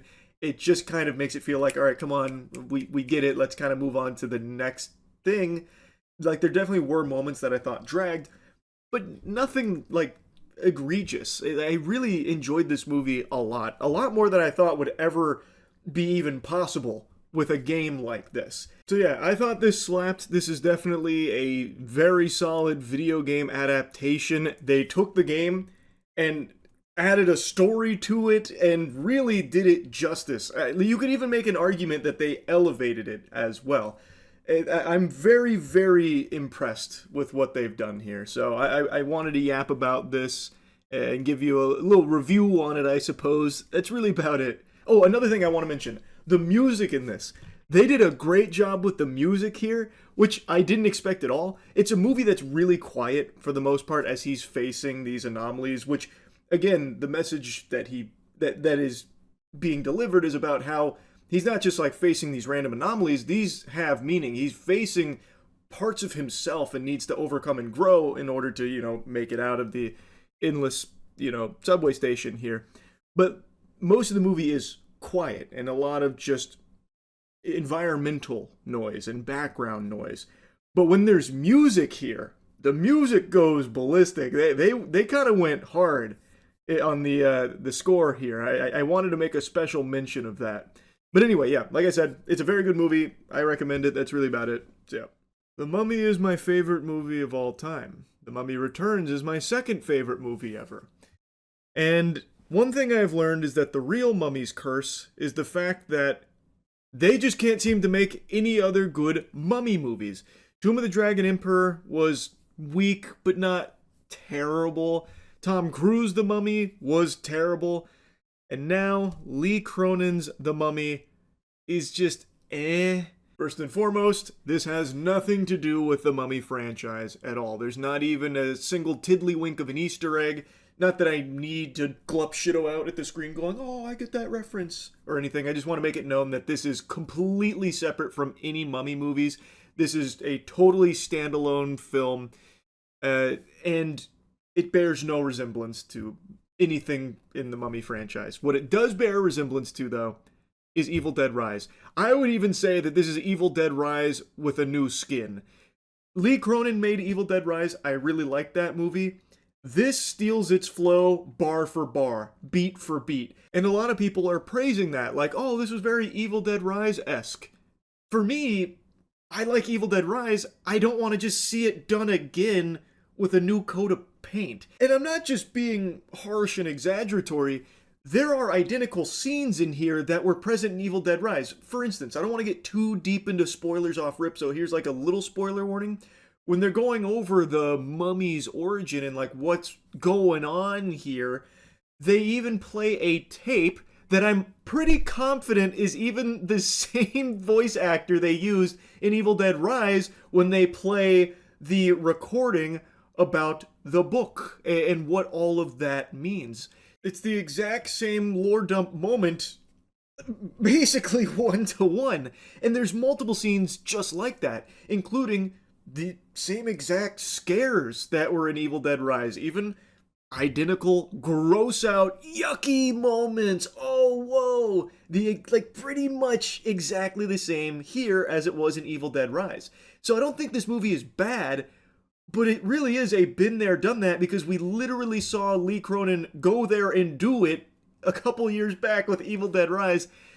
Like, this feels like a cash grab. It felt like he just wanted to go into, you know, his bag of comfort and deliver something very standard and generic.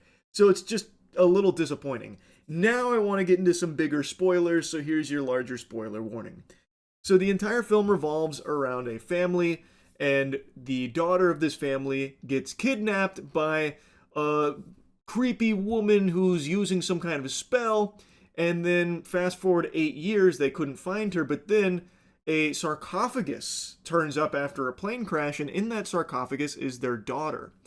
Except something's very wrong with her daughter. She is really out of it, and a lot of very creepy, scary things start to happen when they bring her home. Spoiler alert, she's possessed by the spirit of a demon, basically, and in order to keep the demon from going hog wild on the world, they had to mummify it, and they needed a new host, and that's what their daughter was. But all hell breaks loose when that plane crash happens, and she gets freed from the tomb. There's also another character that's introduced as kind of like a side quest, who is a detective that really wants to help, and she's never been able to actually find anyone alive. Katie is the first person that they found alive, and it means a lot to her, but something has clearly gone cattywampus, and so the family, well, the husband, Charlie, is communicating with her and letting her know something's wrong, and we need to figure out, like, what happened to her, like, what did she go through? We have to know, solve the mystery. So then the side plot happens where she's solving the mystery of that mummy, that demon, and then it leads to finding this group that imprisons this demon in human vessels and has been doing so 82 times now. It's not really like a bad story per se, but it's a very standard one that isn't the most unique or anything like that. And it's unfortunately riddled with the biggest horror movie trope of just characters being dumb. Charlie is quick to recognize shit's all awry. Like, this is not right. Something's going on, and he's trying to figure out the mystery.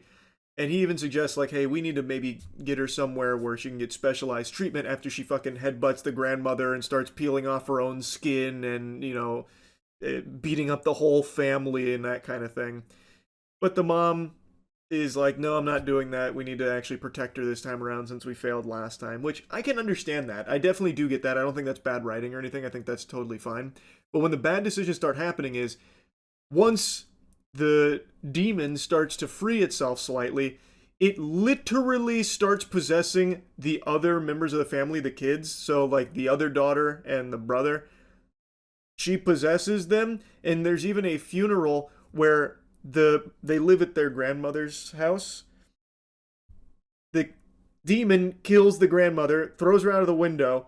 Coyotes then eat her body. This all happens in front of Charlie and the son, and the other daughter is already possessed, so she is laughing, watching her grandmother get eaten to death by coyotes in gory, brutal fashion.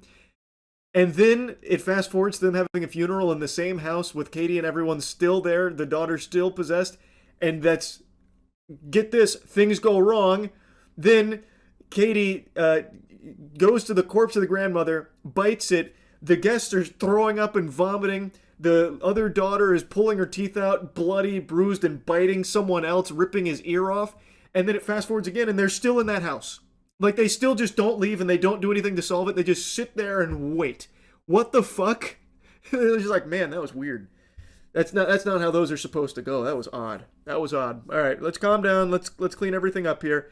And they just leave, like, the coffin turned over on the grandmother, and they stay there and just do nothing. There's just so many bad decisions is the point I'm making with that. But anyway, like I said, it's very similar to Evil Dead Rise down to what the demon can do with possessing the other kids. So the other kids start, ripping their teeth out, attacking the parents with a baseball bat.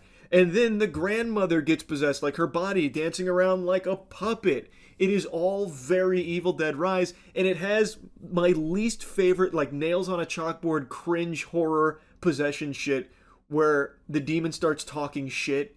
But, like, it's really, like, I'm talking middle schooler on Xbox Live type of shit talking.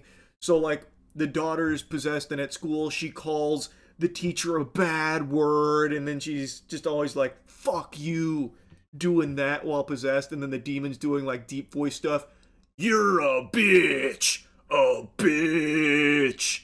And then, like, when the grandmother is possessed by the demon, then it's like, oh, you wanna fuck me? Well, come fuck me. Ha ha ha ha. It's just, I hate it. It's so, that cliche is so cringe. I can't believe it still gets used unironically. Oh, and then it does another massive cliche where it shows how powerful the demon is, actually force blasting the grandmother out of the window and summoning coyotes to eat her. And then when it's the final showdown, all the demon can do is very slowly crawl. And this is after the demon has fully freed itself from its bindings. It's fully unleashed, and the best it can do is just crawl and talk shit. You're a bitch. You're not getting your daughter back. Ha ha ha ha. And then, when it actually, like, gets in position to attack, all it can do is slap. Like, actually slap box, like a cat swatting. But it's not even drawing blood or anything. So, like, the husband, the father, Charlie, is, like, gripping as the investigator who's learned about, like, the curse and everything and learned the words that they use to bind. Somehow she memorized all of the words. Then she starts reciting the words as the daughter's being held and just slapping. Instead of using any of the powers, the demon just sits there slapping, going, no. And then they bind the spirit to Charlie. And then I actually do like this ending. I like what they did at the very end. When you think it's over, and it's like a somewhat happy ending, but bittersweet because they do still have the demon bound to their father. Well, they then end up binding that demon to the woman who started all of this by kidnapping Katie. They go to her and put the demon onto her in order to free Charlie from it, so the family's all back together, and the lady who inflicted this curse upon them is now the one that has to bear it. I actually liked the ending. I thought that was... I didn't expect that. I actually thought that was kind of clever. But Overall, like I said, I don't think the movie's bad. It's definitely not boring. That's the best compliment I can give it. I wasn't bored. It is constantly trying to unnerve you with gross and gory imagery, and there's always something happening with like a jump scare or something going on. So like it's entertaining. Like I don't regret going to see it. I had higher expectations though. Like I would hope for like an evolution of like crafting it further as opposed to just being content doing like the same thing again that he did with Evil Dead Rise. But I don't think this was like a terrible movie or anything like that. Though if you have seen Evil Dead Rise, you've seen like 50% of this movie already. Because like I said, it recycles a lot from that one. In imagery, in scenes, even in story moments as well, kind of. It uses some of the same shit. It's just, I don't know. I would have expected more here, so I'm disappointed with it. I think a lot of people are probably going to be satisfied because it is just constantly gory and constantly something trying to disturb you. And maybe that's all it needs to do in order to be successful. I don't know. I just would have liked to see something more than that. Anyway, that's really about it. So yeah. Season 4 finale of Invincible just dropped. I put my peepers on it nice and early this morning. I got up real excited, and I gotta let you know I wasn't let down. I thought it was a really strong finale to a very strong season. But I'm gonna rip the band-aid off right now. I'm not gonna sugarcoat this. Grip your chair right now, sports fans, because it's about to get spicy. The animation blows major ass. I don't think anyone's surprised to hear me critique that aspect of this show. And I understand, I've heard the cope about why it's so stiff and bland because of, how tight the schedule is to get it out, that kind of thing. I understand that, and not wanting to like work the animators to the bone in order to meet the deadlines. I get all of that. So then let's play ball with a little thought experiment here. What if we don't have it come out on such a strict timeline and give the animators more time to flesh it out to make it look even better? I am not someone that needs the jingling keys at all moments of a show. A lot of my favorite shows are slow burns. Invincible is not that. Every episode of Invincible, basically, has action. So when you have an action-heavy show where the action looks like action figures colliding in this weightless fucking of nothing, it's jarring and feels underwhelming, taking the wind out of the sails of a show that carries so much momentum through extraordinary writing. But since they like to have everything end in an actual physical fight, when it stands out like this for being really not great, it just kind of sucks. Like PNGs floating around. There are multiple moments in season 4 that are reminiscent of fucking Garu sliding down the hill in One Punch Man season 3. And honestly, if this show wasn't so action right up in your titties at all times, I wouldn't care as much because the writing is so strong and I'm really invested in this world and this characters. But with every episode basically having fighting in it and it looks this bad, it stands out a lot and it becomes a big eye-rolling moment. And I know everyone likes to shoot spitballs and bukkake on episode 4 of this season, the one where they go to hell and it feels like filler. That is the most egregious example of it, but it's not just reserved for that. Pretty much all fights, every time they clash, looks like that, save for the key moments. And this is where it shows that they have the talent, they have the ability to make beautiful animated fights and these incredible, breathtaking sequences. They save that for like the most pivotal moments, like Conquest Round 2, the fucking remix, or Nolan and Thrag, or really just everything with Thrag getting involved there. Which I get makes sense from their budget and timeline to focus those resources there to elevate those moments because they are so important and it is a huge fight moment. But because it's used so seldomly in the season, it just lets you know what could have been if they decided to actually, maybe pump the brakes a little bit on the cutthroat release schedule and let the whole season get this treatment. It would make everything so much better, in my opinion, and I would personally be fine with a longer wait in between seasons if the entire season can look like that, or look like how it did in season 1. I praised the animation in season 1 right when Invincible started. I thought it was beautiful. I thought they did a great job with all of it, and apparently that took like 3 years to do, so I understand that might not be feasible, and that is a much longer wait in between seasons, but surely there's got to be a Goldilocks zone in here somewhere in the pipeline where you get great animation and a timely-ish release where it doesn't, just fucking fall into the Stranger Things category of everyone forgetting about it in between seasons. My point is, this show is an incredibly good show. I love Invincible. I think it is captivating. I think it is so fucking strong. But I am constantly let down with the animation now because it just seems to get progressively weaker. So I would just love if that could be spruced up a bit to get back to its former glory of animation quality or something at least closer to it. But anyway, I don't want to harp on that too long because I do have a very positive takeaway from this season. Like I was very, very entertained. As I said, I am very invested in the world and the characters, and I think season 4 gives you so much to chew on because it brings in, I think, the most interesting character, which is Nolan. Omni-Man is doing everything he can to try and atone for his sins, but this show doesn't just flip the switch like, oh, he's a good guy now, so we all have to forgive him.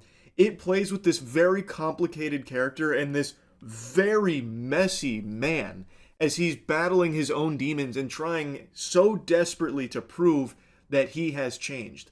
But with his whole family devastated by what he's done, no one can trust him and everyone's afraid of him. It is so well written that it's not just like this instant switch that gets flipped where everyone's like, okay, we love Nolan now. See how great he's doing. Let's all pat Nolan on the ass. All right, let's go suck a fart out his butt. Nolan's a good guy now. Yeehaw. They put him in his place, let him know what he did is fucked up and that he probably will never be able to actually get forgiveness for it. And Nolan starts to wrangle with that too and starts to accept that they're probably right. He probably won't be forgiven, but he's going to keep trying because now he knows what's right from wrong and it's what he wants to do. It's so well delivered. I genuinely think they have done an incredible job with Nolan. And it's not like his relationship with Mark and Oliver instantly get repaired because now they're fighting in this war to eradicate the rest of the Viltrumites to save Earth and everyone they care about. They don't just instantly become, this perfect father and son relationship, but slowly and surely they do start to connect again on a human level. And I also really liked Thrag. He lived up to the hype. He is menacing, he is imposing, and he is by far the strongest character we've seen yet. We haven't even seen him so much as, feel the impact of something. Every blow that was landed on him, he allowed it to land in order to assess the strength of Mark. And at every point, he just aura farms and lets him know that this is disappointing, this is underwhelming, and they stand no fucking chance. Even Space Racer, who has, the anti-everything weapon, Thrag doesn't even blink at it. It can one-shot Viltrumites, it fucking one-shots planets, and Thrag just aura farms on top of it. He literally just Gangnam Styles on it. He doesn't care. He is that powerful. It is extremely cool. And speaking of Space Racer, let me talk about the group that the Coalition has put together. Overall, I really like everyone here. I think Alan is still a very enjoyable character. I like Space Racer. I do think they kind of have to nerf him because he's so powerful. He has the anti-everything doohickey, the gun that can just fucking wipe out the universe by itself, really, if he so chooses. So in order to, compensate for that, he kind of has to be like a moron. And he's not even stupid either, because he also, during the showdown with the remaining Viltrumites, he has, an entourage of Ragnar, which are also an anti-Viltrumite species, their claws. They're basically these tiny little fucking dinosaur lizards that can hurt Viltrumites and tear them to pieces, the only ones that can do that, really. So he brings them on, leashes and throws them at them, projectiles, which is very cool. So he's not stupid, but he doesn't utilize his gun or his motorcycle all that well. If he was just smarter and more proactive, he could probably end this entire war by himself, but he just doesn't. I still think he's very cool, but you have to kind of suspend disbelief for a moment for a guy that has a weapon that powerful. Now, another character that gets brought into this group is Tech Jacket, and she has this Galadrian technology that is very powerful, repairs itself, is able to keep up with everyone.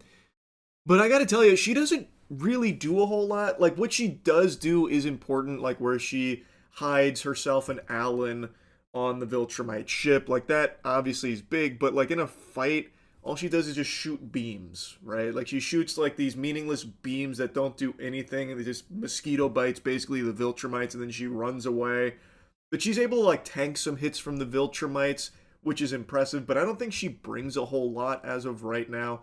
During the skirmish with the Viltrumites, she did have like the Surlock poison where it does make them vulnerable, so she was shooting that, which is helpful. But I feel like any character could have done that because it's basically a fucking blow dart of poison. It wasn't really something Tech Jacket brought to the table as like something only Tech Jacket could do. So right now, I'm not really sold on Tech Jacket being like a instrumental component of this group that's going to be so important in ultimately winning this battle against the remaining Viltrumites. I was a little underwhelmed there, but I don't think she's a bad character. I just don't think she had a lot to do here. But maybe that changes in the next, season, couple seasons, whatever it looks like. Oliver in this season also gets a lot to do. He starts to bond with Nolan while Mark is healing from the Conquest rematch. And I think they did a good job of exploring that relationship because Oliver overheard his father saying that he never cared about, his mother or anything like that. It was an accident, it shouldn't have happened, that kind of thing. So Oliver now feels like, his father doesn't even fucking respect him, doesn't want him, doesn't care about him, not in the same way as Mark. And that's another really complex theme that they start to tackle, and they do so gradually. So when it does ultimately end with Oliver and Nolan getting closer over the course of a few months, it makes sense. And I thought it was well executed. Oliver, though, it seems like he is constantly just sidelined during the big fights where he overestimates his own abilities, which I think makes sense for the character. They've established that, but it always ends with him just getting basically KO'd. So he attacks Thrag right away, and Thrag just fucking ragdolls him, rips his arm off, and fucks him up, and then he ends up, decommissioned for many, many months. And when the season ends, he is still recovering, but he's not dead. That just seems to keep happening to him. Like, that seems to be his major role, is like, fuck, Oliver just got blasted again. Shit, all right. It'll be a few months before we hear from him again. But I'm assuming he'll get stronger and evolve more. But now let's talk about the star of the show, Mark. Invincible goes through hell in this season, even more so than the previous seasons, I would say. His whole life is constantly just fucking agony. It is incredible the amount of suffering he goes through. So obviously the Conquest rematch ends with him getting his fucking intestines spilled, and he's unconscious and recovering over the course of many months on this strange world. He's away from Eve, the love of his life. He's away from his home planet. He's away from his mother. He's with his father, who, very complicated relationship, understandably. And it's just misery. And even when he does finally recover, then he has to go throw down with Thrag, and Thrag blasts Nolan right in front of Mark. Mark thinks his father is dead, and then it's Mark's turn on the chopping block in the Thrag Thunderdome. He gets knocked out, unconscious. He's getting his eyes gouged out, but then Thrag shows mercy because of how few of them are left. When Mark awakes yet again after this period of needing to rest and recuperate, then he goes back to Earth thinking that the Viltrumites are there, and he is suffering from PTSD. He is constantly seeing Thrag kill people around him, but it's all in his head until the very end, which I thought this was an incredibly powerful moment. He goes for just a casual flight to clear his mind, and then he does run into Thrag. The Viltrumites are there, and Thrag reveals to him that he has a choice to make.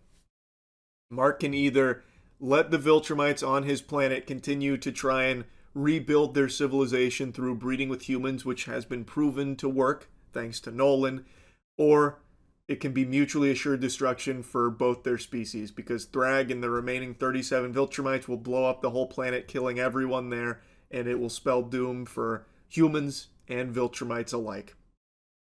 And that is an incredibly tough thing that Mark has to battle with there. And I think it's done so well. Mark ultimately realizes that the only way is to just agree to the terms. So he does. I thought that was so fucking good. Everything they did with Mark in this season I thought was great. Even when Mark comes home, he learns about what Eve went through when he was gone, thinking that he might be dead, and how she is now pregnant and Mark's not there. So she reaches the incredibly difficult decision to have an abortion. And it's something that now Mark and Eve are now dealing with and feeling the weight of a decision of this magnitude.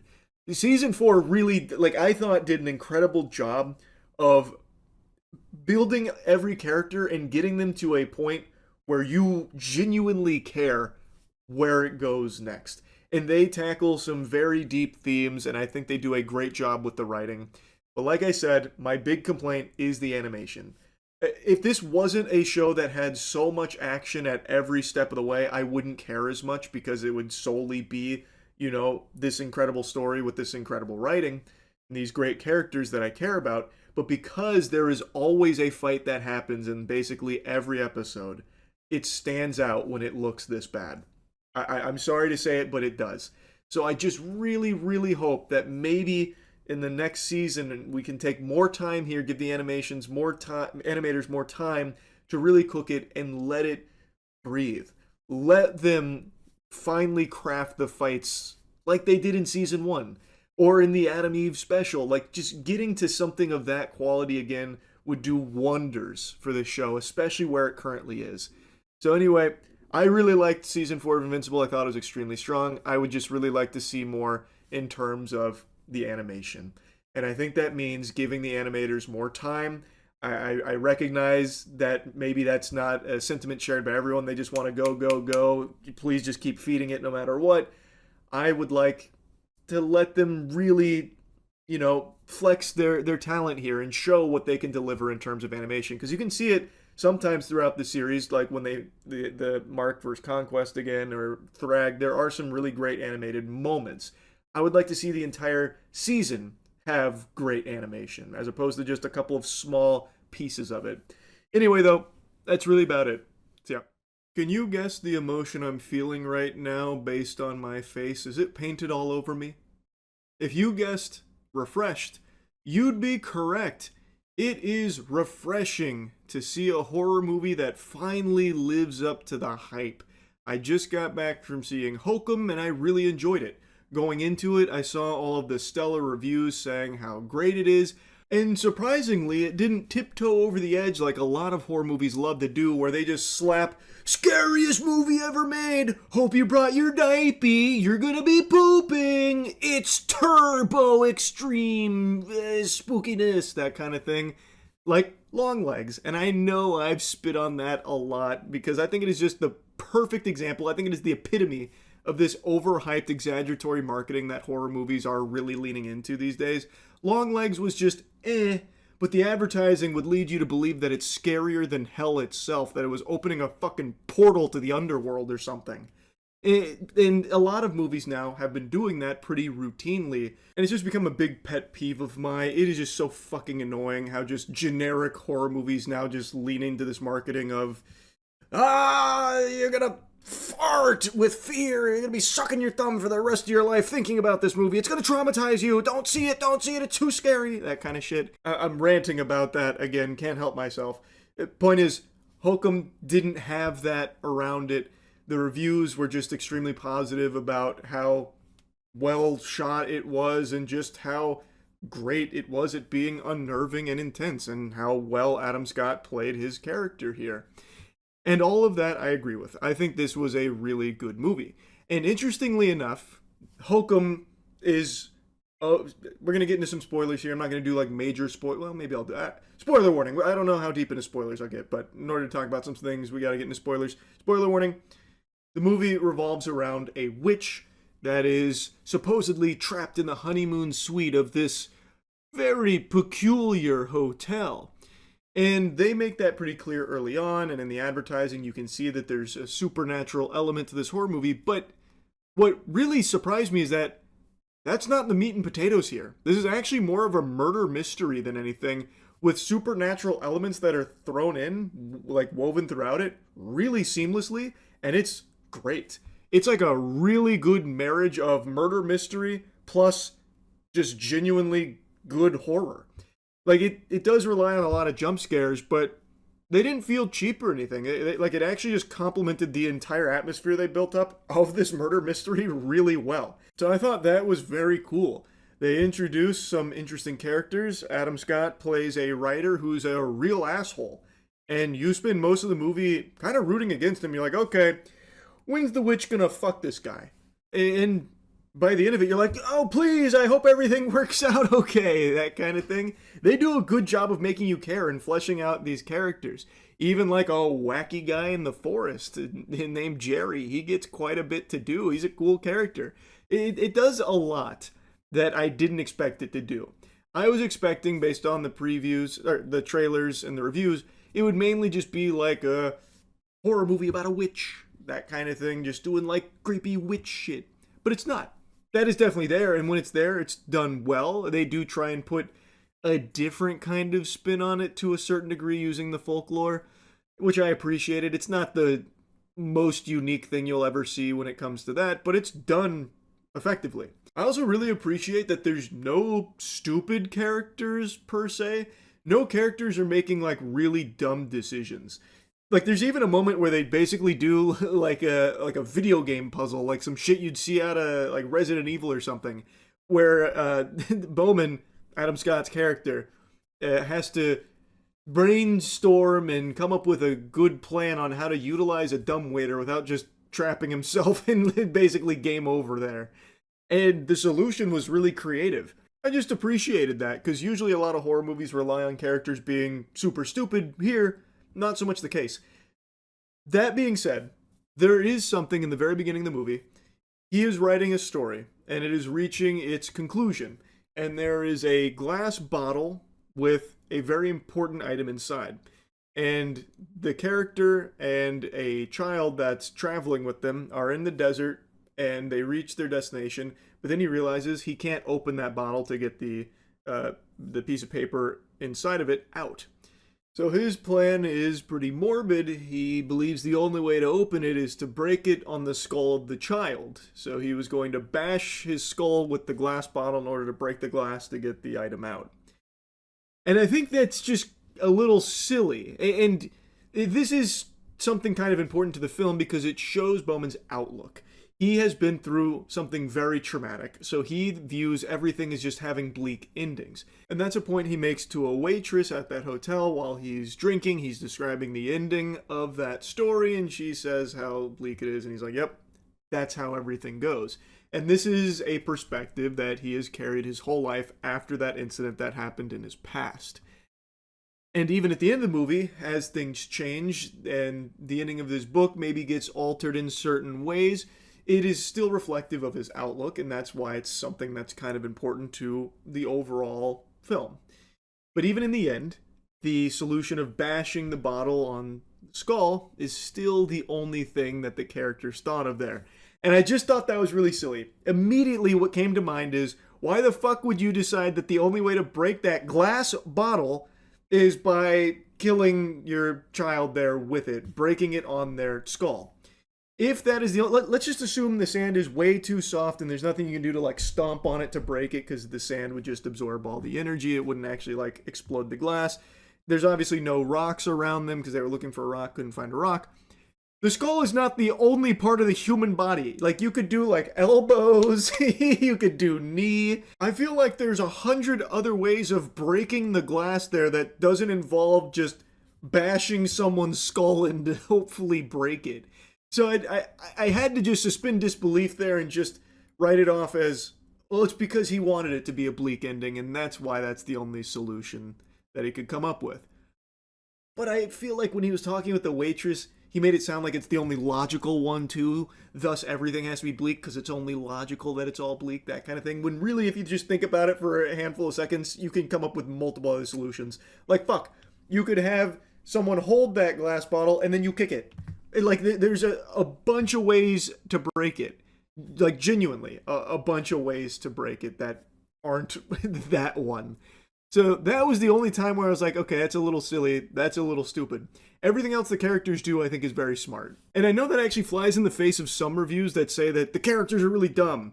And then they point out things that genuinely I feel like they didn't even watch the movie. So, like, one of the things is he didn't even try and break any windows. He's in the honeymoon suite, which is at the very top of this hotel. And the windows are completely fucking boarded up. There's only one that's accessible that we can see in the film that has some holes in what's blocking it, and he looks through the window. That's how he sees, like, Jerry's there. How's he breaking that? And also, even if he did pull it off, then what? It's abandoned. Everyone's out because it's closed for the season, so then what? Like, it wouldn't do anything. Everything he was doing, I think, made sense in trying to get out there. He tried the door, the little secret door, even started unscrewing it using a knife. He used the dumbwaiter to try and see if there was a way out through this secret basement. He then used the manual pulley system in order to ring the bell to try and get someone's attention for help. Everything he was doing felt pretty smart in trying to get out of there. Like, I don't think the characters made standard shitty horror movie character decisions. I actually think for the most part it was pretty sound.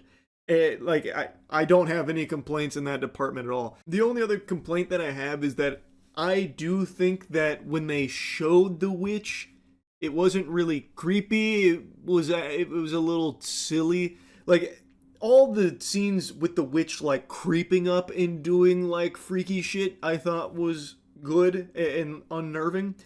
But then when they just show you the witch and she's taking prisoners, it takes all of the oomph out of it. It's no longer scary, and then there's, like, CGI demon things as well, and it gets just a little wonky. So I didn't think that was overly amazing there. I think it was better when they weren't just showing you the witch outright or anything like that. But yeah, anyway, like I said, I enjoyed Hokum, and I do think it lives up to the hype, where it's very realistic hype of this is a good horror movie that has very interesting shots in it, which it does. It has some really cool shots in this film. I think they did a good job of keeping things very interesting, especially during some of its tension building moments that they do break that tension with a jump scare, but I think they kind of earned it with what they were setting up for the most part, so I don't have, like, an issue with that. Like I said, I enjoyed it. That's really about it. So yeah. Alright, I was going to wait for the final season of The Boys to wrap up before giving my take on it, but it's been such a frequent subject on streams now. I've been yapping about it so much that I figured, you know what, let's just go ahead and debrief here towards the end of the season about my thoughts on the final season of The Boys. I think the first season is when the show was at its best because what it did was something actually unique, where you have a group of just dudes, just average Joe Schmo, booger-eating, normal goobers, going up against superhumans. That feels like an insurmountable task. How the fuck are they going to ever beat these corrupt superheroes? They have powers. They don't. So they actually had to get very creative and scheme and grind their way to accomplish anything, even begin tiptoeing in the direction of accomplishing something against these odds. So when they did actually accomplish something or beat a superhero, killing a supe, it was a triumph, and it was something extremely big, a pivotal moment. But then, as the seasons progressed, it kept losing that spark, and now it's just soup versus soup, and they're just constantly killing each other, so it just feels so weightless now. And then even the main group of the boys, they get their own superpowers as well, so it just, to me, doesn't have that same oomph that it did in season 1. But I don't want this to be misconstrued as me thinking the show's gone to shit or something. I still enjoy it. I'm still entertained by it. But I do think it just isn't as high quality as it once was, because now it's devolved into more just like soup versus soup shit. And some of the core members of the boys haven't had shit to do in so long. Like, Huey gets dreadfully little to actually do here. He contributes almost nothing now to beating Homelander and stopping all of this. He's just kind of tagging along for the ride. Same thing with Mother's Milk. Now, Butcher's got superpowers, so now he kind of gets to handle things himself, and now they have the virus, so that's like the main thing. It's just everything that I think the show was doing in a unique way in season one, it has slowly been losing over the course of the seasons. And now in the final season, it's really just completely gone in my eyes. But again, I don't think it's bad. It's just, I don't like it nearly as much as I did, is all. There is nothing that's been filler about the episodes. They're just giving you more information on some of the characters in the show that's not filler. And every single episode progresses the overall plot. Like, all of it moves forward. I won't get into spoilers, but one of the bigger villain characters just died in the last episode. There's nothing filler about it. I've made it clear that I'm not the biggest fan of this season. I think it is probably the worst so far. But the complaint that it is all filler, I think is just completely wrong.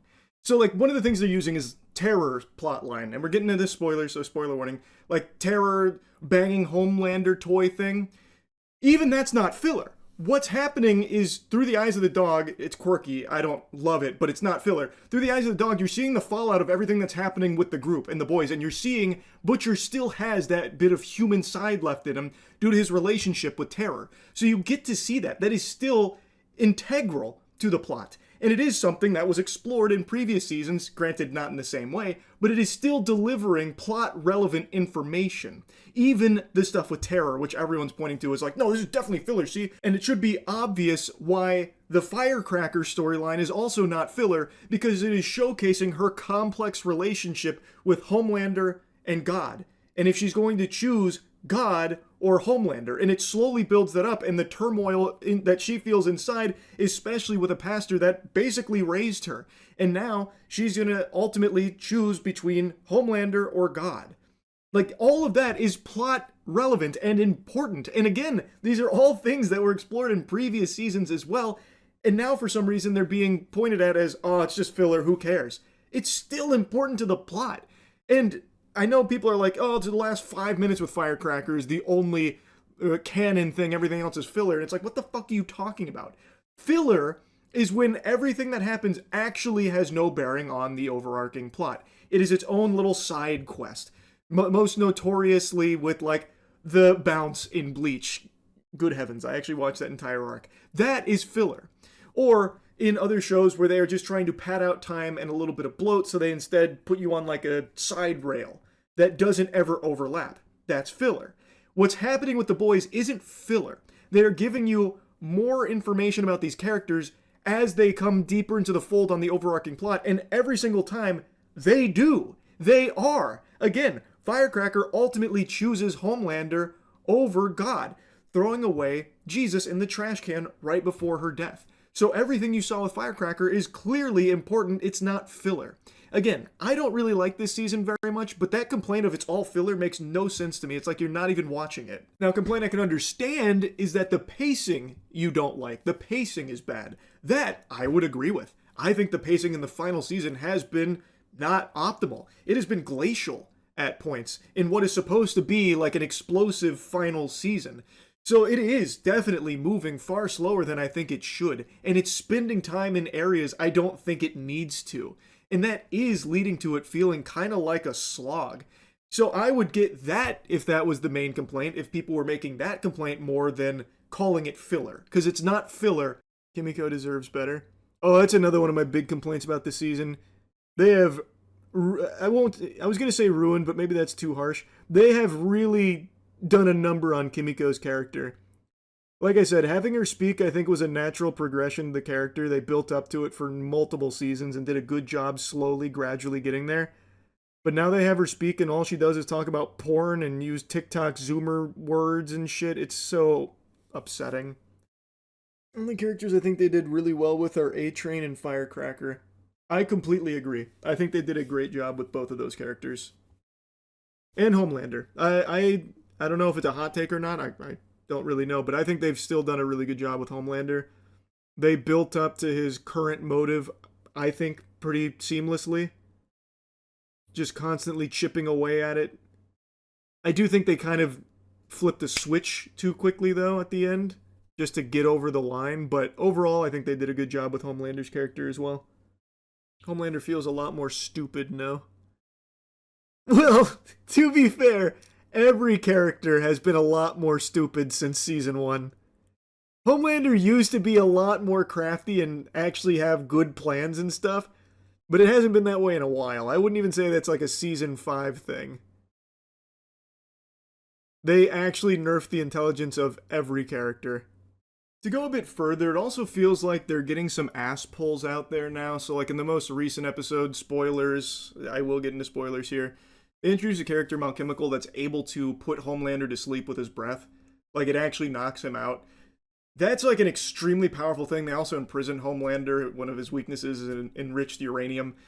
Like, so now they're bringing in some, like, weaknesses and some natural counters to Homelander just for the sake of, like, self-contained moments in these episodes, when previously he was the raid boss. The only solution was the virus, the only hope. And if you were going to fight him, you really needed to bring the fucking whole football squad. But now, some random alcoholic gooner's breath knocks him out. Like, I don't know. That, I think, is just a little lame as well. But contrary to a lot of other people's complaints, I actually like that they're giving time to other characters like Black Noir, Deep, that kind of stuff. I actually do appreciate that. I was very interested to see where these characters would be going and what's going to happen, so I do like that they're spending time there. I don't think it's filler arcs by any means, because it does ultimately still progress the plot forward. So I do like that. I see a lot of people don't, which... You know, I'm not your dad, that's fine. I'm not going to come in there with the belt. Like, that's okay for you to like that or dislike that. I happen to like that they're exploring the other characters.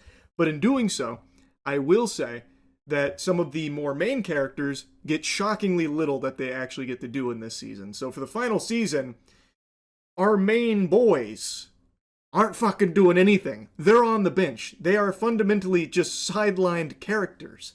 Like, they've done one thing so far with testing the virus, and then that was it. Then they lose the virus. Because, for some reason, no one is ever paying attention, ever. So, like, while they're at Stan's bunker, the daughter just wanders off for hours and then reunites with her father, and he destroys the virus. Like, so, in order for things to go wrong, it's because the characters are just oblivious and really lazy, I guess. Anyway, I'll pump the brakes on yapping about the boys for now. There's still 3 episodes remaining in the final season, which I am shocked by, because I don't know how the fuck they're going to wrap this up in 3 episodes. That feels like it's going to be extremely rushed and underwhelming. With everything as it currently is, nothing feels like it's really in the end game or in its final stages where it can reach a satisfying conclusion, but I guess we'll see. Why, I oughta, you know what? While I'm already yapping, there's another topic I'm finally going to cover in depth, getting into the weeds, the nitty gritty. Red Dead 2. For years, I have been haunted by this chirping about my Red Dead 2 take. Because for some reason, people have convinced themselves that I hate Red Dead 2, which I think is just bafflingly delusional, because in my review of it, I gave it a positive review. I gave it a good score. I really like Red Dead 2. But we live in an age now where if you have any criticism about anything, it means that you actually hate it and can't be a fan of it. You have to worship it fully, view it as complete perfection, otherwise you hate it, I guess. Red Dead 2, I think, is a great game. But I don't think it's flawless. I don't think it's without a few shortcomings. The biggest one for me personally is that it is so realistic to its own detriment. And for some people, that's a great thing. That's 2 thumbs way up. That's a selling point for some people.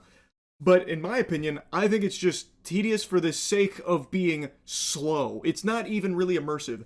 I hated how looting functioned in Red Dead 2, where I have to open each individual cabinet in order to loot each individual can of beans, or each individual gold doubloon.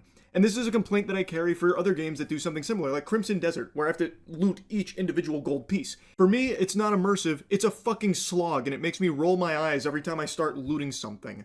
Again, I had the same complaint in Crimson Desert, where I have to go through and pick up each fucking individual popsicle stick on the ground anytime I'm looting something. It doesn't need to be that way. I can still be immersed if I can just pick up the whole kit and caboodle of gold that's on the ground there, instead of having to go, well, like, oh, here's one, oh, and here's one, oh, and here's one, oh, and here's one. Like, for me, I didn't like it. So that was a big complaint, because looting is a big part of Red Dead 2, but it is so mind-numbingly slow. Like, it is realistic, yes, but I think it is so realistic that it becomes detrimental. Like, I think it's commendable that they have horse balls that shrink when it gets colder and stuff like that. Amazing work. Like, it is cool, a lot of the realism that they have in there, but it does come at the expense of some quality of life things that I would expect from a game like Red Dead 2, where looting isn't the most miserably boring, slow, lame experience there is. So yes, I do find that to be an issue. It is a complaint I have on Red Dead 2. It doesn't mean I hate the game. I still love the game. But I didn't like that. You see, Darman fam, you can like things, you can love things, and still be able to recognize certain things about it that maybe you don't find to be the best thing ever made. The Mummy is my favorite movie ever. Do I think The Mummy is a perfect film? Fuck yes I do. But that's a rare exception because The Mummy is cinema masterpiece. But The Mummy Returns is my second favorite movie. And do I think that that is a perfect movie? You bet your sweet bippy I do. And you know why? Because nothing can achieve perfection except for those two films. I don't care about the Scorpion King's bad CGI. It's a product of its time, and you know what? I think it works really well in the film. But most things, even if you love them, you can recognize that it's not perfect. And that's okay to point that out, and you can still like it. My only other complaint with Red Dead 2, and it's one that I don't even think is that big of a deal, it's that the gameplay is still exactly the same as it was back in the first Red Dead, with very minimal evolution of it. The gunplay still felt exactly the same, just the very safe, standard Rockstar gunplay formula, and I just wanted a little bit more from that. It didn't ruin the game, I still enjoyed it, I still really like Red Dead 2, but to this day, people still act as though I hate it. And people still bring it up constantly during streams like, well, Charlie hates Red Dead 2, so this is a fucking wash anyway. And it's like, what are you talking about? I don't hate Red Dead 2, I've never said that, I've always liked that game.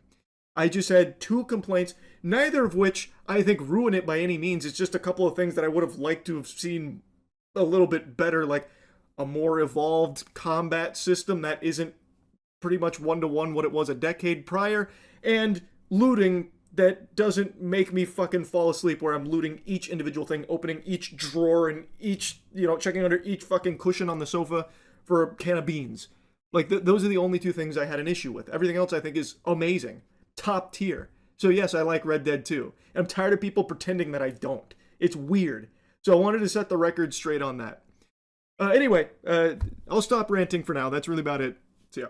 Mortal Kombat 2 just dropped, and I just wiggled these cheeks on home from seeing it in the cinema. I liked it.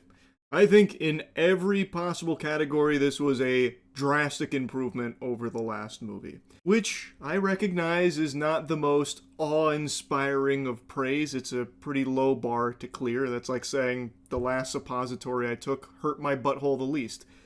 Though, I will say, even Mortal Kombat 2021, I actually did enjoy. I know a lot of people hated it. I totally understand why a lot of people hated it. But for me, it was just the perfect amount of silly that it became charmingly enjoyable. Like, by no means was it like a great film or anything, but I did like Scorpion and Sub-Zero duking it out in the beginning and the end, and I thought there were some good fights sprinkled throughout, though there was a lot of dead air and a bit of a slog, especially because the main character, Cole, was entirely uninteresting. They just went into the default character creator and just shipped out the most plain person ever. They gave you fucking a scoop of nothing burger with that guy, but overall, I still did enjoy the 2021 movie, but Mortal Kombat 2 is much better across the board. Now, real quick, I just want to let everyone know before diving into the spaghetti and the meatballs here, Starforge is doing its largest sale on 5090 PCs, so if you've been looking for a good opportunity to upgrade your current rig, now's the time. It is the biggest sale we've done at Starforge for 5090 PCs, so you can go check that out now, link in the description. It is constant fighting. It sets the premise right away. We're introduced to Johnny Cage, and then he gets chosen to be Earth's substitute champion after what happened to Kung Lao in the last film. And then they just instantly start the tournament. They go match after match after match after match. It's fucking fun. And it is unapologetically true to the video game, to the point where they're even using, like, the character's actual move sets. For better or for worse, because a couple of the moves work really well in the game, but on screen look kind of fucking silly, like Sindel. Sindel, all she does is just spam her scream, which is kind of, But it's true to the video game counterpart. So I appreciated that. I also appreciated that some of the arenas they fight in are genuinely straight out of Mortal Kombat levels. Like, they actually, like, one-to-one recreate little pieces of the levels from the games. Like, we'll get into spoilers right away. We'll immediately get into spoilers. When Cole fights Shao Kahn in his match of the tournament, it is on a level that I believe is iconic, that I know mostly from Mortal Kombat 9. I've said this a lot. Mortal Kombat 9 is my favorite fighting game of all time. I mainly spammed Ermac, Noob Saibot, and Raiden. 2 out of 3 of those characters are in this movie too, by the way. They dusted off Noob Saibot for this bitch. That is so hype. But anyway, they actually have Deadpool in this movie. The stage, not the fucking Marvel character. The level with all the acid, I'm sure if you've played Mortal Kombat, you know the stage. You know that level. And Cole fights Shao Kahn on that stage. And it's a really good fight. And it ends with Cole getting his head popped like a watermelon under Shao Kahn's might. And it's not like he was just like a pushover. He didn't get, fucking folded like origami. He did put up like a valiant attempt, and he actually would have won if not for a power-up Shao Kahn had just received. And I really like that fight. And it also shows that they are very receptive to what everyone was saying about Mortal Kombat 2021, that Cole was the weakest part of it. And instead of like trying to improve that character, they just said, all right, fuck it, we'll kill him. So they blow him up in his match. It happens pretty early into the film. I was shocked. So Cole is not the main character here. And Johnny Cage also isn't either, really. Katana is the main character. Johnny Cage is a very important character who gets a ton of screen time, but I would say he's not exactly the main character. And also, speaking of Johnny Cage, I was pretty vocal about Karl Urban not being the right choice for Johnny Cage. I'm a huge Karl Urban enthusiast. I love his work, but he's just too old for Johnny Cage. That's what I thought before I saw this film. And now that I've seen it, I still think probably wasn't the best choice. They did a very different Johnny Cage. So he is not like the, smooth-talking, badass, shit doesn't stink, confident dude from the games. He's a very different character. He's in his twilight years, he's washed up, he's aged out of his stardoms, his movies are treated like a joke, no one's even going up to his booth at Comic-Con asking for autographs, so he's older, and they lean into it. And I think it actually works in the context of this film, like it's not like bad, but being familiar with the Johnny Cage character, it's super different, and I don't necessarily think it's better this way, with the way it's done here. I feel like it probably would have been even more fun if they had, like, a Johnny Cage like in the game. Because every other character in this movie is pretty true to their video game counterpart. So while I do think Karl Urban did a good job with this character, I still think it probably would have just been better to stay more true to Johnny Cage from the games. Because I think that would have fit the tone of this movie even better, because it is just constant action. And a large part of it is Johnny Cage trying to, like, figure out why he was chosen when he's really just kind of an actor, not really like a hero. Like, I get that, but that's not even like the actual emotional heartbeat of the film. That falls onto Katana, who I think has more screen time than him anyway. He's still shit-talking, he's still nut punches, which are two things that I think are integral to Johnny Cage's character. Both are intact here and delivered very well. But as far as shit-talking goes, by far the best is Kano. Kano carried the last film. He was the best part of Mortal Kombat 2021. And in Mortal Kombat 2, he returns. They literally bring him back from the dead because, again, it feels like they were listening to the feedback. They heard everyone liked Kano, even if they hated everything else. So they're like, okay, here's more Kano. We're bringing him back from the dead. So they bring him back from the dead, and then he instantly gets brought back into the fold in a big way. He doesn't have, like, the most screen time or anything, but he is very present throughout the rest of the film once he comes back. And he is fantastic again. So now you have Johnny Cage talking shit, you have Kano talking shit, and they bounce off of each other often, and I think it works. And speaking of what works, I cannot compliment the fighting enough. It is so fun to watch, even at times a bit goofy, but one fight in particular really stood out. It is the Liu Kang vs. Kung Lao fight. That was fucking cinema. It was so good. It felt so in line with the games. It felt like I was watching like an actual goddamn esports match here with someone playing Liu Kang and Kung Lao. It was great, and it was so cool because the hat's going all around the arena, so they have to keep constantly dodging the hat, while also, you know, Liu Kang doesn't really want to kill him, but he knows that he doesn't really have a choice. It is so good, and the fatalities in here are nice and over the top, as you would expect them to be. Just genuinely, they did everything right when it came to its action. But, of course, and I'm sure no one's going to be surprised to learn this, the story and, like, the actual writing, like, around the narrative isn't that strong. But you're probably not going to this movie expecting it to be, or even really wanting it to be. And counterpoint, this movie knows it. Like, I feel like they know that the writing is by far, like, their weakest part. The narrative, because, like I said, I think Johnny Cage and Kano writing was strong. But, like, the narrative, as well as some of the other characters, don't have very strong writing. So, they instead don't even bother putting that, like, front and center. Instead, it is just always fights, like I said. You go fight, fight, fight, fight, fight. Then they do try and sprinkle some character building moments in there to flesh it out a little bit, and it's fine. It's not great, but, like, it's fine. It's enough. And then it's right back to fight and fucking and all of that. It's so, like, they don't put a whole lot of eggs in the basket of their narrative, which, if you like Mortal Kombat, you go in as a fan, you're probably going to be pleased that they give you just enough. Tournament starting, it's game time, and also there's this medallion that has given Shao Kahn immortality, so we got to destroy that too. But we've also got to beat ass, eat ass here in the tournament in Life or Death, and it's constant clashing, which is great, but the narrative is a mess. Like, the narrative isn't good.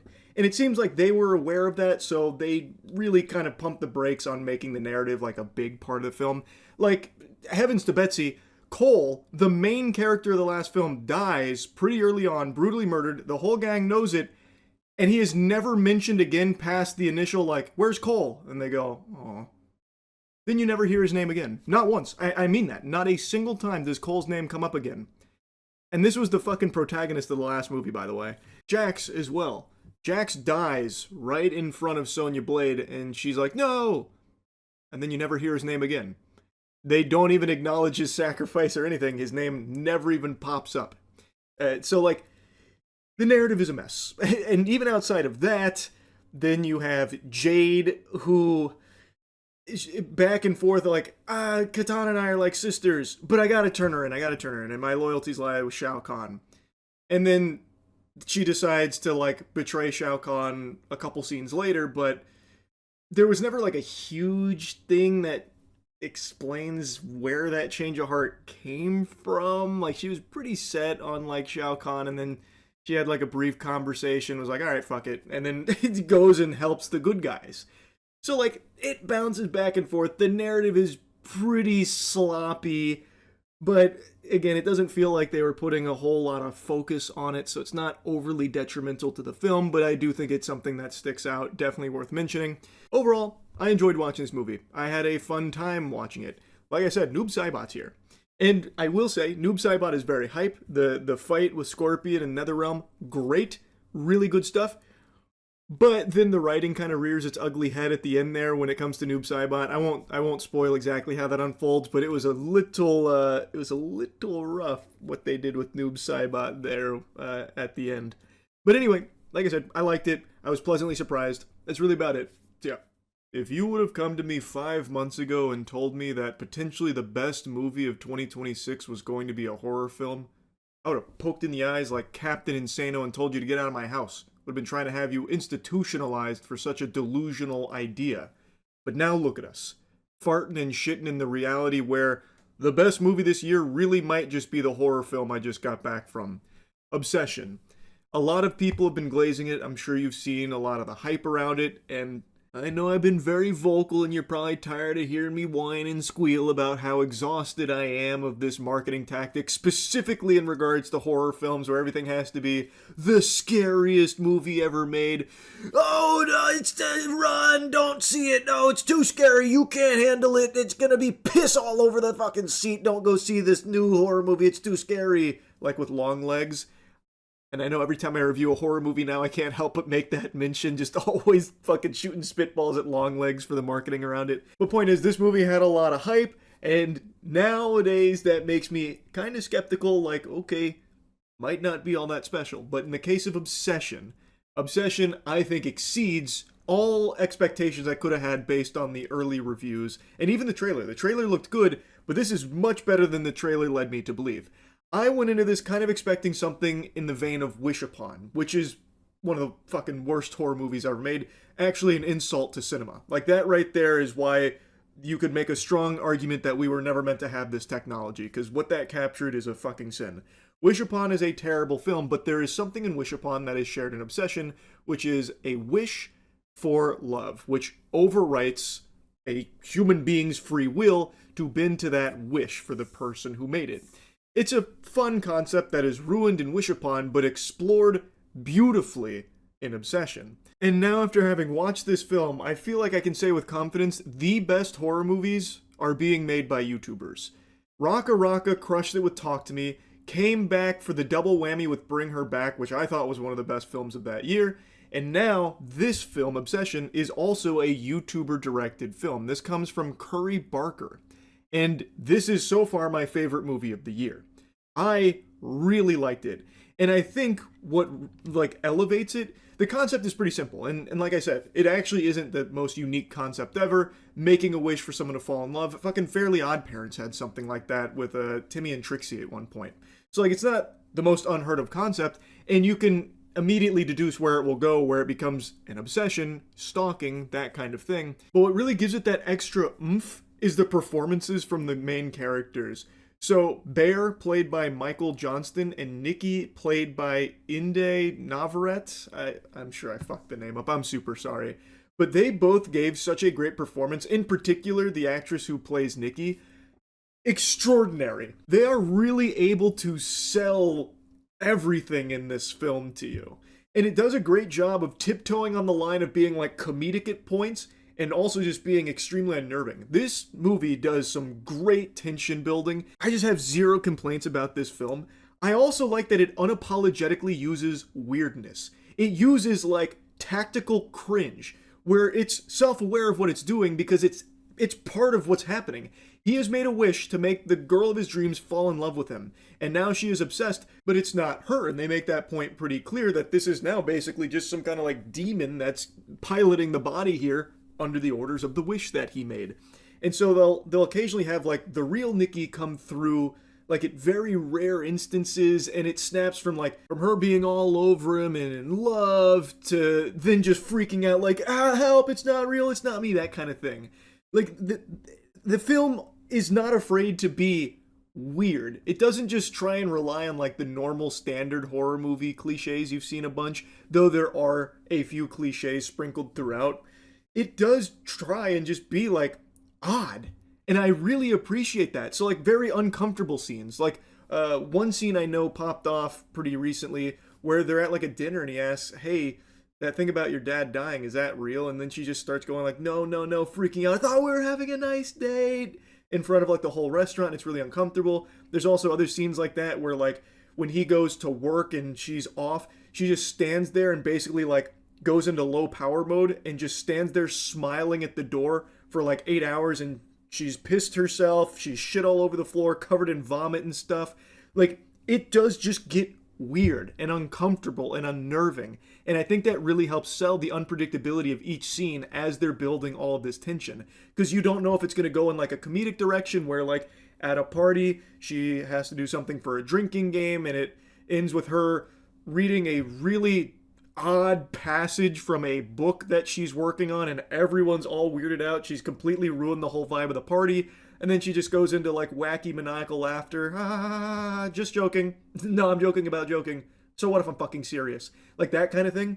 And it's not afraid to slow burn these scenes. This is a horror film that actually does a good job of being scary and frightening without just using the standard demon jump scare or something like that. Again, there are jump scares, but at the end of the day, this is still a human being that you're watching. At no point does she transform into some kind of monster creature or anything like that. It's not even like very violent or gory. There is some violence and gore in there, but it very, very seldom. It really is impressive just how effective it is at making you, like, I don't know, kind of tense up just by having a scene with a bunch of darkness in there and she's talking in the darkness. Like, there's a lot of scenes where they're showing her where you can't even really make out her face. So then you are sitting there trying to, like, figure out what facial expression she's even making, and it's really effective. Like, I have, like, no complaints about this film whatsoever. They also do a good job of making you not exactly the biggest fan of the main guy either, because what he's done is fucked up. And even after he starts to piece it together that wish that he made on basically a fucking toy turns out to be real, he kind of just like, okay, so what if it's not real? I still get to have sex with her. So he's taking advantage of this. And one of his friends is like, hey man, it really seems like you're taking advantage of her and she's going through like a psychotic episode. So like, it does a good job of like actually making you kind of root against the main character as well. Like, everything this film tries to do, I think it does extremely well. I was blown away by how much I was enjoying this film. And like I said, it is self-aware. So when it is giving you like those cringe moments, being very on the nose, or giving you like really wacky over the top scenes of this, like stalker type behavior and like, crying like, oh, why don't you love me? That kind of thing. Or like even just something really over the top, like you cooked my cat, that kind of stuff. All of it works. All of it flows so well in this film. And I think a big part of that falls on to just how great the acting was. The performances really did complement it amazingly. Like I said, no complaints about this film. So far, it is my favorite film of the year. There are some heavy hitters coming out in the next few months, and especially towards the end of the year with the Dune 3, so I guess we'll see if it stays my favorite movie of the year, but man, this was very strong. I am so pleasantly surprised by how good this movie was. Man, I just keep reflecting on some of the scenes. I'm avoiding spoilers for the most part in this one. I'm giving you just more broad strokes about this, and I know I usually dive into spoilers, but for this one I'm going to make a special exception because I really think that this is something pretty special here. Again, and it uses a concept that I don't think is special or unique, like the wish gone wrong type thing. We've seen that explored millions of times, just not like this. And I would even go a step further and say that even some of the story beats that it hits, I've seen before in other films. It's not that unique, but it's the way that they get there and the way that they build it and the way that they shoot it, the way that they use lighting here and the way that they convey it, especially through the performance of the lead actress, is unique. Something that I think is very special to this film. It is extremely rare. I can't even really think of more than a couple of films ever that have made me feel secondhand embarrassment. And I mean that as a compliment because that's what it was going for in those scenes. It's supposed to make you uncomfortable. I do not get uncomfortable with movies or horror games or anything like that usually. It's very, very rare. But this film was able to pull that off. Like, it actually does such a good job at what it set out to do with each of its scenes, with the tension or the cringe. Like, I really am impressed. Again, so far my favorite film of the year. I highly recommend checking it out if you like horror movies at all. Anyway, that's really about it. See ya. Well, The Boys finale aired, and it's pretty much exactly what I was anticipating. Really underwhelming. The whole final season was unfortunately disappointing. Just a really weak finale, especially for all of the build-up that we've had for years now, and then like this season was billed as, Homelander's snapping, it's about to be nuts to butts, there might even be fucking boobies blowing up all over the place, everyone's fucked, that kind of thing. And yet this whole final season felt like the smallest version of The Boys so far. They took something that was like really big in scale and like dialed it into something much tinier and teenier. It's just, I don't get it. So like, I won't regurgitate all the points I was making for the first 6 episodes. Instead, I'm just going to focus mainly on the ending, but a little bit of some of the stuff I hated as well with episode 7 getting into it. So let's just dive into the spaghetti and the meatballs. Where do I even begin? I think one of the biggest flops here was like the introduction of V1. I don't think it actually did anything. I think it is solely there to set up Vought Rising. When Homelander does get V1, nothing changes. In fact, it feels like it even depowers him.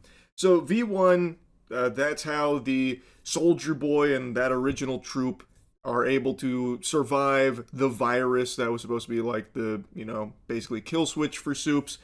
It doesn't work on Soldier Boy because of the V1, so then that becomes Homelander's new goal for most of the season to get the V1. Then he gets it, and then he wants to make an amusement park. So now we have an immortal Homelander who should be like in prime killing capacity. He's already snapped, views himself as God, and then does nothing. Actually nothing. And in the final fight, he feels significantly weaker than any other time we've ever seen him. So the experimentation on Kimiko to get her to have the Soldier Boy blast, which basically turns Soups into normal average Joe Schmoes, he knows this, and while fighting for his life, it's like he's been nerfed. It's like he's playing on like a EU servers or something with lag. He is slow. He is not powerful. His laser eyes, which we have seen him actually cut Kimiko in half with, don't do anything to her. Like, he's not able to even like cut her in half anymore. Even though he uses his laser eyes directly on Kimiko, it doesn't like pierce her chest, cut her in half, damage her in any way. She just takes it and then gets up like she got hit with a water balloon. So why is he so much weaker now when he has V1 as well? This should be like a, Armageddon type situation, but they're treating him like a joke. And I don't mind like the final team up of Butcher plus Ryan against Homelander. I think that's very satisfying. And Kimiko being the one to have that blast, I think makes sense. I wasn't like, that came out of nowhere and feels shitty. I was like, okay, I could see that. It makes sense, especially with, Frenchie dying beforehand. I think that ties it together and works. But what doesn't work is how weak Homelander is. It feels really lame. Especially when you consider a couple scenes before their final showdown, he took a guy to space like that. It was like an instant transmission from Dragon Ball Z. He had a guy, he didn't really fuck with him, so he grabbed him, he shot up into the sky, and then came right back down, and when asked what happened, he said, oh, he's an astronaut, so I took him to space. Why couldn't he fly like that when his life depended on it? Why in the final fight, in the couple of times he tried to fly away, was it like me on a tricycle trying to get away? I don't get it. So truly, I just don't think the V1 did anything meaningful to the plot of the boys. Like, it gets introduced at the final season here, completely changes the trajectory of everything that had been building, because now we have another new side quest, another new doodad we're gonna have to look into and stop from getting into the bad guy's hands. And even when it does, who cares? like actually, who gives a fuck? It didn't matter. I think they spent so much time on that to get Vought Rising, off the ground a little bit, put some poop in that butt, that they kind of abandoned a lot of what they were building to previously. Like, example, one of the huge things was the flight recording where Homelander just lets the entire plane die in season 1. That was going to be like their big, weapon against him in the public eye, and we built on that for fucking years. And then that gets dropped early on in the season, only to just be written off as AI immediately, which I get, like, yeah, that's an easy way out. You can just say, oh, it's AI, it's fake, and people believe it. That's what they do in the show. But why do that for this? Why build for so many years just to have them finally get to that point where they release it, and then it's only like a fleeting mention of, oh yeah, that was a Starlight AI video. Didn't happen. So it just feels like, okay, that was a waste of time and doesn't really do anything in the grand scheme of things, huh? Same with Soldier Boy. He gets put back on ice. That was the big finale for Soldier Boy in the last episode. He gets choked out and put on ice again. For the third fucking time. All they do with that character is they thaw him out. He acts wacky and silly and like tough for a little while. They can't really beat him. He talks about, you cum guzzling, jizz pirate, that kind of stuff. You butt bubbling, motorboat nut swallowing, scallywag. And then they put him back on ice when they can't figure out what else to do with him. So he just goes back into stasis. Like, come on. That's not satisfying at all. Like, it really feels like so much of this was built upon the idea that they had to find ways to keep it milkable because they have so many other boys projects already in the works. So now we've waited all this time. This is supposed to be the big finale, and yet it feels like they're still just setting up things for other things outside the boys, which means the boys itself gets kind of strung dry and feels bland and feels like it's missing so many important components for closure. There's just so many things I didn't like about this, man. And even going back an episode, a couple episodes, Black Noir 2's death. Like, I think the breakdown of their friendship was handled well. Like, I think that was entertaining and done decently enough because they gave enough time to flesh out the Deep specifically, as well as, like, you know, his obsession with being in Homelander's good graces so he could suckle milk from Homelander's tit. And Black Noir 2 was kind of standing in his way, so they start to have the breakdown, and then he, you know, steals some of Black Noir 2's credit. That further strains it, and then it eventually culminates with him killing his acting coach, and then Black Noir ends up killing a billion fish, which the Deep is rightfully blamed for because of the oil pipeline and stuff that he was talking about, which then causes him to be excommunicado from water itself. And because of that, he kills Black Noir too, but they don't have like a real final fight or anything. He strangles him with a cord and then stabs him in the face, like in the neck. This is Black Noir 2 can fly. He's bulletproof. How the fuck is he getting choked by a cord? Like, I understand the Deep is also superhuman, so he's got strength. The cord would break. Why wouldn't you just have them like actually fight? So that way it feels like, oh, you know, this was a big deal. This was a, you know, death befitting of a character you've spent this much time with, but instead it's just a fucking whimper. He gets strangled by a goddamn ox cord and then stabs him, and that's the end of it. And then he never gets mentioned again. Black Noir 2's name never comes up again. Not once. So again, it just feels really underwhelming. Speaking of another character, Sister Sage. Holy shit, I have never seen a character that's supposed to be the smartest character in the world be used so stupidly. Like, that character trait in other shows, like this is the smartest person ever, always leads to some really fascinating situations, and I think relies on good writing for it to work well. Here, that was just completely absent. Sister Sage at no point in this final season felt like the smartest character in the world. All she does is sit around, kind of do nothing. She then explains her goal of like, let everyone die so I can read in peace in my bunker. Like, okay, I guess. But she doesn't do anything to like actually get there using her intelligence at all. And then when she does like betray Homelander and go with the boys, she is the one that fucks everything because she, for some reason, decided to let Soldier Boy come through during the V1 transfer, and she didn't expect Soldier Boy to give Homelander the V1. Human emotion makes no sense. Love. I can't calculate it. I don't get love, which is a cliche I've seen explored and you've seen explored in other smart characters. Love, the X factor, the chemical X, no one can quite figure out the composition of it. Doesn't make any sense. It goes against logic.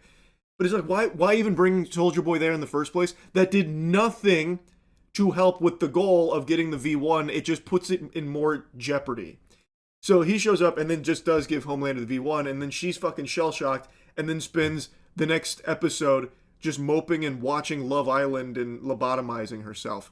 And then when she does, like, dust it off after a motivational speech from Frenchie, she, like, helps one time with the experiment on Kimiko, which does actually have a big impact. But then that's it. In the final episode, she gets hit by the Kimiko, chest blast, the big beam, loses her powers, and becomes average, saying, I'm stupid like all of you, and then fucks off to Disney World, or, what was it, Universal Studios, I don't remember. She went to Orlando.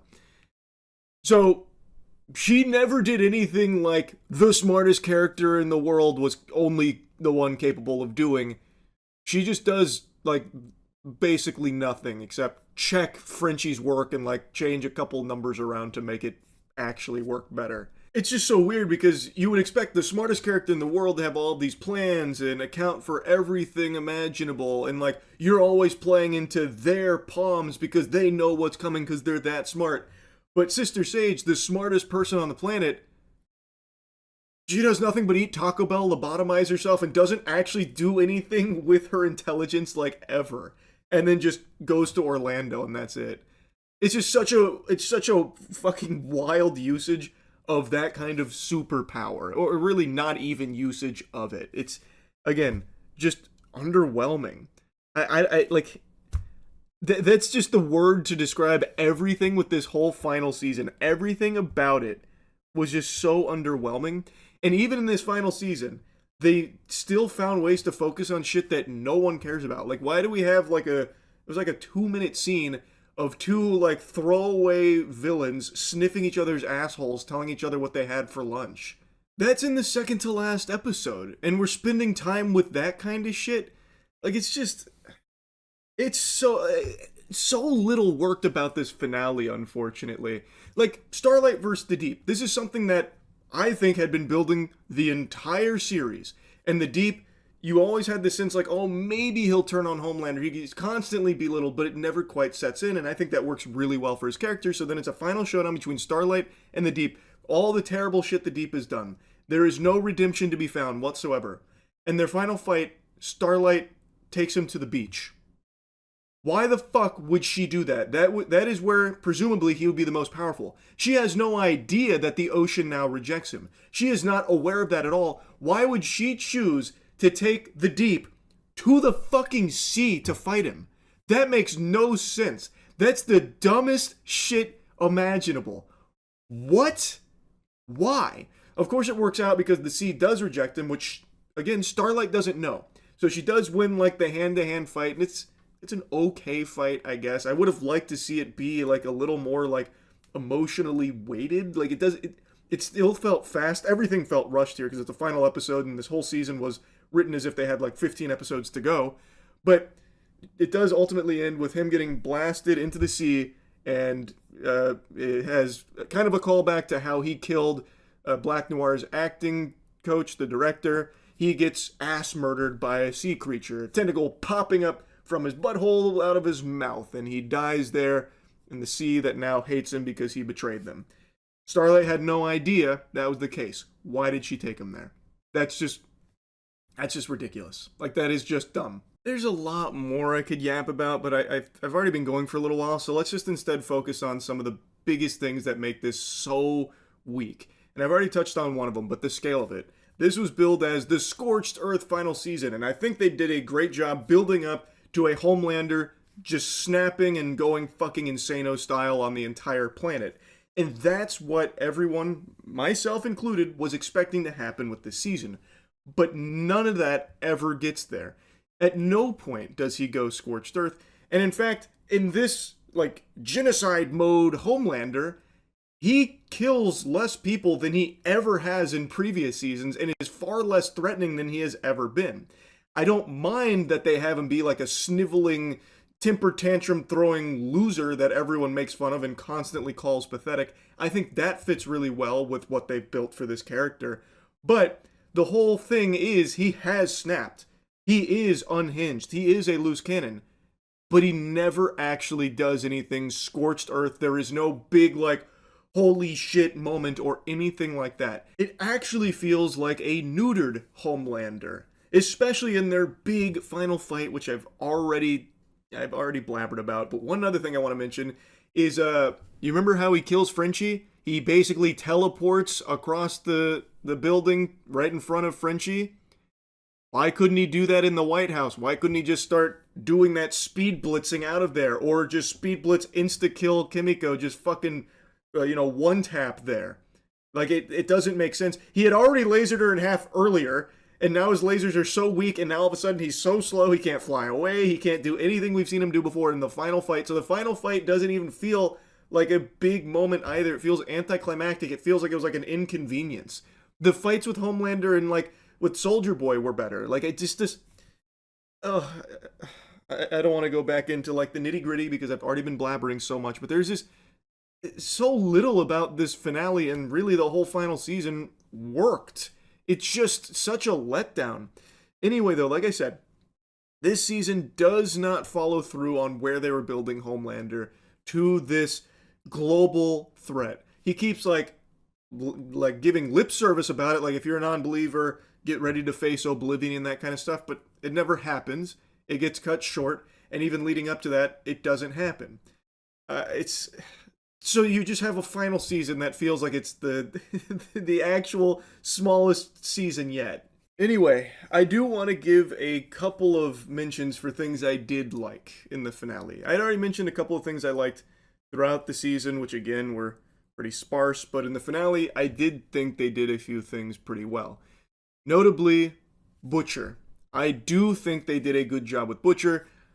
Aside from the final fight where he's using less tentacles on Homelander than he did on fucking Newman, he's now much more content to not really be using his powers all that much for some reason. I don't know why he doesn't really go all out with it, but whatever. I do think when Homelander gets depowered, is no longer a soup, Butcher does a wonderful job of being that boogeyman. Just early, like moments earlier, we heard Homelander say, "Do you think I'm afraid of William Butcher?" And then we see him just crying, begging Butcher not to kill him as he menacingly walks towards him, just unflinching, just diabolical. And Homelander is crying. He's saying, "I'll suck your dick. I'll eat shit on live TV, whatever you want. No, don't do it." That kind of thing, which I think is the perfect ending to Homelander. Exactly what that character deserves. Exactly where I was hoping it would go. And then Butcher does the crowbar into his skull, pops his head open, killing him. And on live TV, and everyone sees Homelander go out in a sad, pathetic, despicable whimper. And I think that was a really good ending to Homelander versus Butcher. It's just a shame that how we got there was as weak as it was, because I do think they stuck the landing on the actual killing of Homelander. I think that is exactly what it needed to be. And I think what happens next with Butcher is exactly what needed to happen. He doesn't just instantly get forgiven by Ryan and, he doesn't just all of a sudden flip this switch and now he's like the nicest guy ever. He's out mowing his lawn, waving to his neighbors and stuff like that. He doesn't get that happily ever after because William Butcher as a character is not someone who even thinks he deserves it. So I think them committing to that was the right call, where he takes the virus and he is going to finish what he started and what he always wanted to do of killing all of the soups with this virus. So he goes, he gets everything set up, he's got his finger on the trigger ready to do it, and he is confronted by Huey. And I think this standoff between Huey and Butcher is exactly where things needed to go, exactly where things had been building with a final confrontation between these two. Huey, after everything he's been through, has not lost himself.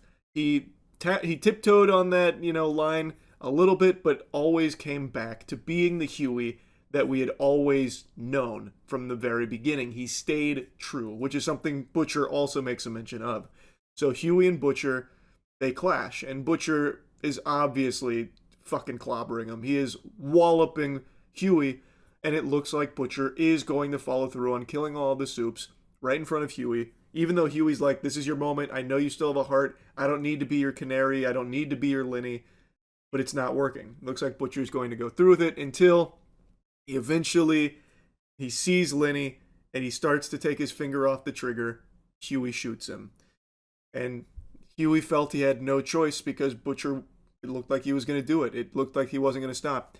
And I believe Butcher wanted this to happen. I think that's pretty clear that Butcher was hoping that Huey would be the one to finally put a stop to him as well. Like in everything that he's suffered and everything that he's done, he can't help himself. He said he wasn't going to stop, even though it looks like he was going to, but he still seems like it wanted to put Huey in this position where he had no choice but to kill him.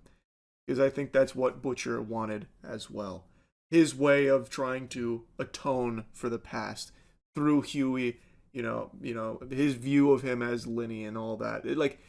I think that was a fitting conclusion for Butcher as a character as well as Huey and Butcher's relationship. I think they did that well.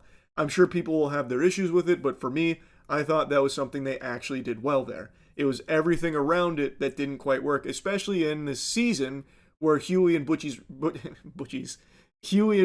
relationship isn't really something that's thoroughly explored or really examined all that much, aside from like a couple of mentions here and there about like, "Oh, Butcher, maybe you do have a heart because you just pet terror. That's great. Awesome. Love to see that." Like it's something that they threw into the fucking Backrooms and forgot about, but it's something that had been integral throughout the series. So I think that is a fitting conclusion there. I just wish the rest of the season also built up to it better, especially in the finale. But those are two things that I do think were done well with Butcher and with Huey and Butcher at the very end. Outside of that, just there's not much. Like there really isn't.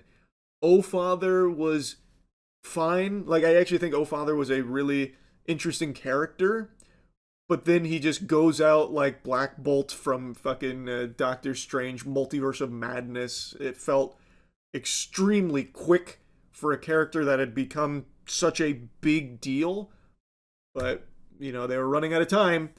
They forgot that it was the final episode, so now they gotta rapid fire all of this shit. Ashley then, you know, grows a conscience and decides to come around to help the boys, which gets them in the position to fight Homelander, which, I mean, they kind of sprinkled that seed of doubt, like maybe she'll turn, maybe she won't, even though in every other opportunity she doesn't, and then here all of a sudden she does make that decision, even though this is the one time when she turns that actually directly put her life in danger immediately because she goes into gunfire into an ambush to save them. Like, feels like if she was ever going to turn, it'd be on like one of the safer ones.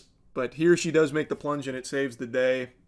Everything just happens so fast. It feels very rushed, which I expected. I think most people expected because this whole season had really dragged its feet and never really felt like we were reaching the end game. It never gets to where we were led to believe it would with Homelander going scorched earth or anything.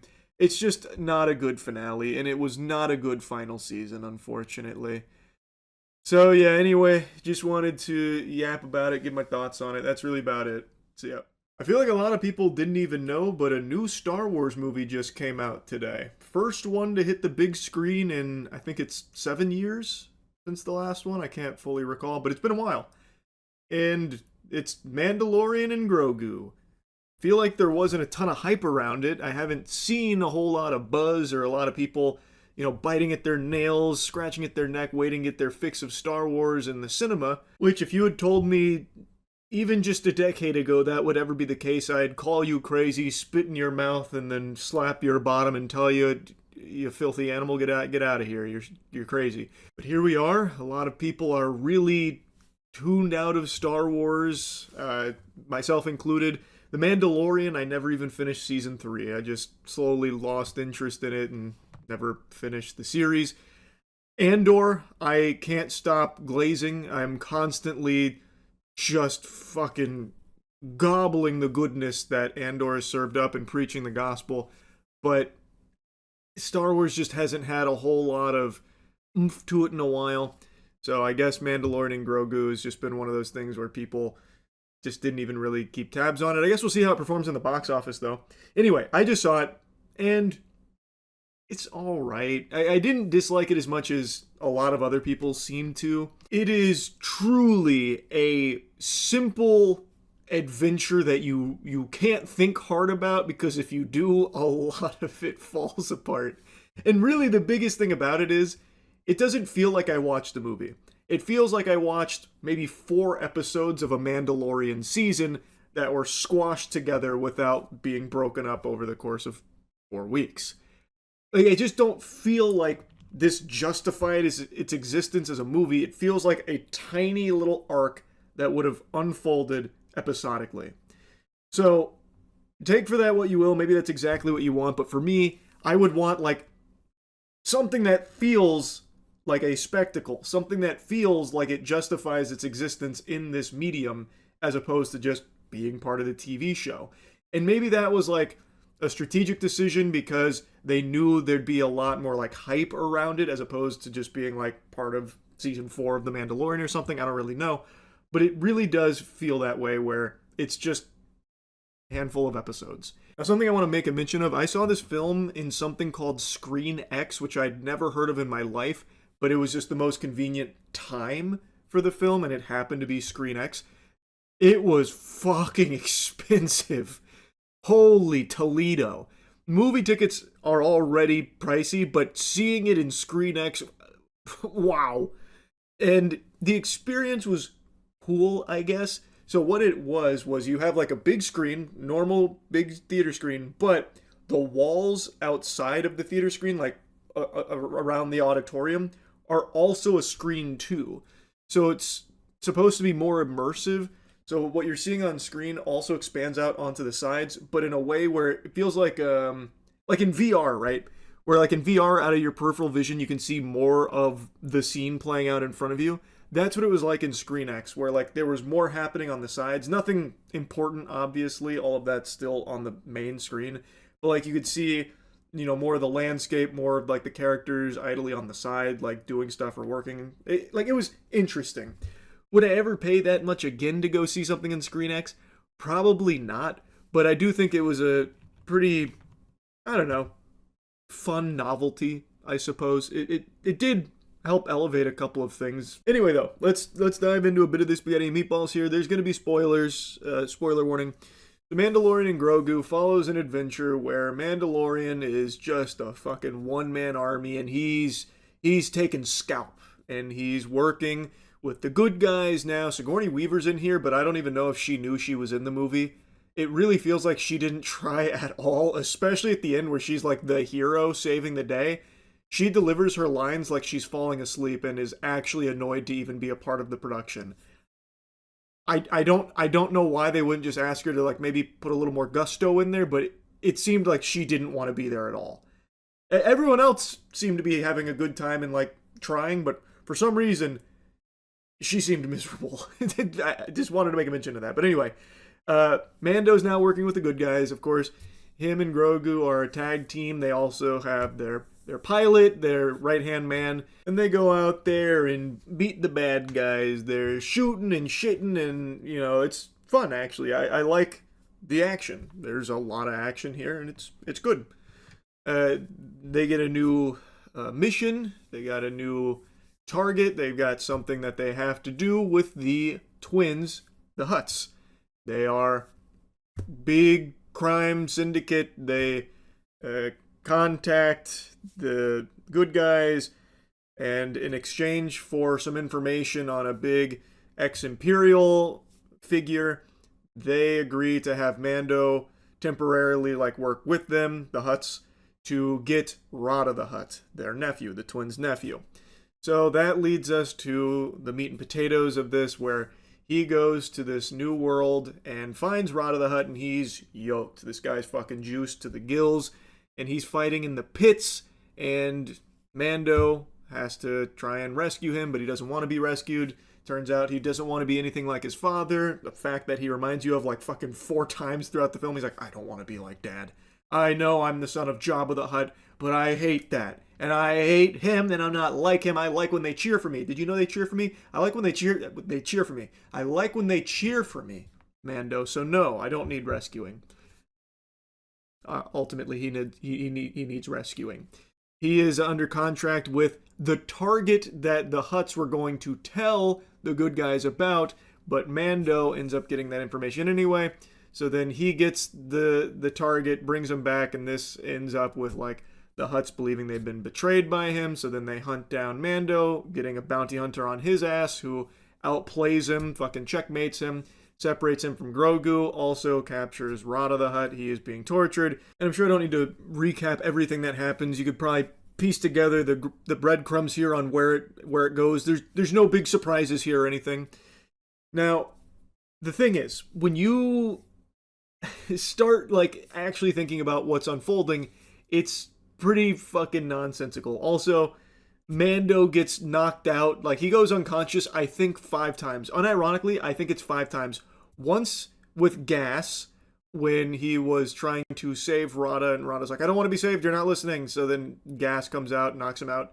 Once when he gets electrocuted by the bounty hunter the first time outside of his house, after he has Grogu, as well as some Babu Fink characters. I don't know what those aliens are called, but they're basically this movie's equivalent to the fucking Minions. They just have high-pitched voices going we gotta go this way, then we go that way, that kind of stuff. So he got knocked out there when the bounty hunter got him there. He then woke up on the ship to have a couple of words with the bounty hunter, got knocked out again, And then he got knocked out one more time after being poisoned by the creature under the Hutt's lair when they captured him. But I also think there was one more that I'm forgetting. So he spends a good chunk of this movie unconscious, which is, he's makes me question: is he really the most like elite bounty hunter there is? You know what I mean? He keeps falling for it over and over again. It's like they keep getting him with the pull my finger gag. Also, I just looked it up. Babu Frick. They're Anzelins or something like that. Sorry I butchered the name, but it's hard to remember every new glup shitto that's been hitting the Disney Star Wars circuit. But yeah, they get into the mega mix here because he was, consulting them, commissioning them to fix a ship. Anyway, not important. Point is, when you start like actually looking at the scenes and thinking about them, it completely falls apart. For example, Grogu has the Force. And there are so many times where him using the Force would have been unbelievably helpful. But he just doesn't. He uses it to like get some food sometimes. And then at the end of the movie, he gets it to like pick up Rada at a very important moment. So that was a good time to use the Force. But you also then have to ask yourself, well, why didn't he do that numerous other times when it really would have fucking put the kibosh on some problems they were experiencing? Another thing, the twins, the Hutts, they're fucking idiots. And they're not like meant to be idiots. They're supposed to be like scary, intimidating bad guys. But like when they have the Mandalorian, when they have Mando captured, they drop him into this pit with like a bunch of Aqua Soldier aliens. One thing I will be giving a big compliment to though is the amount of aliens you see. I think that's really hype. I always like seeing Star Wars when it's just throwing a bunch of cool new aliens at you, or like bringing aliens from way back in the day into the fold again. I think that's cool. It reminds you that it's more than just the same shit we've seen a million times. I like that. So that's actually a compliment I give it. Like these alien swimming guys that have spears, that was cool. Like they're space Atlanteans or whatever. Mando starts disposing of them. Then there's a giant dragon that pops out, this huge Leviathan sea snake. And for some reason, the Hutts let Mando keep all of his armor on. Basically impervious armor. They let him keep that for some reason. I don't know why they're letting him stay with his full fucking loadout. They take his helmet off, which is, of course, a big no-no. That's a disgrace to Mandalorians. And then when he's dropped in the pit, he doesn't have his helmet. But then they give him his helmet. They just say, here's your reward because you entertained us. You made us go haha. So they drop his helmet in there, which obviously gives him the edge. It helps get him back on his feet and be able to fight this monster. Why did they do that? They even made a point of saying how priceless that helmet is on the black market, and presumably his armor too. Why let him keep that? Why keep doing that? And it's not like they're honorable or something. Like that's never been something expressed. Like it just made no sense. The reason is because this is the Mandalorian. He's gotta have his armor. He's gotta have his helmet. So they just lazily have them do that inexplicably.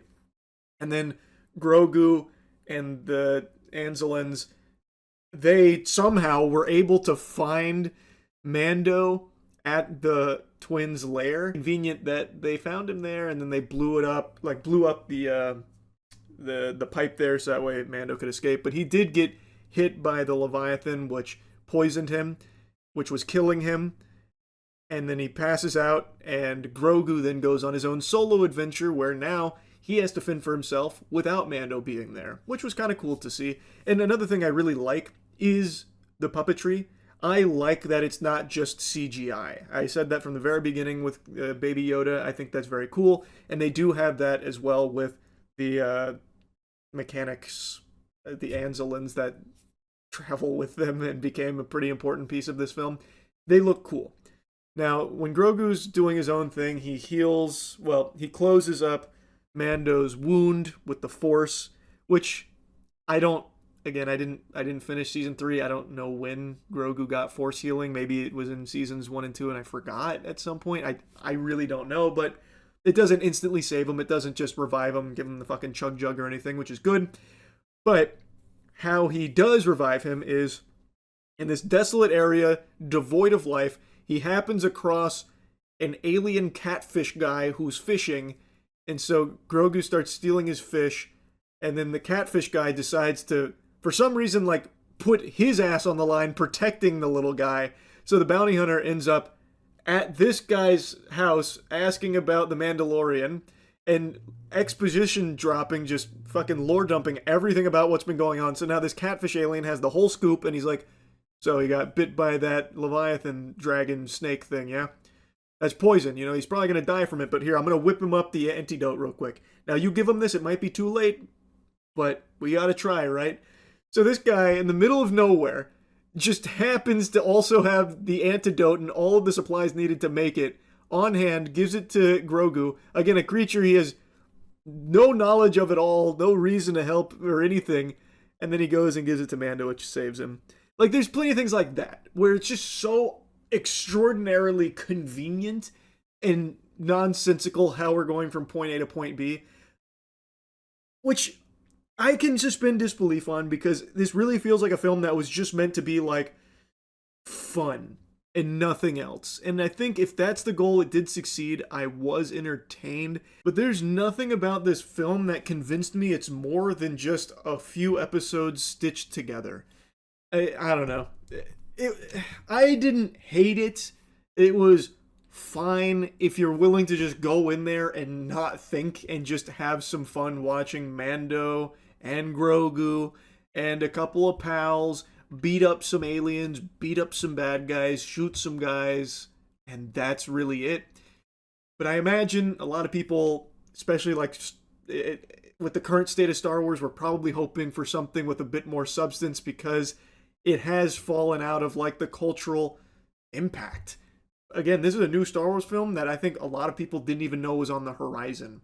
So I don't think Mando and Grogu is the one to really like bust it wide open again, like Star Wars is back, baby, or anything like that. That to me was Andor. Andor, I think, is the best Star Wars thing we've gotten in a long, long, long, long time. It is an incredible show. This is just fine if you've got a couple hours, you don't mind, you know, sitting there and watching some action and eating popcorn and going into a bit of autopilot mode for it.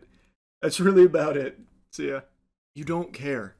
And I know you don't care. You shouldn't care.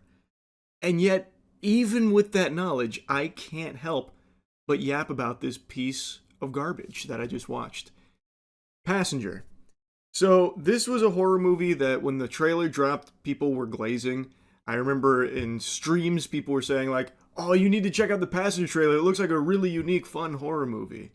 And I watched it and I was like, it looks pretty generic, but all right. I watch basically every new movie that comes out, so I was going to see it no matter what. And now I have and can confirm that it blew colossal ass. It was big booty. And I'm not surprised by it, but I feel insulted because last week I saw Obsession, which is my favorite movie of the year so far, and in general just one of my favorite horror movies now. And then I go into Passenger, which I would argue might have had more hype around it than Obsession did, and I'm served this stale load of barnacles. And nobody cares about Passenger now, because Obsession came out and the word of mouth is so strong that it's tracking to do an even stronger second weekend than its opening weekend. So now, nobody even wants to engage with Passenger, and they shouldn't. And yet, I couldn't help myself. I marched in there with my fucking Ebenezer Scrooge wrinkly looking sack, buy a ticket to a fucking Passenger, and now I feel compelled to review it even though nobody cares. Oh well though, we're gonna ball anyway. Big whoop. You wanna fight about it? Let's get into the spaghetti and meatballs. Spoiler warning. I know you don't care about spoilers. That's just for the one psychopath out there that actually does care. Plug their ears right now. 1000% this is a film you have seen before. Everything that happens in this film is just the standard cliche horror movie checklist, and it is unapologetic about that. It doesn't do anything well, nor does it try to do anything well. It tries to walk the same path countless other horror films have walked, doing every single trope in the book. So, the film follows two characters, a man and a woman who are now getting engaged. Yeehaw, congratulations, it's awesome, and they are now living the van life. So they're traveling around in their van, and one night on the road, they encounter some loose cannon, some unhinged guy who's, zooming around and honking and hollering, and he's a real wacko. And it turns out that guy is from the opening sequence, which the opening sequence is what the trailer really sat on and hooked a lot of people with, which is two dudes in one car, not reminiscent of Two Girls, One Cup, a lot less poop, but much more cringe here in this movie. And they basically encounter some creepy, scary guy in the woods who kills them. And the scene is that opening sequence is actually probably the strongest part of the film. Like it's really not bad. So I see why people really bought into it as a concept and thinking that it could be good, but the movie is not. That is just its best scene. So anyway, the main couple, they're driving in their van through this area, and the dude from the opening sequence is still like trying to escape as he's being hunted by the passenger. It's a demonic entity that's been around since the beginning of time, a demonic highwayman that kills and torments his victims. He has them seeing things that aren't real. He can fling them around with his telekinesis like he's fucking Jean Grey. Everything you have ever seen in every horror movie ever is what you experience here. They pull over to help that man, and in doing so, they get marked by the passenger. So then the passenger is basically hitchhiking a ride in their van as they go about their life traveling around, and he scares the woman a lot. Like he even comes up behind her and like starts choking her, but then she hits him with Saint Christopher necklace that her fiance had put there to protect them on their travels. And he's like, ow, burn, and he leaves, and then there's more jump scares. There's tons and tons of jump scares. All of them are so lazy and half-assed, it is just yawn. It is eye-rolling. They solely rely on jump scares, and yet they are terrible at executing them. I don't even know like where to even go with this review, because there's so little to actually talk about it. So, she realized things are cattywampus, probably because she's been attacked by some fucking demonic entity who looks just like a, I don't know, crackhead. It's a really stupid design for the guy. He doesn't look scary. He just looks silly. And he's not intimidating or anything. He's just silly. And he does every dumb horror villain thing where he like toys with them. So like, for example, they're watching a movie in the woods, and then he interrupts their film by like putting his head into the projector screen, and then he disappears when he pulls the thing down, and then he starts like banging on their van, and it turns out the guy left the keys outside, which means you would think that the passenger would just kill him there, but he doesn't. Instead, he starts jingling the keys and then puts the keys on a tree and lets him get it so they can get away. He's really enjoying it. And it also does the standard horror cliche of they're able to research everything that they're experiencing on the internet and get all of the lore so they know exactly what this is. And it turns out they need to learn the hobo code in order to survive. Because you see, when they pulled over, there were 3 scratches on the vehicle from the previous victims of the passenger. And now they've made a big point about the 3 scratches on their van, but they didn't know what it meant until at like a fucking rest stop as the fiance's carrying around a huge spoon and showing a license plate that has her name on it. Her name's Maddie. It's like, look at this, it's your name. We gotta get this, put it in the bag. That kind of stuff. She happens to find this book that has the hobo code, and she sees the 3 scratches, and it means not safe. Not safe person when it's 3 scratches through a stick figure. I mean, I feel like you don't even need to be experienced in the hobo code. That's pretty on the nose. You could probably sniff that much out for yourself just using basic reasoning. But anyway, they start to dabble in the ways of the hobo code. And they also have the cliche of the wise old woman who also knows everything going on. So they give you both. They give you the internet solving everything for them and the old woman also solving everything for them too. It is so cliche, it's painful. It is so formulaic, so generic. I just don't even see the point in making a movie like this anymore. I don't. I really don't get it. I don't know who goes into a horror film like this and is finding anything to be entertained by with the loud noise jump scares that don't even really work well as jump scares. Like somehow the loud noises aren't even startling because they set it up. the same way every other movie ever has. So there's just nothing to even catch you off guard with the loud boom noise there. I don't know. It all just sucks major ass. But anyway, at a van meetup is where they meet the old woman, and she's like, "Whatever you do, don't stop and don't drive at night on the quiet roads. Just keep driving, and you won't have any problems." But then, of course, they had already stopped, and they had the passenger with them. So then they track her down to another van meetup where it's just a community of people who travel around in RVs and vans, and they're not very receptive to the outsiders that have just joined, and they're asking about Diane, I forgot what her name was. Like, we don't know who that is, and then she pops out, like, "What do you want?" And then they start talking about the passenger. She's like, "Everyone go hide! They brought the fucking boogeyman! Hide, run, hide!" Blowing a whistle and shit. The exact same scene you've seen out of 1,000 other horror films. And then she starts to tell them exactly what the passenger is and tells them how to beat the passenger. Like, "Oh, long time ago I heard a story about a trucker who went to St. Christopher's Church. But it's in the middle of nowhere. You'll never find it. It's not on any maps you'd have access to. But don't worry, I'm going to give you all the clues that you need. And in fact, follow me, I'll drive you there." Which is very nice of her, because she was just saying to get the fuck out, basically, like, go kick dirt. And then she's like, "Oh, you know what, actually, I'll take you there. I know exactly where it is."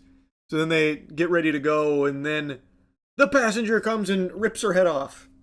Literally rips her head off. And they're like, "No!" And then they just drive. And then, of course, along the journey, the main characters here, this couple, makes so many stupid fucking choices because they have to. It's the only way the plot can progress. And the final showdown with the passenger just is terrible. It ends with her basically ramming him into a statue of St. Christopher and impaling him on the spear, which then blows up the church. And then the police show up in the middle of nowhere because the guy had hit an SOS button on like a little doodad that she had brought in the very beginning of the movie. Police had a really quick response time, by the way. That was very impressive. In the actual middle of fucking nowhere, they swoop in. Because every horror movie like this ends the same way, where they defeat the evil or they somewhat triumph over the evil, and then the police arrive seconds later, that kind of thing. It happens like that, bar for bar. This whole film is so painfully formulaic, I actually was upset sitting there. And I was doing this a lot. I kept doing these. Every single time they're making a bad decision, I was doing this. Every jump scare, I sat like this, just stone-faced. It was just a waste of time and money. And none of you probably had any plans of seeing it in the first place. And yet here I am, still yapping about it, still reviewing it because I couldn't help myself. I saw it, I didn't like it, and I wanted to talk about it. But did I have fun watching it? Kinda. I mean, I kinda did. I don't know, there's some kind of certain charm to seeing movies that are this not special and not good. I always like a good fun bad film, and I do think there were moments that were actually fun bad. I think maybe if you saw this with company, like as just a self-aware kind of thing, like, guys, we're just gonna, maybe drink some brewskis and laugh at this. Like, I could definitely see that being a good time. This would be a decent one to put on for that, because I do think it has its moments of being just super fun bad. But overall, if it's something that you want to see, like, with quality, I would never recommend this film. So, yeah, not very good. That's it. So, yep. Yeah, it was good. I'd even go as far as to call it really good. And this is coming from a petite homunculus that doesn't even like the Backrooms. I've always understood the appeal. I've just never personally found it scary or overly thought-provoking, and I've played oodles of Backrooms games that are just some of the stinkiest slop you'll ever experience on Steam dumpster diving. So I'm not exactly like the biggest Backrooms enthusiast, but I've always commended and appreciated the hard work that Kane Parsons has poured into it, and now he gets to see his vision on the big screen.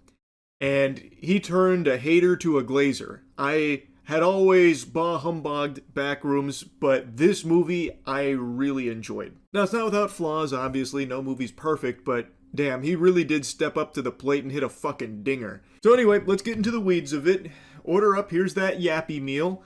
So, we follow, for the most part, Clark. He is a store owner who's selling furniture, and he's gone through a lot, and he's seeing a therapist named Mary that's trying to help him work on himself to change. Also, as with all the reviews I do these days, well, almost all the reviews I do these days, I'm getting into spoilers. So here's your spoiler warning. All right, and there it is.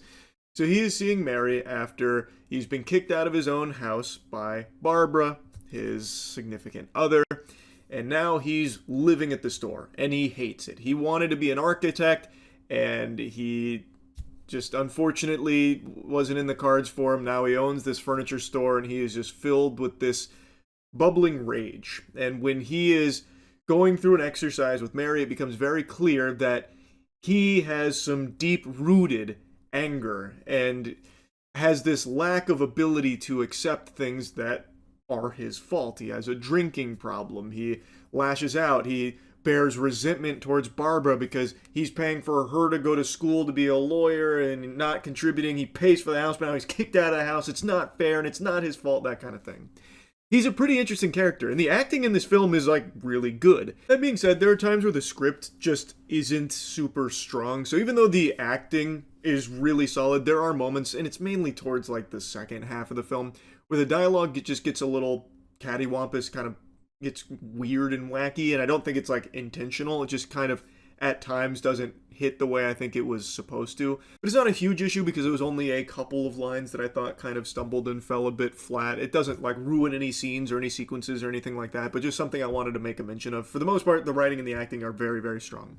Anyway, though, Clark owns this furniture store, and it's been having some electrical issues, and he, one night, goes downstairs of the furniture store and is trying to solve it himself, but he's really upset. He's fucking flipping switches, and then he accidentally discovers that the wall near the breaker, he can phase right through it. Dude's fucking no-clipping here. He then goes through the other side here, and that's when we get our first glimpse of the Backrooms. And it looks really cool on the big screen. A lot better than it looks in the fucking games that I've experienced. It goes on forever. It's got nonsensical architecture. It's nightmarish. It's just very unnerving being in the Backrooms. And he's exploring, and he's trying to put it all together. What does it mean? What is this place? And then he starts to hear some footsteps. He gets scared. We don't see anything that's chasing him, but we know there's something there. We hear it. He starts to panic and freak out. He does eventually find his way back. And then he tries to tell his therapist, Mary, about it. She doesn't really believe him, but he's started mapping it out. He's drawn up the fucking blueprints of it.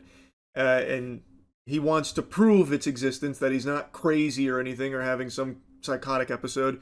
So then he has one of his employees and her boyfriend come with him to the Backrooms to film, and that's when we experience the exploration and the eeriness, the creepiness, the nonsensical nature of the Backrooms through this old school camera, so it's all grainy. And this isn't the first time the movie did found footage. It opened with a found footage, camcorder style sequence.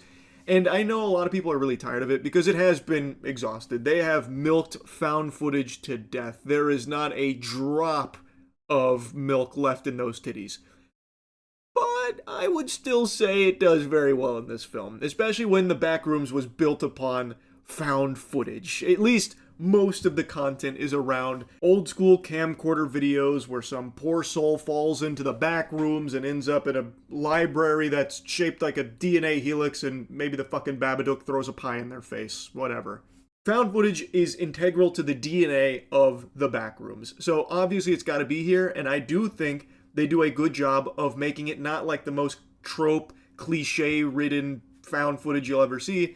I think they did a good job of making it interesting.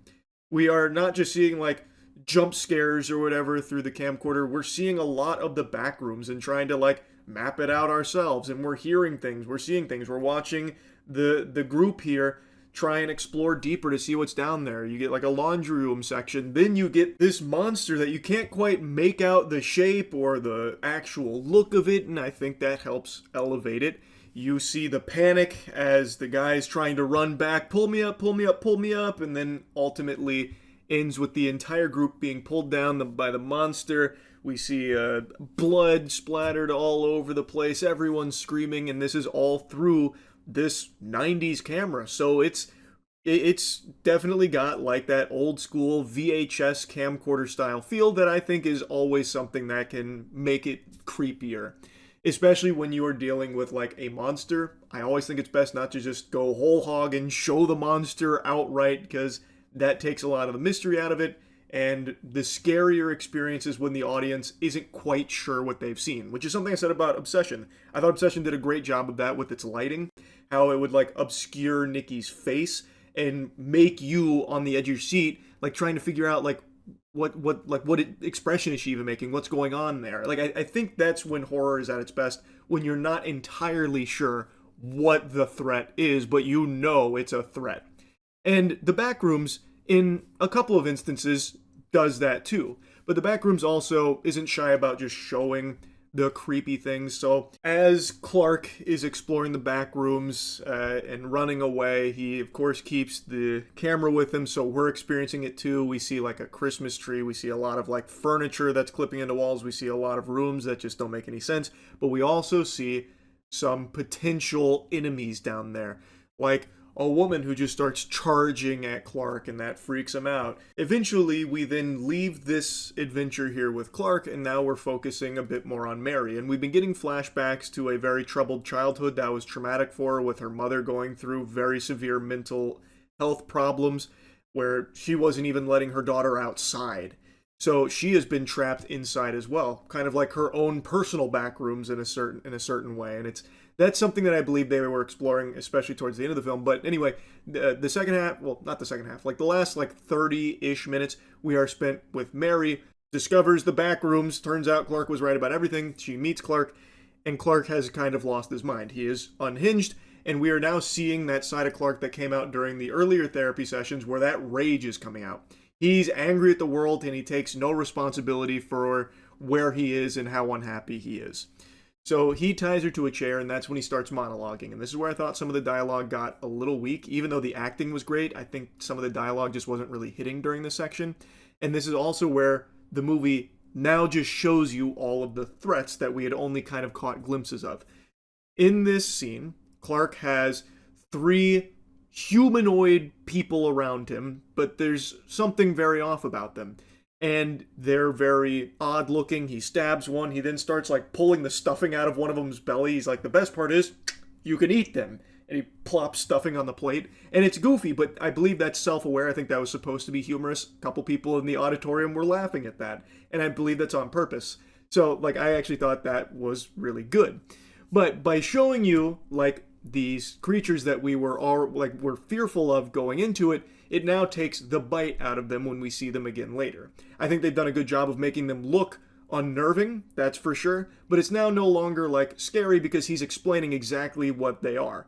They're basically thoughtless, feelingless husks. They are copies, and the area they're in is a unexplainable phenomenon that remembers everything, places and people, and it copies them. Without rhyme or reason, things don't logically connect. The more it remembers, the less it gets right. So everything just looks off and doesn't make sense.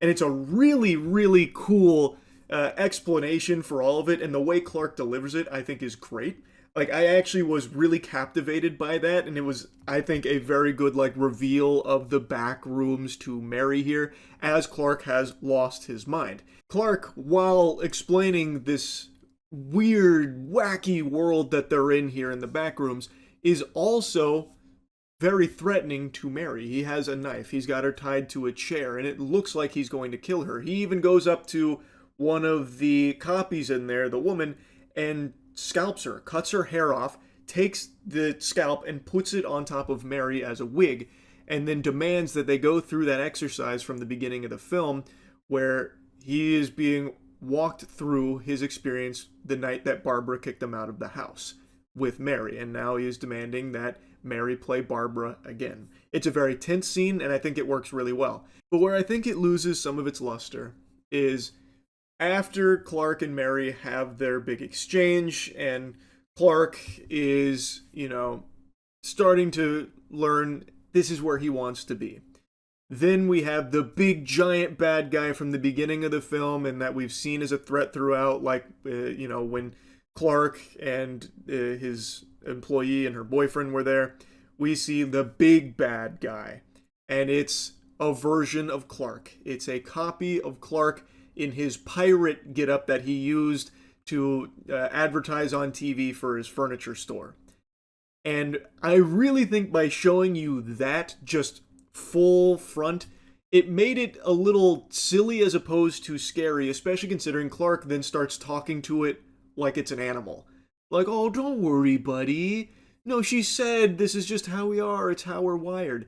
And the scene, like, it is supposed to be, I believe, like a bit of an emotional beat, because Clark, for the first time in his life, finds a place that he feels he belongs and believes that, this is good. This was healthy. This is what it's making him happy. And now this copy of Clark that's giant, it's enormous, and it's like malicious. He is now talking to it like an animal calmly, and then he gets picked up, he gets uppies, and then gets eaten. It was like that picture of what was it, Saturn eating its young. What's that classic photo that's in every horror game ever, where it's like biting into the guy? I'm pretty sure it's Saturn eating his young, but anyway, it's that, and then it ends up killing Clark. And then the rest of the movie is spent with Mary running away from giant pirate Clark. And the chase isn't bad. It goes through a lot of like other really creepy areas in the back rooms, and it is like a big threat here with this giant creature making a lot of very loud, spooky noises. But to me, I thought the movie was at its best when it was slowly building to things, gradually building tension and unnerving you, as opposed to now just kind of being like a nuts to butts chase. And that's not to say the whole chase is just like Scooby-Doo-esque or anything like that, because there are some tense moments in there, and it's, like I said, it's not like I disliked it, but I just really thought by keeping it more of like a mystery and keeping it more obscure on like what's even around and what's making it a threat, I thought that's when the film was at its best. And I really think the camcorder footage, the found footage, were some of the best sequences in the film. Now, admittedly, I do think there are some parts that maybe linger a little too long, especially when Clark first gets to the back rooms, where we'll see him walk down a long hallway, and we see every fucking agonizing step of that walk. And it's, obviously, he's in like a really weird location, and this hallway doesn't make a lot of sense. There's a lot of like noise now happening, so like I get why it'd be slow, but I just don't think we needed to see every single step there, because then it does feel like it dragged. And there are a couple instances of that, but not many. But what I'm saying is, I really do think the film was at its best when it was slowly building and slowly showing you things that you, as the viewer, weren't entirely sure what you saw. I thought that made it creepier. And it's not to say that I think by showing all of the, copies and, like, Pirate Clark, that it, like, took away from the film. I still think it worked really well in the context of it, especially when they're explaining what this place is. It's not even like necessarily an evil place. It is just this mysterious entity that is remembering and copying things, and it's just not copying them super well, so these things don't know how to act. They don't know how to think or what to do, so they just do things inexplicably. So like it still works. I just personally preferred when it was slower and like constantly keeping you on edge of what you're going to see next or what you thought you might have even seen in the last room. Anyway, I did like the Backrooms. I thought it was very enjoyable. I had a good time with it, and I'm really excited for more of Kane Parsons' projects coming up. Like I'm really excited to see what else he'll sink his teeth into, because I imagine this is going to be very successful. The fucking theater was packed. So like I'm assuming it's going to do extremely well in the box office, so he'll probably get more under his belt, and I'm excited to see what they are, because I think he did crush it with this. Anyway, that's really about it. See ya.